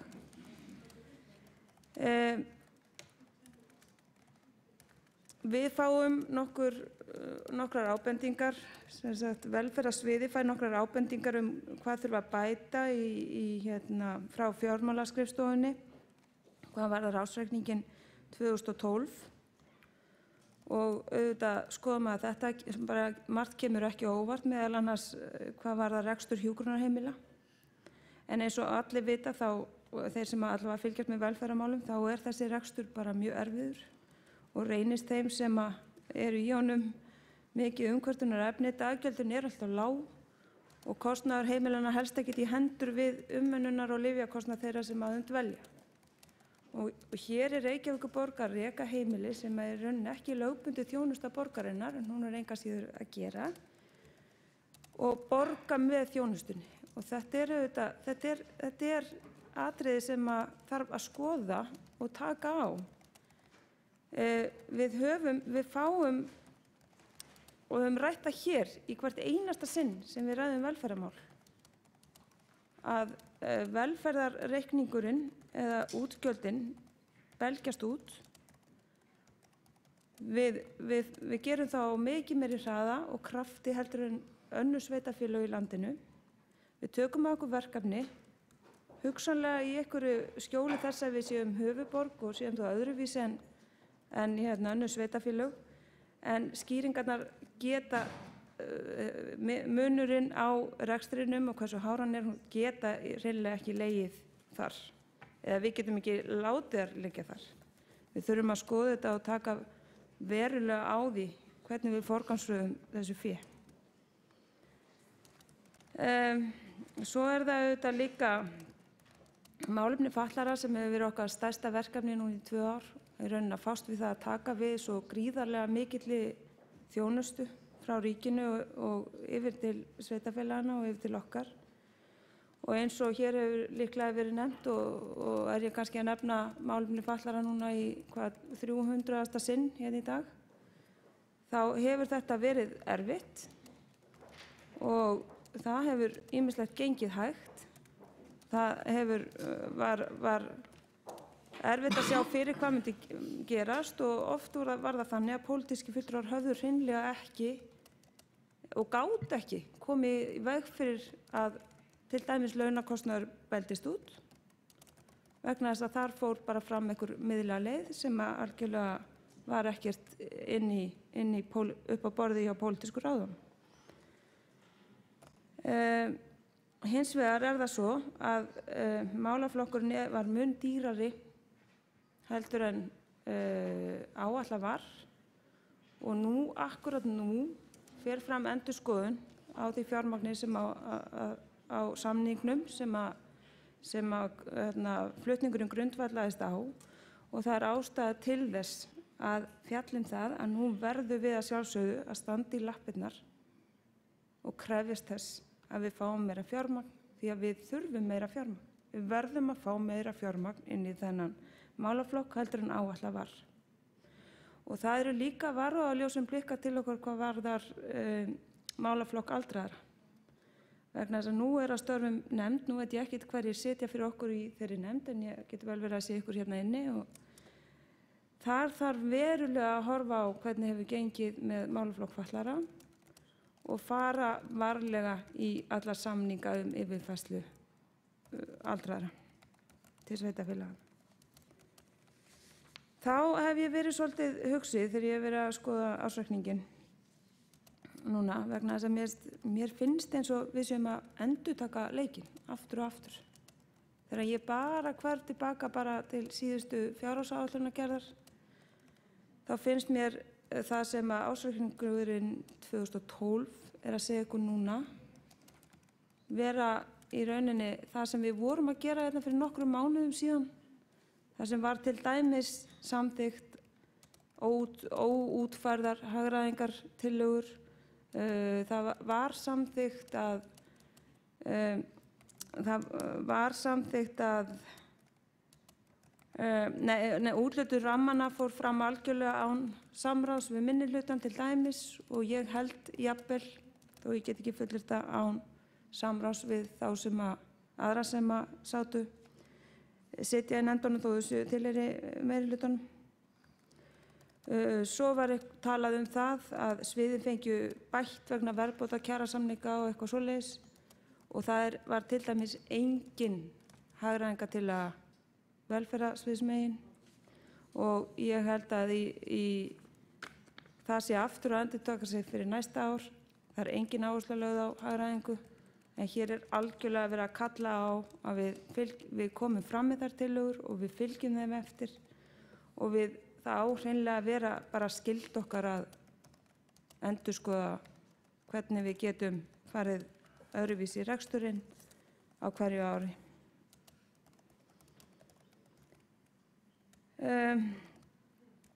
Við höfum auðvitað verið að reyna að fást við það í velferðarráði að hverfa frá þessari biðlistamenningu.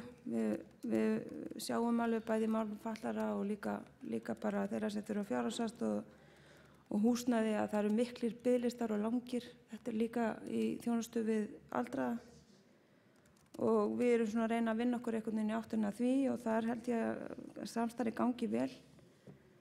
En við þurfum að horfa á hvernig, og ég tel að sé hægt, ég held að við höfum færa leiðir.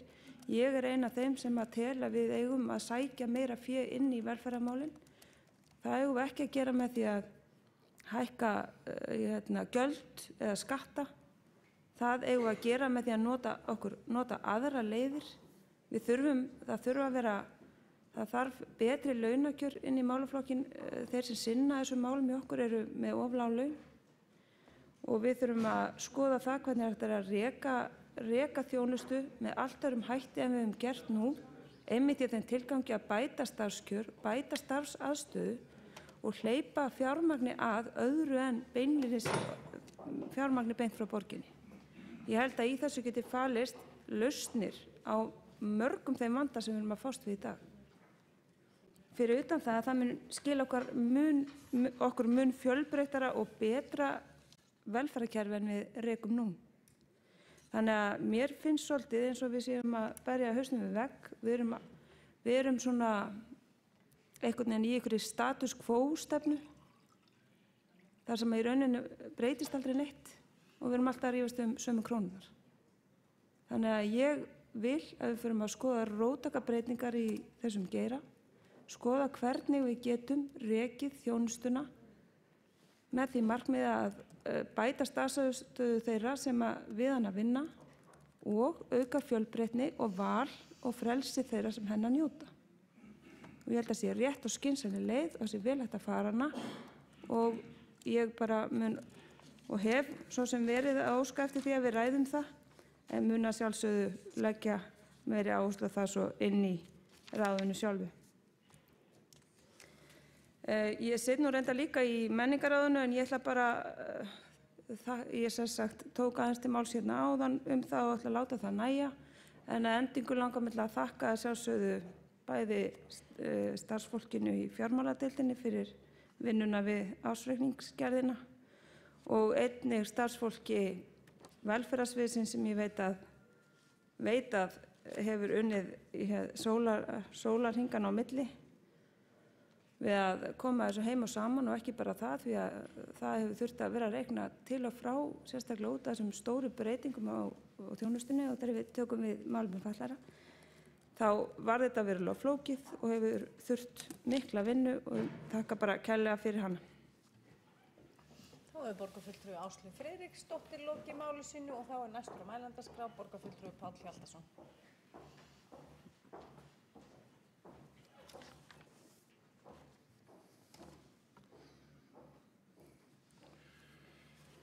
Forseti, góðir borgarfulltrúar. Þetta verður í síðasta skiptið sem að farið verður yfir skipulags- og byggingarsvið sérstaklega, en það hefur núna verið sameinað umhverfis- og samgöngusviði og framkvæmdahluta framkvæmda- og eignasviðs. Þetta var langminnsta svið borgarinnar. Rekstrarniðurstaða skipulags- og byggingarsviðs fyrir árið 2012 var 534,9 milljónir sem er 91,3 milljónum undir áætlun eða 14,6% innan fjárheimilda.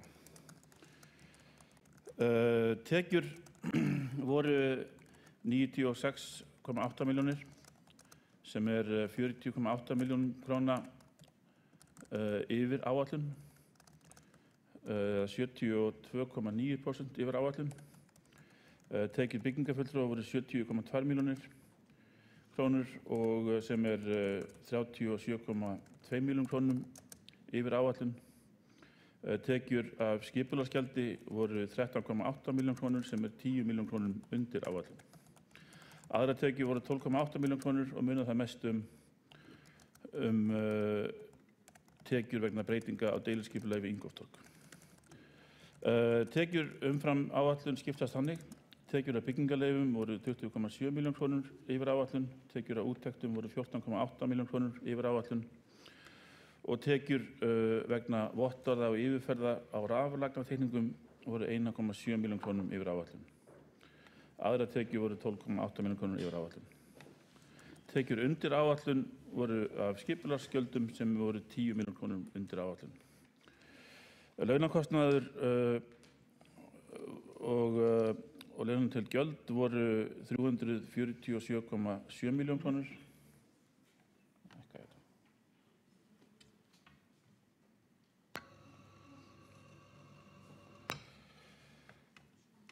Og það munar mest aðkeypta skipulagsvinnu.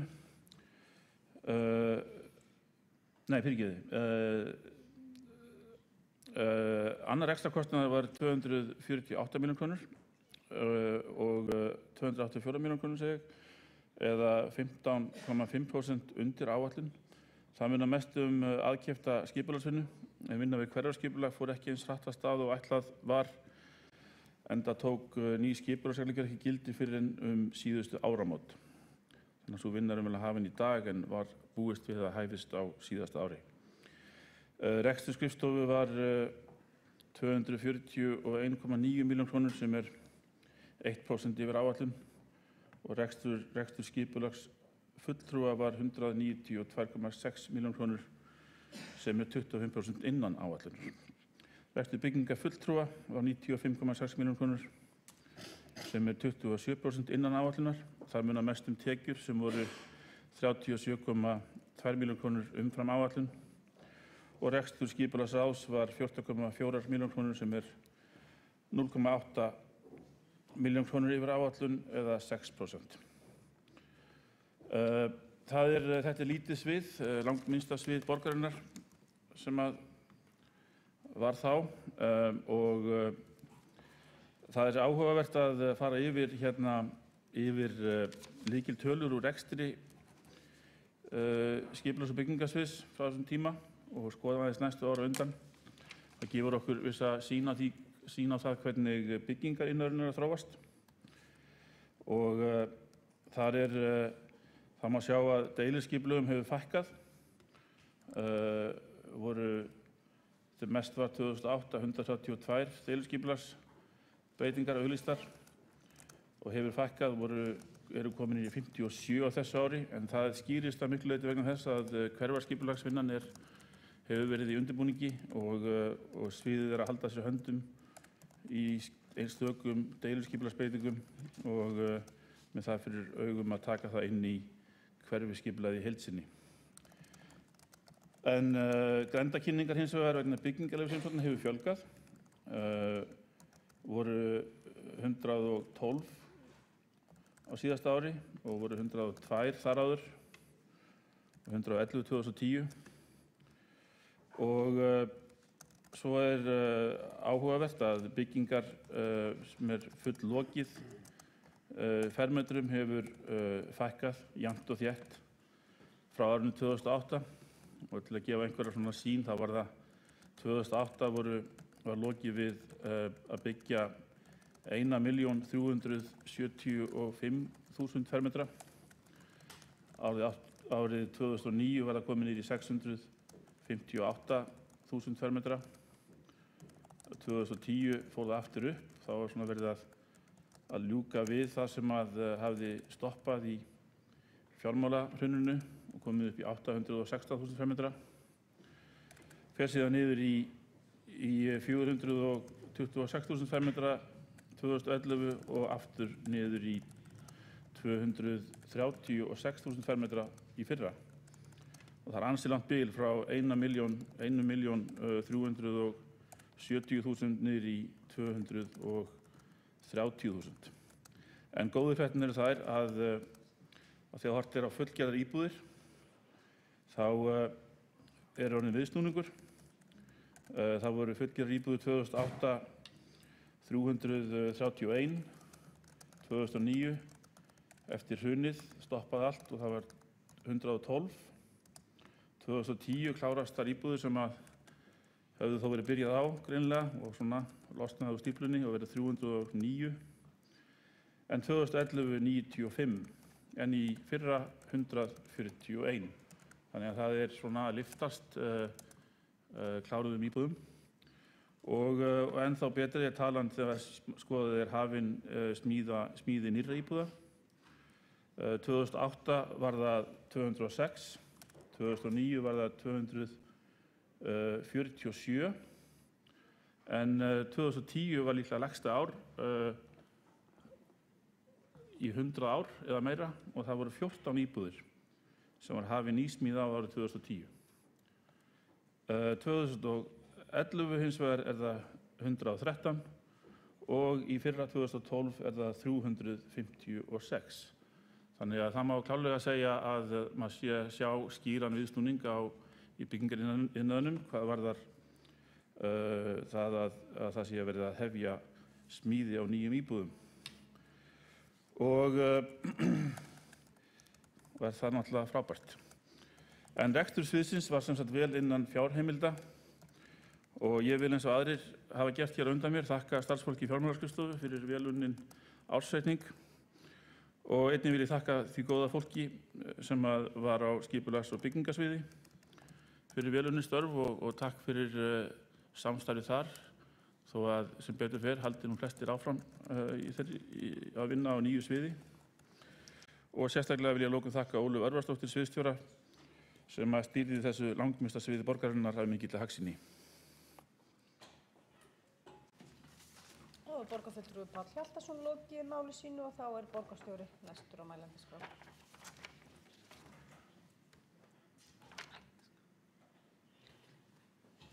Fyrirgefið, við leifum borgarfulltrúa Degi Eggertssyni.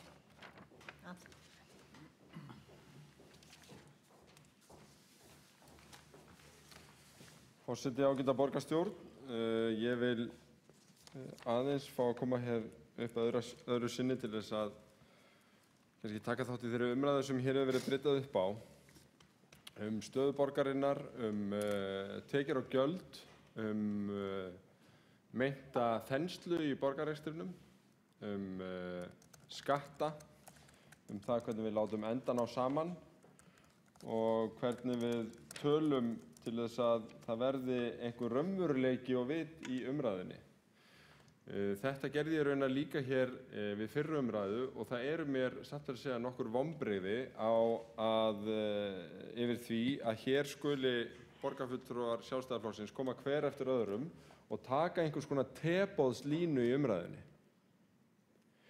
Með fullyrðingum það að hér hafi meirihlutinn valið, eins og Þorbjörg Helga Vigfúsdóttir borgarfulltrúi nefndi, leið hins lata með því að skattleggja bara alla og spara ekki neitt, gæta hvergi aðhalds. Og Kjartan Magnússon borgarfulltrúi var á býsna svipuðum nótum, þar sem hann kallaði þetta sósíalisma andskotans eða eitthvað slíkt. Og mér langar til þess að biðja borgarfulltrúa vegna þess að hér búið að vinna alveg gríðarlega mikið af góðum gögnum til þess að draga fram hina raunverulegu stöðu og leggja grunna að góður umræðu, að taka aftur til handagags og rifja upp minnisblað fjármálaskrifstofu sem dagsett 22. apríl og var dreift með ársreikningi þróun tekna og gjalda A-hluta Reykjavíkurborgar 2008 til 2012. Þegar búið að taka frá auknar skatttekjur vegna yfirflutnings á málaflokki fatlaðra og við horfum á hreinar skatttekjur, hvort eru þá skatttekjurnar að aukast eða minnka í Reykjavík? Á því tímabili sem við erum að bera eitthvað saman við, frá 2008 til 2012. Hvort eru þær að aukast eða minnka? Eru einhver rök til þess að halda hér ræðu einhverja bólnun, gríðarlega aukna skattheimtu, þegar tölurnar sem hrópa á mann af blaðinu eru að skatttekjurnar að raunvirði 6,8 milljörðum minni 2012 en þær voru 2008. 2008 reyndar áhugavert samanburðarár, ekki bara vegna þess að þá var hrun, heldur vegna þess að þá stjórnaði þessi sami Sjálfstæðisflokkur í borginni og borgarfulltrúarnir sem hér sitja meira eða minna allir. Og þó að þeir hefðu þá milli handana 6,8 milljörðum meira af sköttum, að þá lækkuðu þeir þá ekki. En núna þegar við höfum tæpa 7 milljarða minna milli handana, að þá eru haldnar hér mjög innblásna ræður það stórkostlega færi sem á því og það auðvelda verkefni að lækka skatt í borginni eða hvað. Jafnvel af sömu borgarfulltrúum, eins og ég horfi hér sérstaklega á borgarfulltrúa Kjartan Magnússon, sem að lætur varla hjá líða á fundi ITR að leggja fram tillögur aukin útgjöld og framkvæmdir. Alveg eins og hann gerði síðustu 10 árin þar á undan, en við skulum muna það á þessu kjörtímabili þá var undið ofan af fyrirheitum, útgjöldum og samningum, loforðum, upp í ermar á skattgreiðendum, bara í íþróttamannvirkjum upp á 8 til 9 milljarða. 8 til 9 milljarða. Og þetta bara byrjað aftur eins og ekkert sé, og svo eru haldnar hér ræður það af borgarfulltrúanum hvernig hægt að lækka skatta og álögur á fólk. Ég held að það væri rétt að hætta þá fyrst yfirboðunum og vinsældaleitinni með alls konar tillöguflutningi sem boða útgjöld og skapa væntingar í borgarumhverfinu, því að þessar tvær plötur þær virka ekki trúverðugar saman. Ef að skoða þróun útgjalda á föstu verðlagi, eigum við aðeins að átta okkur á því hvort að þær fullyrðingar sem hér hafa verið settar fram bólnun, aðhaldsleysi og svo framvegis eigi einhverja stoð í þeim tölum sem við erum að fjalla um. Við vitum hver útgjaldaþróunin var í miðlægri stjórnsýslu. Þar hafa útgjöld lækkað úr rúmum 2 milljörðum 2008 í 1600 milljónir 2012. Lækkað tæpan halvan milljarð. meira heldur en í þjónustunni út í málaflokkunum, en við höfum verið að lækka útgjöldin í heildarþjónustukerfi Reykjavíkurborgar 9,3 milljarða þegar búið að leiðrétta fyrir málaflokki aldraðra og lífeyrisskuldbindingum. Mér finnst ekki boðlegt að bjóða upp á umræðu sem gengur út á það að hér hafi allt bólnað og hér hafi ekki verið neitt aðhald þegar við erum að koma okkur fyrir í rekstrarramma sem 9,3 milljörðum þrengri. 9,3 milljörðum þrengri. Blaðsíðu 3 í yfirliti fjármálaskrifstofu þegar búið að leiðrétta fyrir verðlagi og bera saman árin 2008 og 2012. Þetta hvorki meira en minna en 12,5% samdráttur. Og hefur þetta verið auðvelt? Nei, ekki alltaf.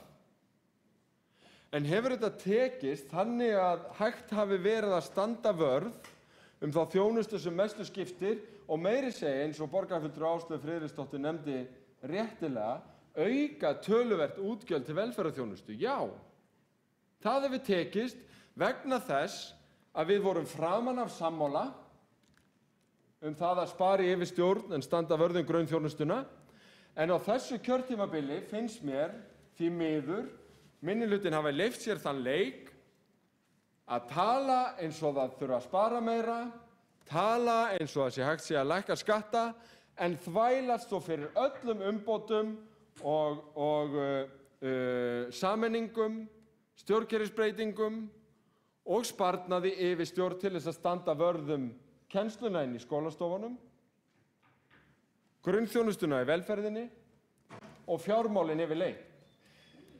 Ég ætla bara að strengja þess heit að rifja upp þessar tölur í hvert einasta skipti. Í hvert einasta skipti sem að teboðsræðan haldin hér úr þessum ræðustól í sölum borgarstjórnar næsta árið, þá ætla ég að rifja upp þessar tölur í hvert einasta skipti vegna þess að það gengur ekki að heill stjórnmálaflokkur getur bara tekið einhverja svona taktíska ákvörðun á einhverjum fundi, heyrðu, við skulum bara tala það að skattar hafi hækkað alveg svakalega hérna. Og það hafi ekkert verið sparað heldur hafi bara vandanum verið velt yfir á fjölskyldur í borginni. Tölurnar tala einfaldlega öðru máli. Samdrátturinn í útgjöldum hefur verið 9,3 milljarðar, 12,5%. Samdrátturinn í sköttum hefur verið 6,8 milljarðar, 9%. Það er alveg rétt að gjaldskrárnar sem höfðu verið frystar í 2 ár gengu að hluta til tilbaka á 2 árum, 2011 og 2012. En við tókum ekki þriðja skammtinn, þannig að gjaldskrár í borginu að raunvirði lægri líka en þær voru 2008. Það stendur þess vegna ekki steinn yfir steini í þessu málflutningi og ég vil bara undirstrika að ef það á að halda uppteknum hætti að koma þá með tölurnar. Eru gögnin frá fjármálaskrifstofu röng? Hvar eru rökin fyrir því sem að allir borgarfulltrúar Sjálfstæðisflokksins svikalaust voru að klifa á hér í umræðunum?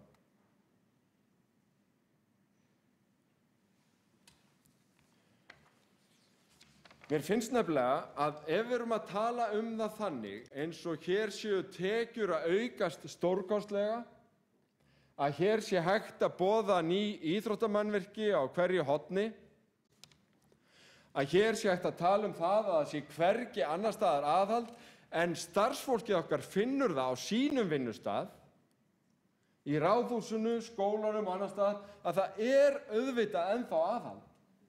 En ef við látum það viðgangast að hér í sölum borgarstjórnar sé klifað á einhverju öðru, þannig að fólki líði eins og annars staðar drjúpi smjör af hverju strái, eins og alls staðar annars staðar séu miklir peningar, að þá erum við ekki að tala raunveruleikann eins og hann Staðan sú, ástandið betra, en það ennþá aðhald og það ennþá mun minni tekjur og þrengri stakkur en hann var 2008.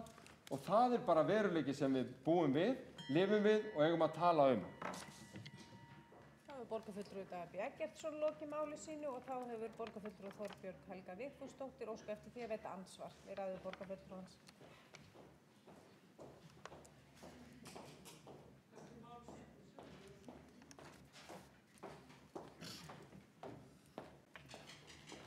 Forseti, ágætu borgarfulltrúar. Ég bara vildi óska þess að borgarfulltrúi Dagur B. Eggertsson var ekki alltaf svona reiður hérna í sal borgarstjórnar þegar hann færi upp og gagnrýndi aðra. Við höfum hérna öll komið upp eitt og öðru réttilega og farið í róliheitunum yfir okkar gagnrýni.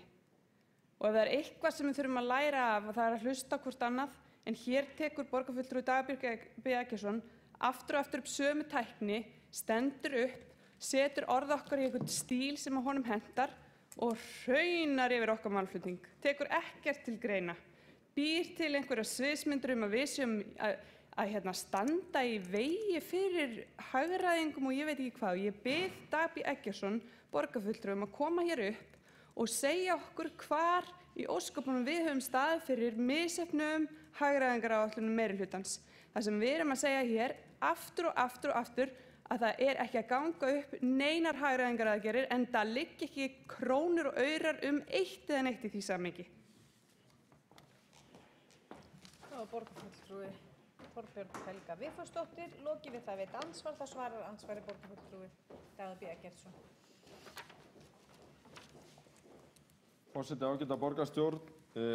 Ég var að enda við að fara við það að borgarreksturinn hefur núna úr tæplega 7 milljörðum minna að spila, samt gengur hann upp, samt er hann á pari og útgjöldin eru 9,3 milljörðum lægri að raunvirði en þau voru 2008. Þetta þýðir að það er ekki bara á einhverjum einum stað og einhverjar einar aðgerðir sem hafa farið fram, það hefur verið sparað allstaðar, strax eftir hrun og áfram á þessu kjörtímabili.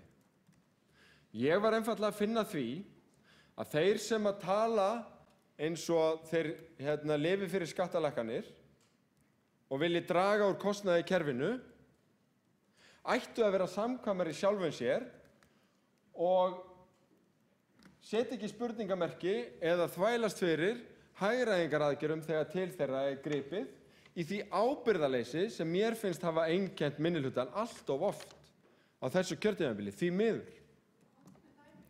Ég skal nefna skólaaðgerðirnar og hvernig Sjálfstæðisflokkurinn snerist á punktinum í þeim þegar á móti blés eftir að hafa boðað miklu róttækari sameiningar skóla á síðasta kjörtímabili, miklu róttækari sem voru dregnar tilbaka.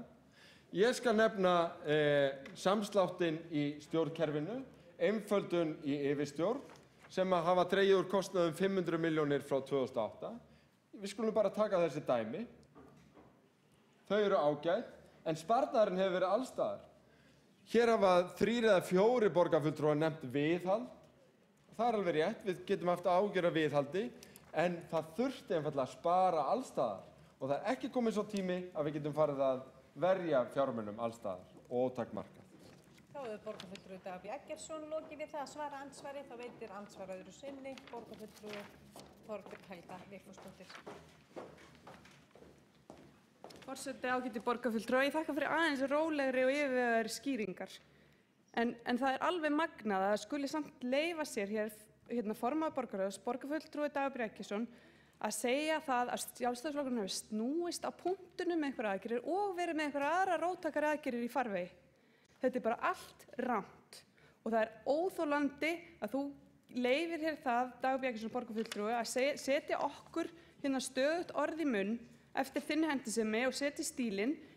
Það er eitt, en það er annað að segja ósátt.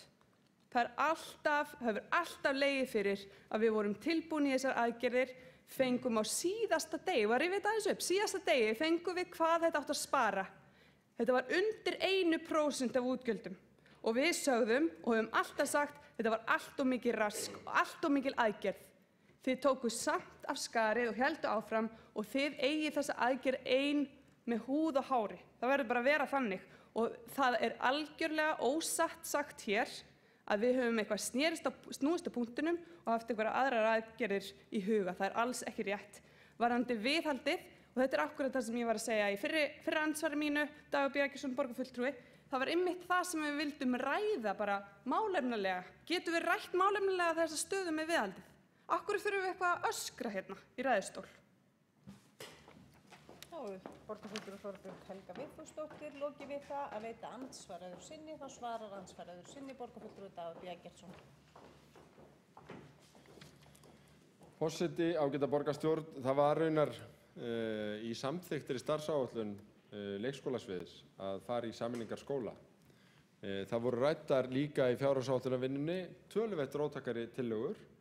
Ef að þetta er svona eins og borgarfulltrúinn segir að Sjálfstæðisflokkurinn hafi snúist frá stuðningi við sameiningar vegna þess að spurðu lítið, þá vekur það aftur spurninguna hvort að ennþá róttækari sameiningar hefðu notið stuðning Sjálfstæðisflokksins, sem hefði þá sparað mikið meira. Því að sparnaðurinn er auðvitað annars vegar í húsnæðiskostnaði og hins vegar í launum, þannig að ég held að borgarfulltrúinn verði að skýra aðeins afstöðu Sjálfstæðisflokksins betur undir hvaða kringumstæðum hefði sem Sjálfstæðisflokkurinn stutt erfiðar viðkvæmar sameiningar í skólum, ef að þær hefðu verið umfangsmeiri og sparað meira.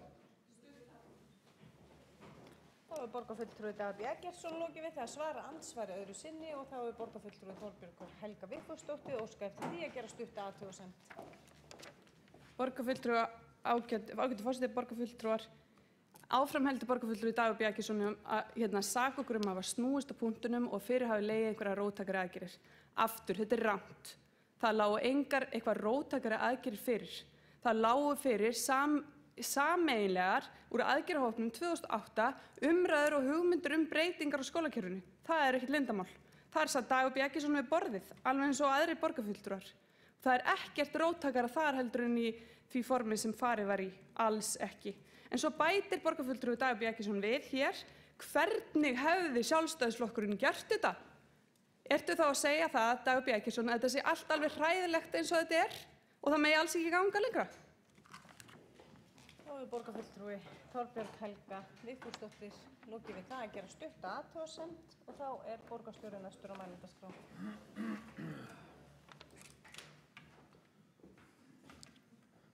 Virðulegi forseti, ágæta borgarstjórn. Já, ég ætla nú að koma hér upp og kannski svona reyna að svara einhvað spurningum sem til mín var beint. Ég vil nú byrja á því að þakka fyrir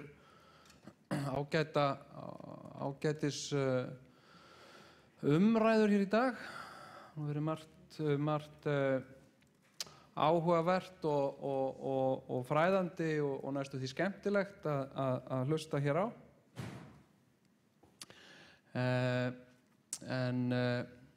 Já, ég ætla nú svona kannski reyna að fara lauslega yfir svör.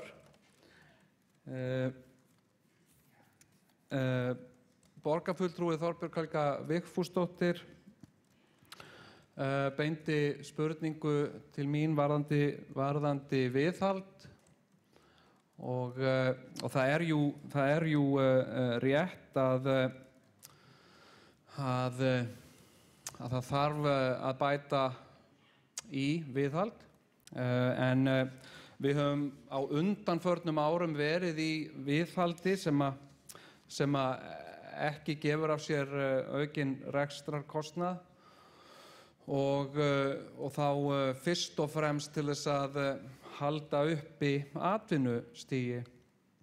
En það var tekin upp í fyrra svona viðhalds áætlanir sem að eiga að stefna því að koma viðhaldi í ásættanlegt horf á næstu 5 árum. En mér sýnist algjörlega ljóst að við munum ekki ná því bara á einu ári. Síðan spurði borgarfulltrúinn út í eignasölu Orkuveitunnar sem hluta af planinu og við höfum nú við höfum nú farið nokkuð ítarlega yfir þau mál, bæði hér í borgarstjórn og í borgarráði, og ég hef svarað þessum spurningum áður en ekkert að því að svara þeim aftur. En það er algjörlega ljóst að þessi gjörningur telst vera sala, bæði út frá lögum og líka út frá eðlilegum viðskiptaháttum. Til dæmis virt matsfyrirtæki líta svo á að hér sé sölu að ræða. En ég ætla að kannski til þess að varpa skýrara ljósi á málavöxtu, kannski að skauta lauslega yfir minnisblað fjármálastjóra sem lagt var fram í borgarráði 4. febrúar. Með leyfi forseta. Já, þetta er sem sagt efni sala OR á fasteignum við Bæjar og Réttarháls.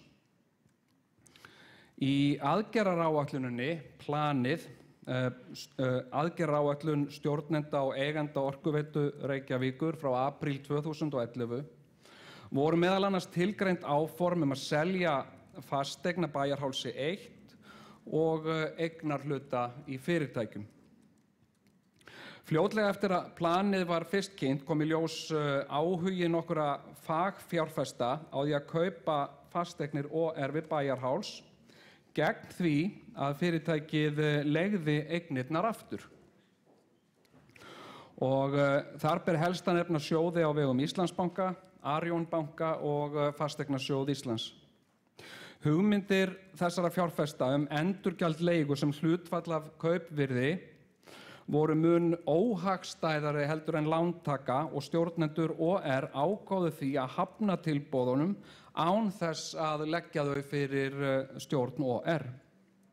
Austurhluti Bæjarháls 1 var auglýstur til sölu eða leigu í desember 2011 ásamt allt að 800 fermetra leigurými í Vesturhúsi og var tilboðsfrestur veittur til 15. janúar 2012. Og engin tilboð bárust. Síðan þá hefur eignin verið auglýst nokkrum sinnum í gegnum fasteignasöluna Miklaborg en án árangurs.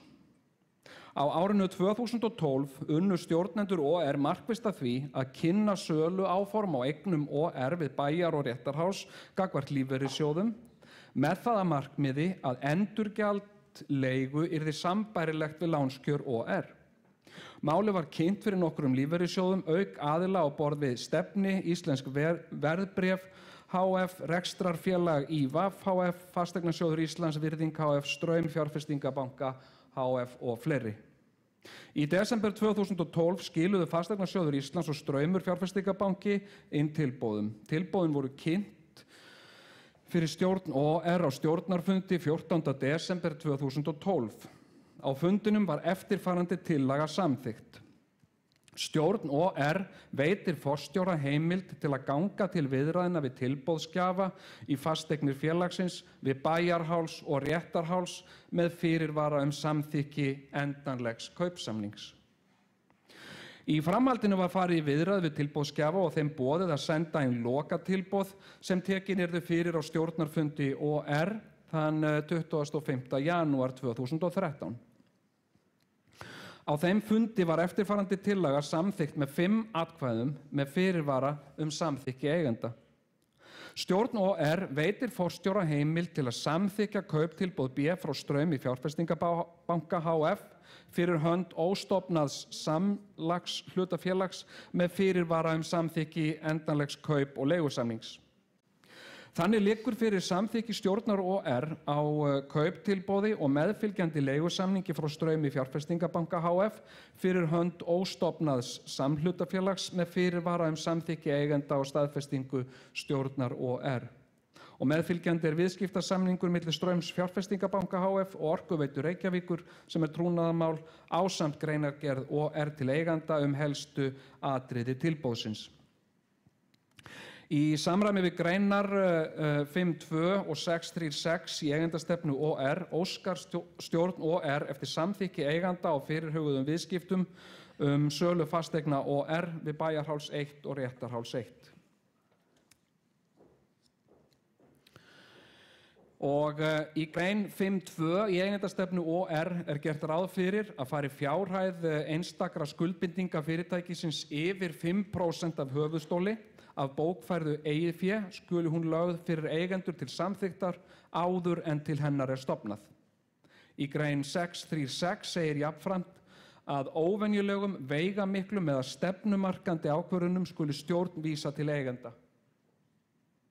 Samkvæmt upplýsingum frá OR fjárhagsleg skuldbinding leigugreiðslna til 20 ára áætlaðar alls tæplega 3.400 milljónir króna. Eða 5,3% af höfuðstóls af bókfærðu eigin fé fyrirtækisins miðað við 9 mánaða árshlutareikning 2012. Að auki verður að telja að umrædd ráðstöfun falli undir grein 6.3.6 í eigendastefnu fyrirtækisins og því þarf stjórn OR að leggja ákvörðunina fyrir eigendur líkt og nú hefur verið gert.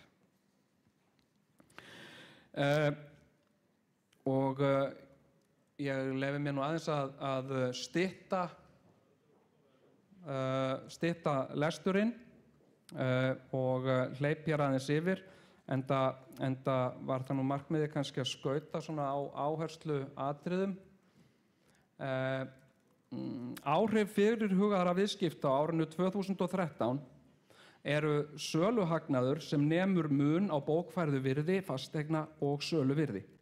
Á móti vegur að rekstrarhagnaður fyrir afskriftir og fjármagnsliði eða EBITDA lækkar í samræmi við verðtryggðar leigugreiðslur. Ef hins vegar gert ráð fyrir beinni lántöku í stað sölu á sambærilegum kjörum, þá í raun hliðrun að ræða frá rekstrargjöldum yfir á fjármagnsgjöld. Og samkvæmt upplýsingum frá OR verður skuldbinding leigusamnings ekki færð í efnahag samkvæmt IFRS uppgjörstaðlinum að minnstakosti ekki næstu árin. Hins vegar algengt að greinendur leiðrétti fyrir sambærilegum langtíma skuldbindingum sem ekki koma fram á efnahag. Frá sjónarhóli kröfuhafa Orkuveitu Reykjavíkur eru 2 grundvallar sjónarmið varðandi sölu eigna. Annars vegar að salan styrki lausafjárstöðu og greiðsluhæfi á árinu 2013. Hins vegar að sala eigna endurspegli markaðsvirði þeirra.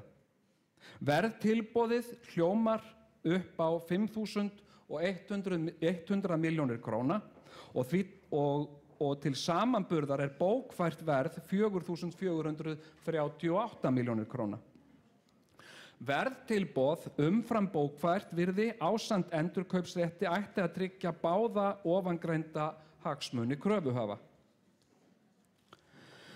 Með fyrirvara að viðskipti eigi sér stað í samræmi við uppgefnar upplýsingar, þá það mat fjármálaskrifstofu að auk styrkingar á lausafjárstöðu OR muni samþykkt viðskipta sölu á fyrrgreindum fasteignum auka tiltrú lánveitenda og fjármálastofnana á Orkuveitu Reykjavíkur, en þessir aðilar líta mjög til þess að planið frá 2011 standist. Metin ávöxtunarkrafan í hærri kantinum eða 0,34% hærri en eigendalánin sem veitt voru í kjölfarplansins. Hins vegar ber að taka fram að mat fjármálaskrifstofu tekur ekki tillit til virðis kaupréttarins sem að öðru óbreyttu leiðir til lægri ávöxtunarkröfu. Og það lýkur nú tilvitnun, en ég ætla að skauta hér aðeins yfir texta og koma mér beint að niðurstöðu minnisblaðsins, sem nú kannski kjarninn í því sem að ég vil reyna að segja hér í sem skýrustu og einföldustu máli, og ætla að fá hér að lesa niðurlag minnisblaðsins með leyfi forseta. Salan bætir lausafjárstöðuna verulega, en þetta eini þáttur plansins sem undir áætlun og það hefur skapað ákveðnar efasemdir planið.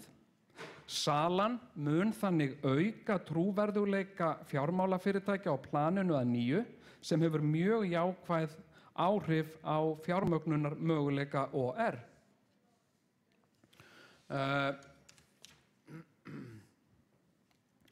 Þannig að, já, ég held að ég sé búinn að svara því að sala til A-hluta en ekki til þriðja aðila eðlileg og rétt sala.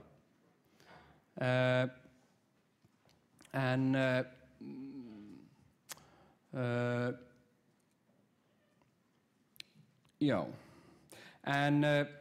og ef ég skildi rétt á borgarfulltrúanum, spurði hún hvort að ég væri tilbúinn að ræða planið og aðgerðaráætlunina, og ég vissulega til í það, og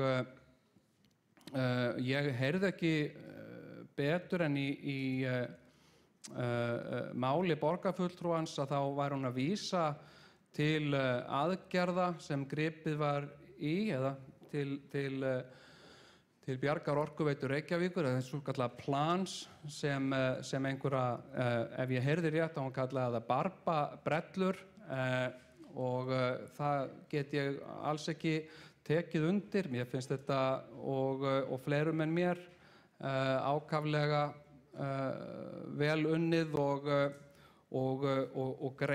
vel unnin og greindarleg aðgerð í flesta staði. Og það var alltaf ljóst alla tíð að borgin mundi vilja skoða möguleika á því að kaupa eignir af Orkuveitunni, og hefur í samræmi við eignasöluna þá hefur það verið skoðað í hverju tilviki fyrir sig. Við höfum náttúrulega líka átt miklar umræður hér aðra eignarsölu sem er Perlan, og sama gildir sölu á Perlunni, eins og aðrar fasteignir, en það er náttúrulega kannski viðkvæmari bygging að mörgu leyti. Perlan er náttúrulega eitt aðal kennileiti Reykjavíkur og hefur tilfinningalega merkingu fyrir íbúum og mörgum þeim sem hafa komið að rekstri Perlunar. Þannig að við höfum rætt það mikið, en já, ég vona að ég hafi svarað spurningum fullnægjandi og hlakka til að heyra áframhaldandi umræður. Takk fyrir. Þá hefur borgarstjóri lokið máli sínu og þá er borgarfulltrúi Sóley Tómasdóttir næst á mælendaskrá.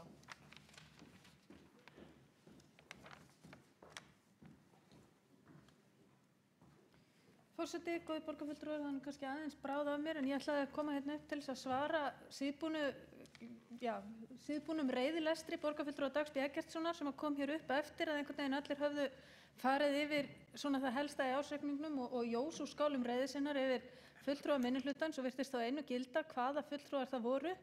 fullyrti meðal annars að borgarfulltrúar minnihlutans hefðu staðið hér í vegi fyrir öllum breytingum og ekki geta tekið þátt í neinu og ég veit ekki betur en að ég hafi verið að krefjast skattalækkana og ég veit ekki hvað og hvað. Ég vildi bara biðja borgarfulltrúa að átta sig á því að minnihlutan skipa tveir mjög ólíkir flokkar. Ræða mín hér áðan, jú, vissulega snerist hún að hluta til skólasameiningarnar og já, borgarfulltrúi Vinstri grænna og fulltrúar Vinstri grænna sem hafa setið í skóla- og frístundaráði voru mjög einbeitt á móti þeim sameiningum, sátu ekki í undirbúningshópnum fyrir þær sameiningar og töldu þetta ekki vera réttu leiðina þá, töldu aðrar aðgerðir mikilvægari og við bentum á hvað það væri sem að frekar ætti að fara í, sem var meðal annars sameiningar hörðu sviðanna sem að svo ég og aðrir fulltrúar Vinstri grænna hafa samþykkt. Ég hef lagt mig fram á þessu kjörtímabili að samþykkja þau mál sem að ég tel vera þess virði að samþykkja, alveg sama hvaðan þau koma, hvort sem þau koma frá fulltrúum meirihluta eða minnihluta, hef aftur á móti staðið gegn þeim málum sem að samræmast ekki þeirri hugmyndafræði sem að ég bauð mig fram til þess að fylgja og ég vil að borgarfulltrúar virði það almennt við mig. Mér fannst umræðurnar hérna alveg þangað til að þessi reiðilestur hófst hér undir lokin frá borgarfulltrúa oddvita Samfylkingarinnar, borgarfulltrúa Degi B. Eggertssonar, bara mjög fínar. Borgarfulltrúar Sjálfstæðisflokksins fóru hér yfir sínar áherslur sem að vissulega eru bara samrýmast mjög illa mínum skoðunum og líka meirihlutans í mörgum tilfellum. En að verða hér eitthvað æðislega reiður og tala teboðshreyfingar og vera með einhverjar svona leiðindablammeringar, það finnst mér bara ekki viðeigandi. Ég hélt í alvörunni að við ætluðum að tileinka okkur aðeins svona lágstemmdari og málefnalegri pólitík hér. Mér finnst við hafa verið að gera það á undanförnum misserum og ég bara frábið mér svona æsingi og óska eftir því að borgarfulltrúi Vinstri grænna sé ekki ásakaður það að vera að krefjast til skattalækkana. Þó ekki væri nema það. Já, þá borgarfulltrúi Sólveig Tómasdóttir lokið máli sínu og þá borgarfulltrúi Hanna Birna Kristjánsdóttir næst á mælendaskrá.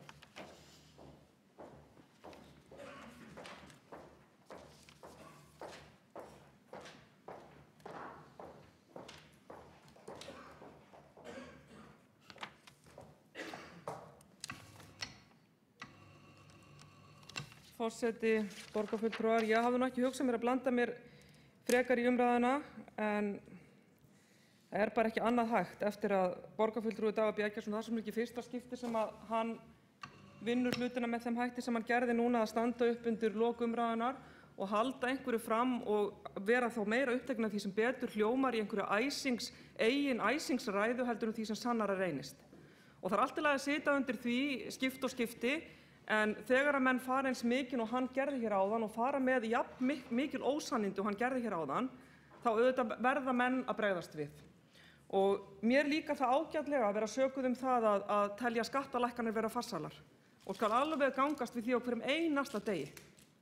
En að vera sökuð það á sama tíma að það sé með einhverju óbelgirni eða ég sé að byggja einhvern veruleika sem sé ekki til eða jafnvel ég tilheyri teboðshreyfingu sem ég veit ekki betur en sé einhvers staðar annars staðar í heiminum en hér, ég frábið mér þess og bið Dag B. Eggertsson að halda þessar ræður bara heima hjá sér fyrir framan spegilinn og klappa síðan fyrir sjálfum sér.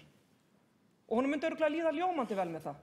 En þessi ræða var svona dæmigerð ræða það hvernig stjórnmál eiga ekki að vera og hvernig stjórnmál ég hélt að við varum öll sem að tilheyrum flest nýrri kynslóð á stjórnmálafólki reiðubúin til þess að yfirgefa. Það þessi blessaða tilgerð, það það að ásaka mennum eitthvað sem að maður jafnvel veit að rangt, bara til þess að þeir þurfa að afsanna það.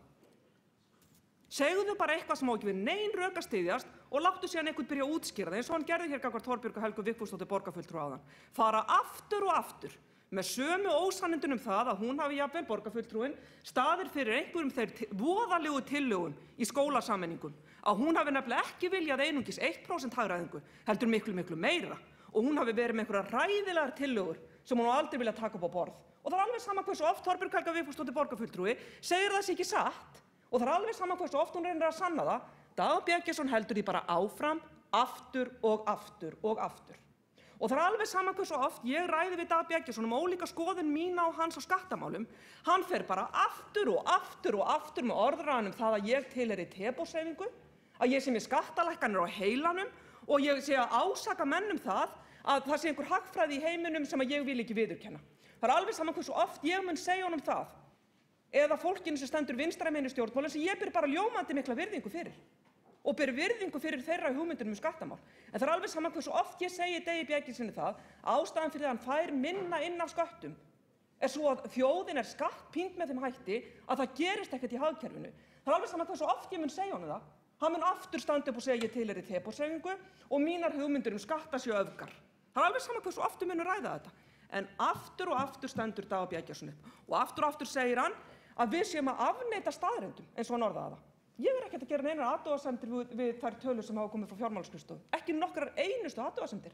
En ég hef bent á það að það alveg sama hversu mikið Dagur B. Eggertsson bendir á það að skatttekjur borgarinnar séu minni, það breytir engu það að 5 manna fjölskylda í Reykjavík hefur ekki bara fengið hækkun á prósentum í útsvari, heldur líka hækkaðar gjaldskrár, sem valda því að þessi fjölskylda, þó hún hafi minni atvinnu, þó kaupmátturinn hafi minnkað, stærra hlutfall af hennar tekjum fer til hins opinbera. Og það alveg sama hvernig Dagur B. Eggertsson talar sinni í heildartölurnar, talar um staðreyndir, ef við erum að tala um staðreyndir eins og hann benti á, tölurnar tala sínu máli. 5 manna fjölskylda í Reykjavík greiðir mörg 100.000 krónum meira til Reykjavíkurborgar í dag en hún gerði árið 2008. Það breytir engu það að heildartekjurnar sem við erum að fá eru lægri vegna þess að það þannig frost í hagkerfinu almennt að þá líka við ríkið að það fær líka minni skatttekjur. En þú hefur samt sem áður, og ég ætla ekki að reyna að halda því fram að Dagur B. Eggertsson ætla að halda því fram, hann hafi ekki hækkað skatta. Hann talar hér í alvöru eins og hann hafi bara lækkað skatta. Samt hefur útsvarið hækkað, allar gjaldskrár hafa hækkað, almenningur í Reykjavík greiðir meira, en almenningur í Reykjavík hefur líka haft minna úr að spila á undanförnum árum sem veldur því að lægri tölur, það þýðir ekki að hlutfallið hafi lækkað. Hlutfallið hefur hækkað. Og aftur getum við rifist þetta, en ég ætla ekki að kalla Dagur B. Eggertsson, ætla ekki að uppnefna hann út af því, eða nota einhver ljót orð eins og hann gerði hérna áðan í einhverjum voðalegum gorger þegar hann talar fyrrverandi oddvita, það víst ég ef menn hafa eitthvað farið fram hjá þeim, eða verða, þetta alltaf einhver svona leikur, pólitískur leikur og pólitískt frekar ljótur leikur sem gengur út á það að gera lítið úr andstæðingum sínum en skilar engum árangri og ekkert skemmtilegt fyrir nokkurn einasta mann nema fyrir hugsanlega Dagur B. Eggertsson sjálfan inn á baðherbergi fyrir framan spegilinn að tala sjálfan sig upp í það hans stórkostlegur stjórnmálamaður.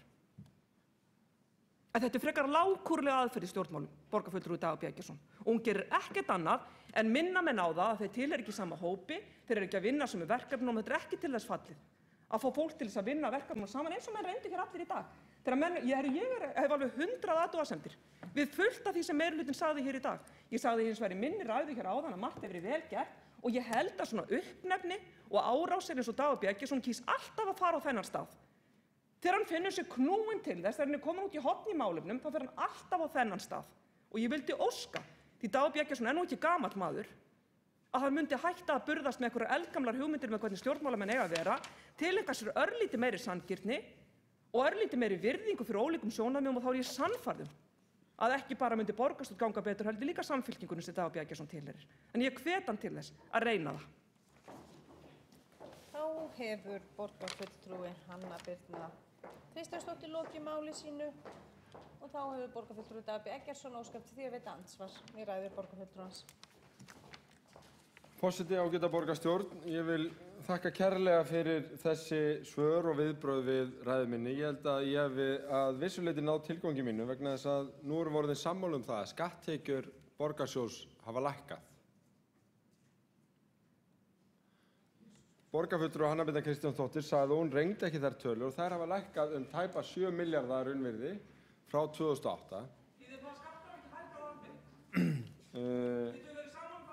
Útgjöldin hafa svo lækkað 9,3 milljarða.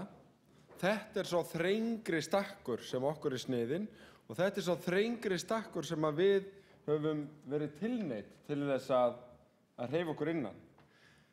Ég hins vegar ósammála borgarfulltrúanum með þá kenningu að þessir lægri skattar séu vegna skattahækkana. Það samhengið þveröfugt. Það var tekjufall í samfélaginu, það var bankahrun, hrun á mörgum sviðum, mjög margir mistu atvinnuna og þess vegna þurfti að breyta sköttum til þess að láta enda ná saman. Hér í borginni hafa skattar breyst mjög lítið. 200 milljón krónur það bil á ári, í raun táknræn upphæð, bættust við í útsvarinu, en við höfum lækkað skatta á íbúðarhúsnæði, fasteignaskattana, núverandi meirihluti.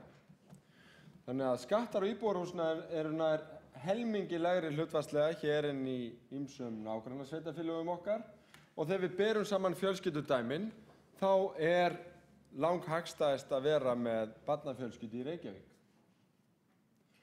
Þegar það eru nefnd dæmi að útgjöld hafi aukist mörg 100.000 krónur, þá í öllum tilvikum verið að horfa fram á verðbólgu og taka inn orkuveituhækkanirnar sem voru óumflýjanlegar, því miður.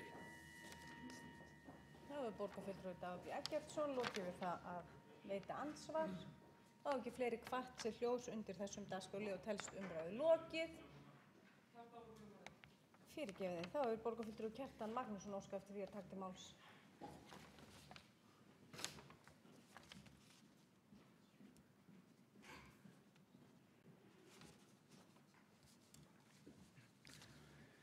Já, forseti, góðu borgarfulltrúar, ég vil eins og aðrir hérna undanfundum þakka fyrir að mestuleyti málefnalega umræðu hér í dag og mjög miður að Dagur B. Eggertsson borgarfulltrúi skyldi koma hér upp í lokin og fara að slá okkur keilur, pólitískar keilur með svona, hvað ég segja, illa ígrunduðum yfirlýsingum félaga sinna í borgarstjórn. Getur ekki sagt að hafi með öllu leyti komið óvart.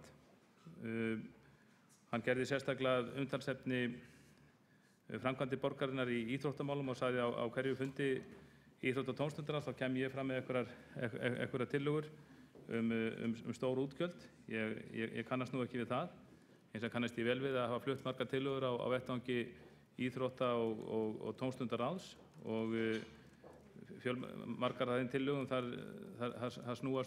snúast forgangsröðun að einhverju leyti.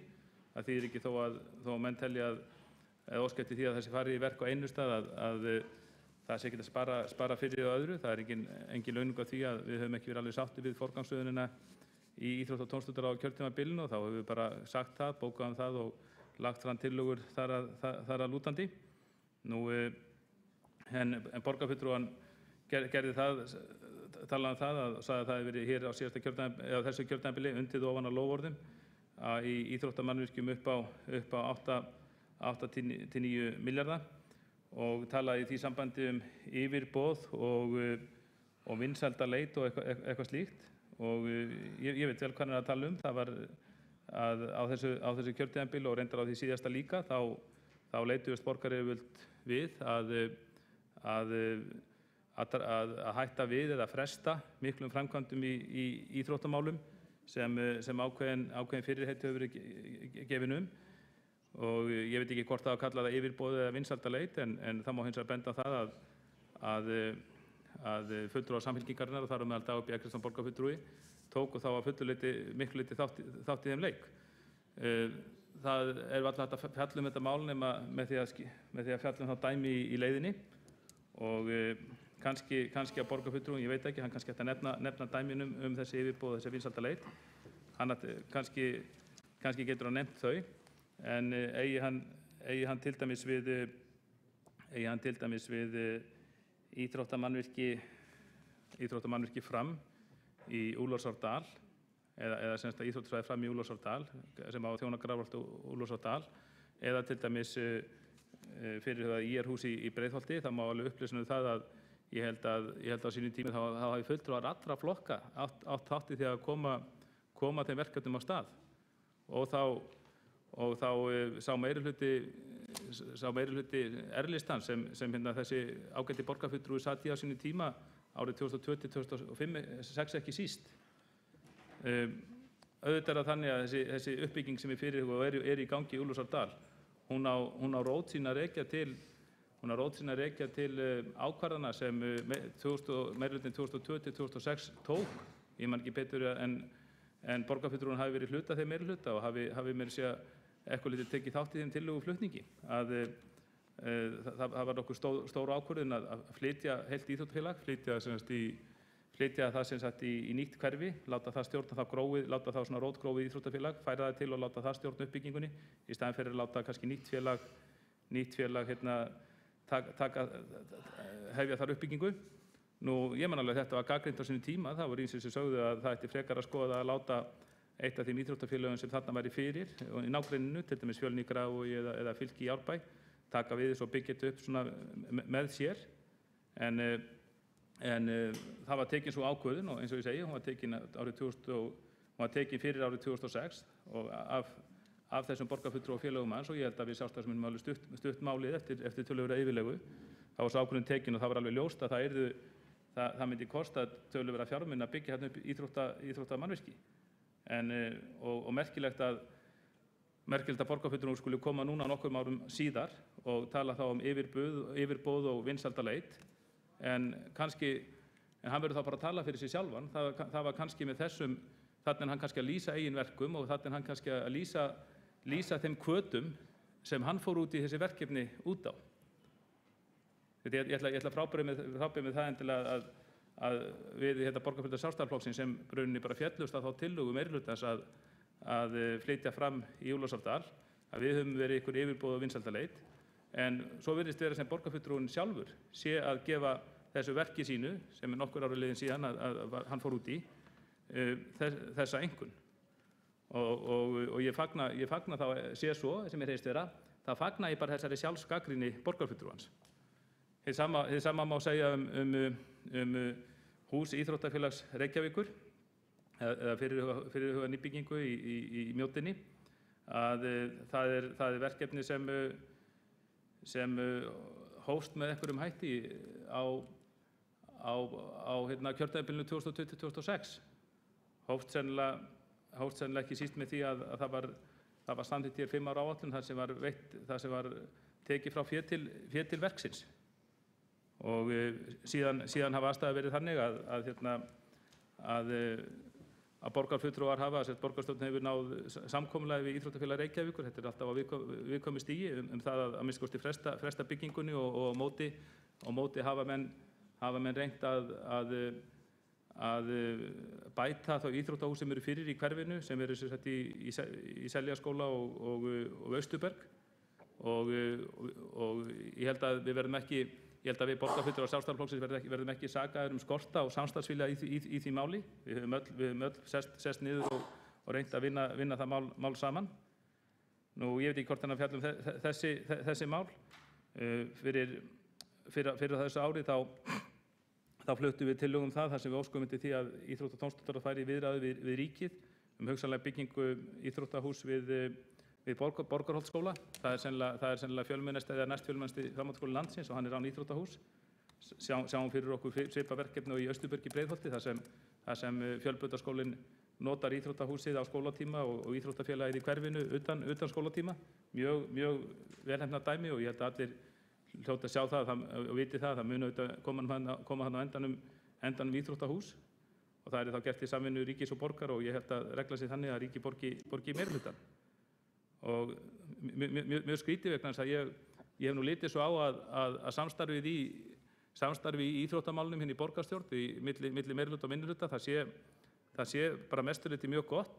Það eru mikil skoðunarskipti á fundum og það er vissulega bókað og það koma fram tillögur og menn ekki alltaf á eitt sáttir, en í það heila þá held ég að samstarfið í íþróttamálum í borgarstjórn sé gott. Það er ekki síst fyrir að þakka formanni ITR, Evu Einarsdóttur, sem er betur en enginn í því þegar kemur að því að reyna að ná sameiginlegri niðurstöðu í málum eða lendingu sem flestir geta sætt sig við, og þá er mjög leiðilegt að fá að borgarfulltrúi Dagur B. Eggertsson skuli gera þessi íþróttamála umfjöllunarefni með þessum hætti og koma hérna með einhverjar eiturpillur á okkur í minnihlutanum, sem ég held að við höfum ef allra sanngirni sé gætt, höfum reynt að gæta sanngirni í þessum málum. Það hefur vissulega verið ýmsir hlutir sem hægt er að gagnrýna.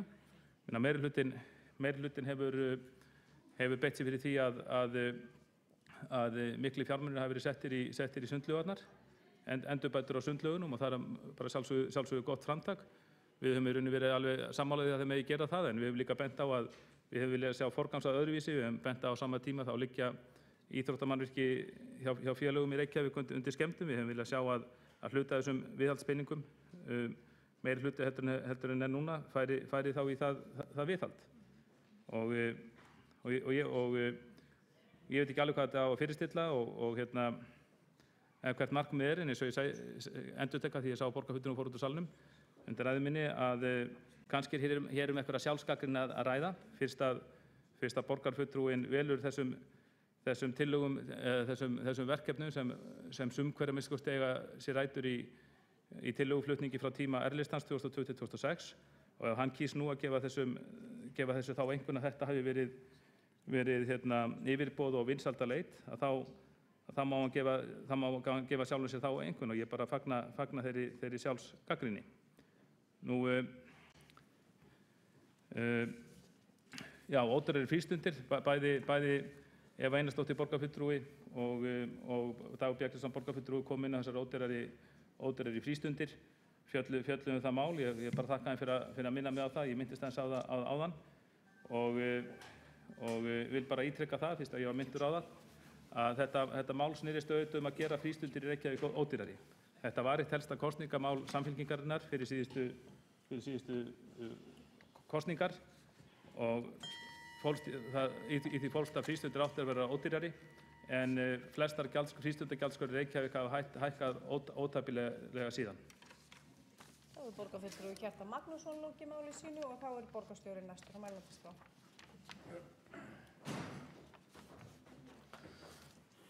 Virðulegi forseti, ágæta borgarstjórn, ég ætlaði nú bara koma hér upp og þakka fyrir umræður sem að hafa og ég tek undir með borgarfulltrúa Kjartani Magnúsinni, hafa verið að mestu leyti ánægjulegar og fræðandi og margt sem að hefur komið fram hér í dag sem að fær mann til að hugleiða ákveðna hluti og við erum vonandi öll reynslunni ríkari og göngum vonandi út með meiri þekkingu heldur en við gengum hér inn með. Og já, ég vildi nú bara þakka fyrir umræðuna. Takk fyrir. Þá hefur borgarstjóri lokið máli sínu og þá hafa ekki fleiri hvatt sér hljós undir þessum dagskrárlið og telst umræðu lokið. Við berum upp ársreikning Reykjavíkurborgar 2012 og þeir borgarfulltrúar sem samþykkja hann vilji gefa merki. Einhver á móti? Það er samþykkt með... Ég vil endurtaka atkvæðagreiðslu. Þeir borgarfulltrúar sem samþykkja vilja ársreikning Reykjavíkurborgar fyrir árið 2012 gefi merki. Vill fólk fá okkur tíma til að gera upp hug sinn? Getum við vísað í bókun frá því síðan? Getið þið nokkuð gefið rétt upp hendi þeir sem að vilja samþykkja þennan reikning? Hver eru það sem vilja samþykkja? Hönd. Það er samþykkt samhljóma og þá hafa fulltrúar Sjálfstæðisflokksins áskilað sér rétt til bókunar undir þessum dagskrárlið. Gjörið svo vel að tilkynna hana. Getum við vísað Helga Laxdal í bókun frá því síðast? Hún er nefnilega eins og síðast bókun á síðasta fundi. Í fyrri umræðu? Já, það getur gert það. Þá gerum við það, forseti. Ok. Vísum í bókun frá síðasta, fyrri umræðu ásækning. Flott. Gott mál. Þið þurfum að álykta síðan. Þá hefur fulltrúi Samfylkingarinnar og Bestaflokksins ákveðið það að vísa í áskilja sér rétt til bókunar. Já. Já, fundurinn er búinn. Það er klára. Já.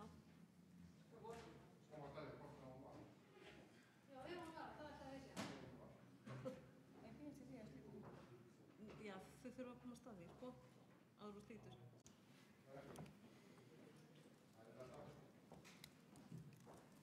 Forseti,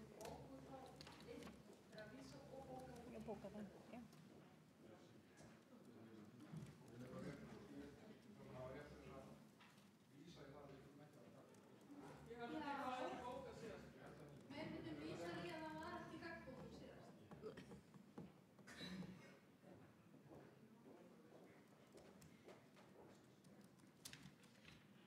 Þið viljið bara vísa til hennar? Nei, getur þú endur tekið hana bara? Já, það ekki. Viltu það? Já, takk.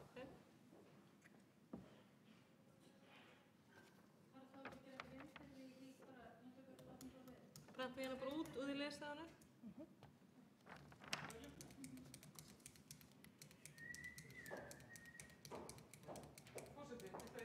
Gjörðu svo vel, endilega.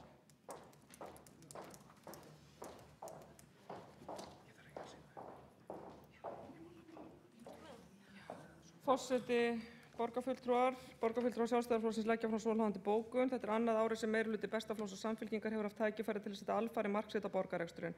Og annar árið í röð taprekstur á borginni sem gefur til kynna aðhald í rekstri sé ófullnægjandi. Kjörtímabili núverandi meirihluti verður einkennist af því að kerfið hefur vaxið á kostnað borgarbúa í formi skatta og gjaldskrárhækkana. Samanlögð rekstrarniðurstaða árið 2011 og 2012 í A-hluta ársreiknings er neikvæð 2,8 milljarða króna, en samanlögð rekstrarniðurstaða 2 ára þar á undan þegar fyrrverandi meirihluti var við stjórn var jákvæð 4,7 milljarða króna. Lítið hefur verið hagrætt í kerfinu, þvert á móti eykst kostnaður en rekstrargjöld aukast. Ekki sjást merki átak í hagræðingu sem meirihlutinn stefndi af upp á kjörtímabilsins.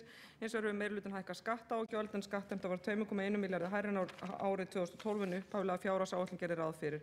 Það er auðvelt að stjórna með því að taka fé af fjölskyldum og fyrirtækjum í borginni skynsamlegra, sanngjarnara og farsælla hefur þó verið að nýta það svigrúm til að hagræða í kerfinu og auðvelda almenningi að takast á við erfiða tíma. Þá hefur fulltrúi Sjálfstæðisflokksins gert grein fyrir bókun. Fleira liggur ekki fyrir á þessum fundi og ég segi honum slitið klukkan 19:47. Nei. 18:47 fyrirgefið. Ég segi takk fyrir og góða ferð og takk fyrir að kjósa Reykjavík og vil minna borgarfulltrúa á þau þurfa að skrifa undir ársreikninginn áður en þeir fara hérna í dag. Takk fyrir og góða ferð.